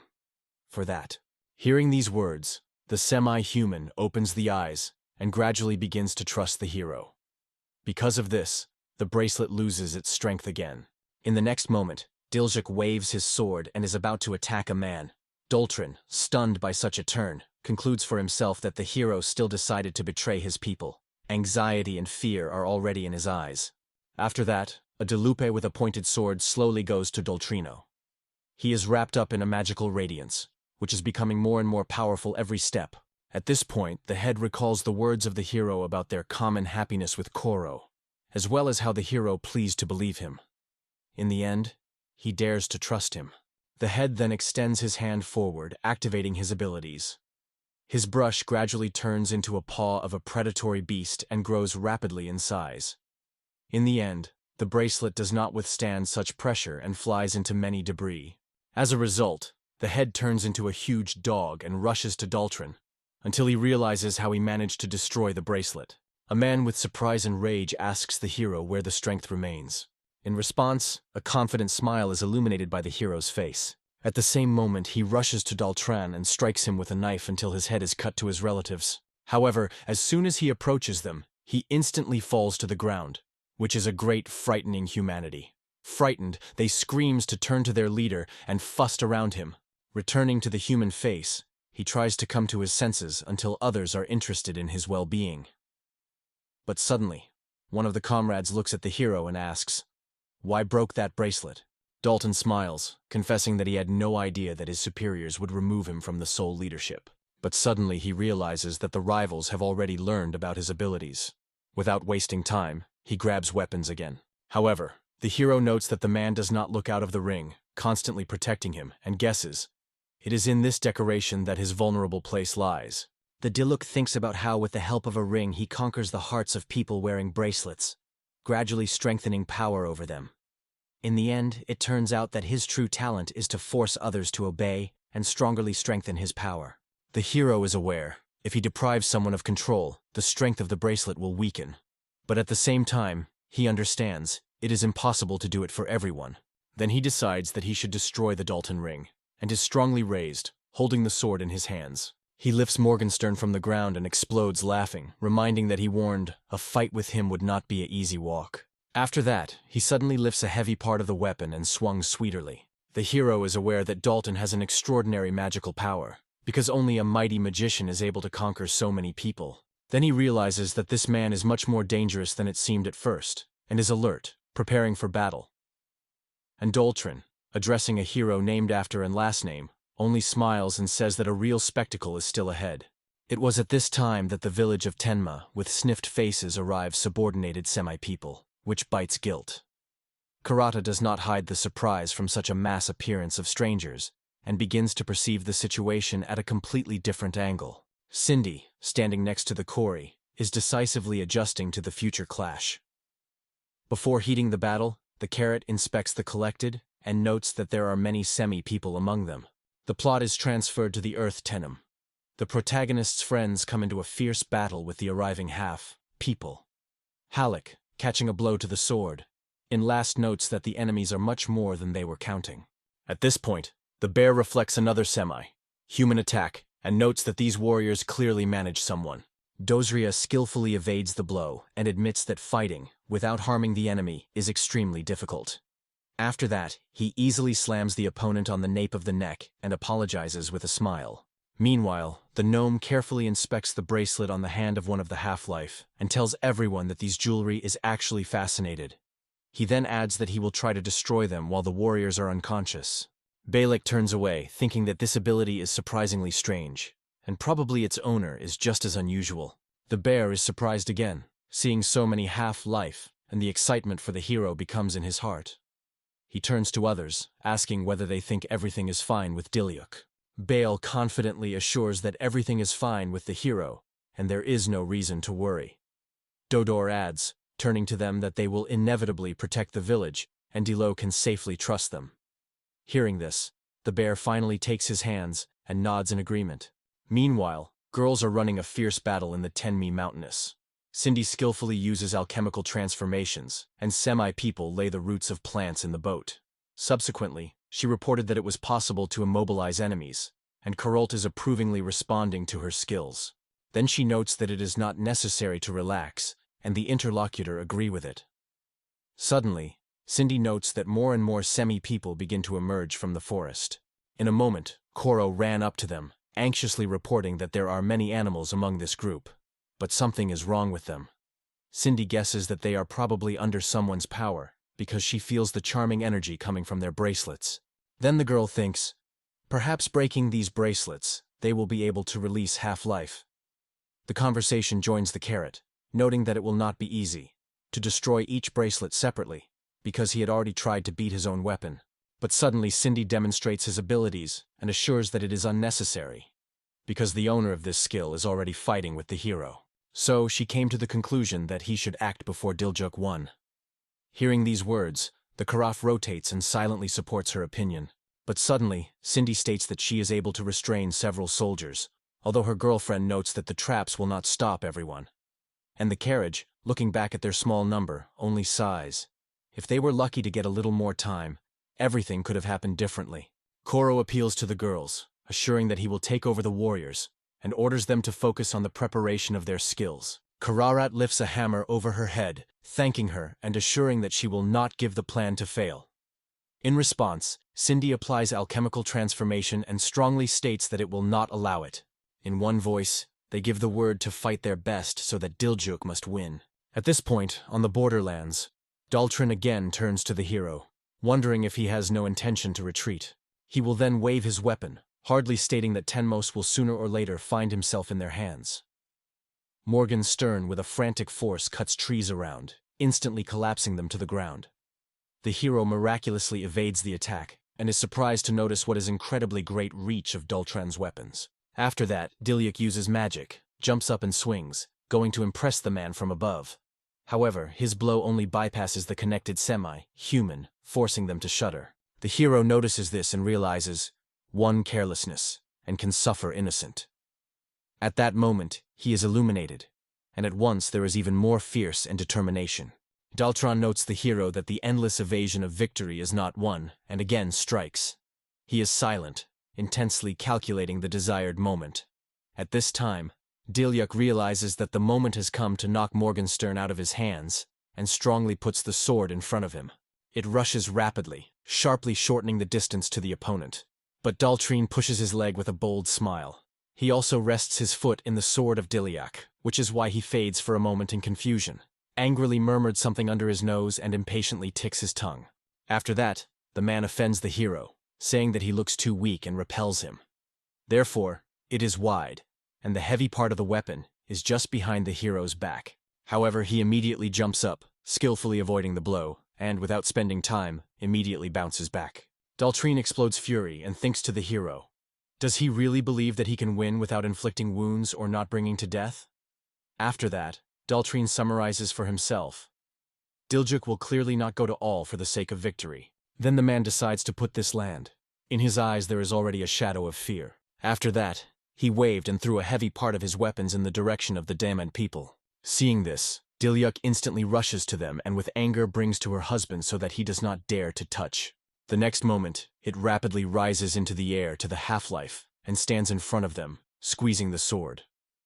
The hero blocks his own weapon and mockingly throws Daltre that he can only resort to worthless tricks. Dilyuk, with confidence on his face, acknowledges that his fighting style is not the strongest, as he said earlier. However, he immediately adds, there are always friends next to him, ready to come to the rescue.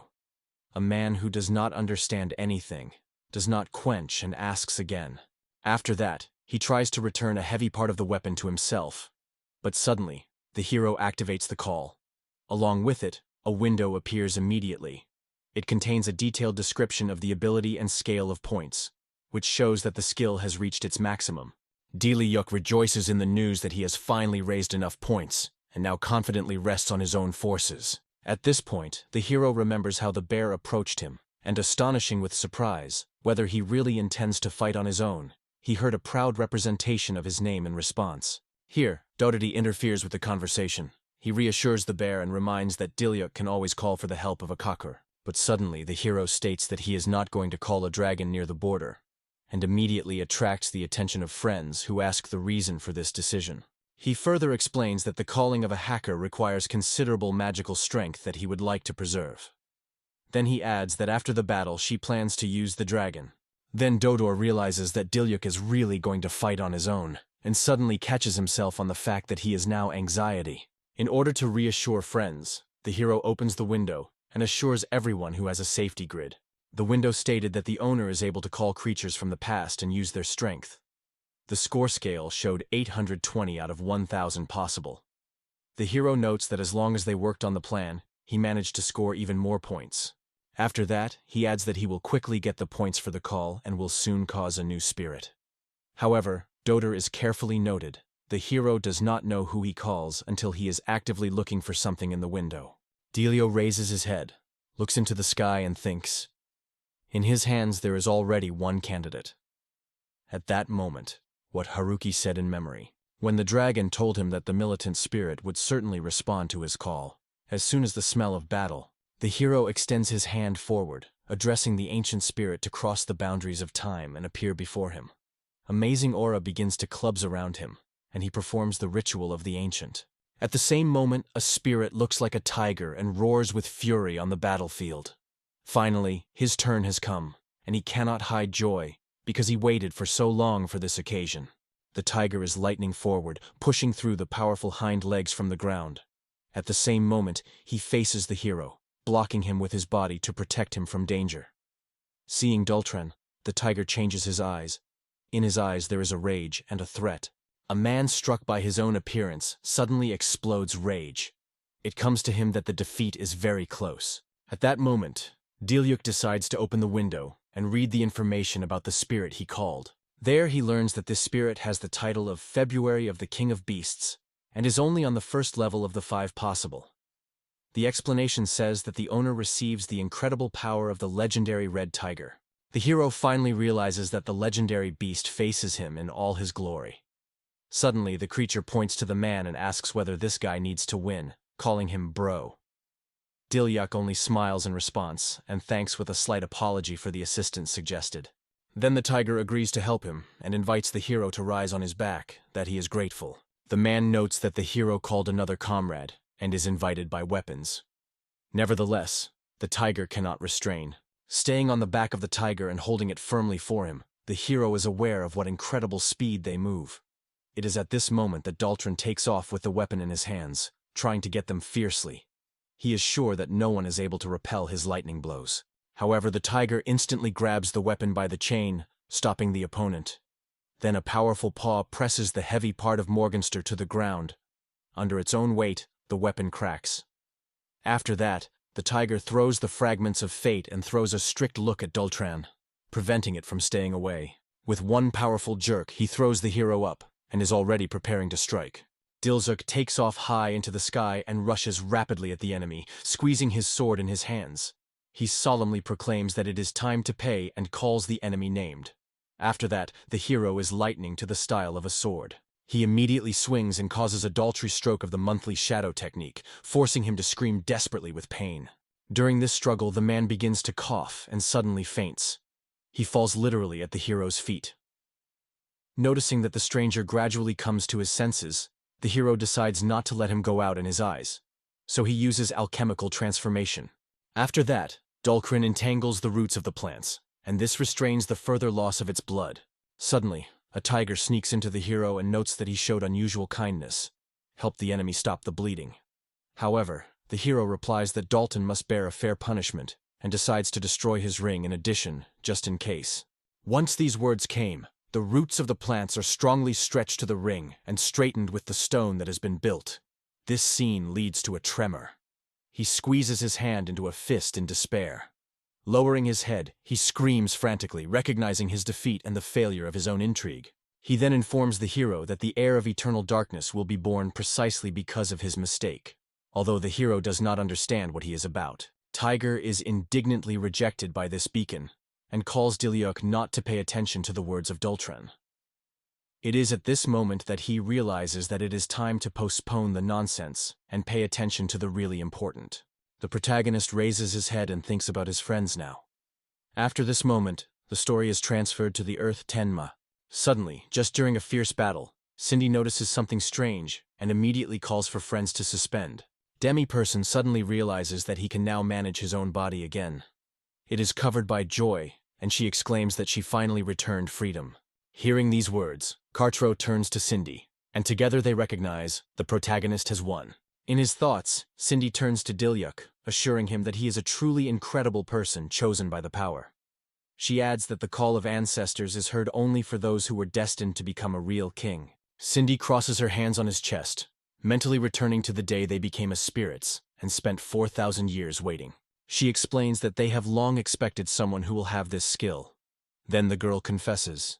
It was the protagonist who gave her a second life, and not the most striking memory for her is happiness from common creativity.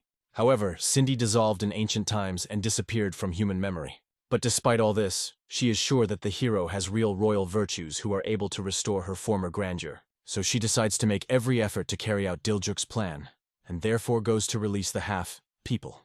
Suddenly, Karada is alarmed with a strange rustle that makes her be careful. She decides to share her suspicions with Cindy. The girl tells that something unusual in the forest, and it is at that moment that she recognizes a familiar voice.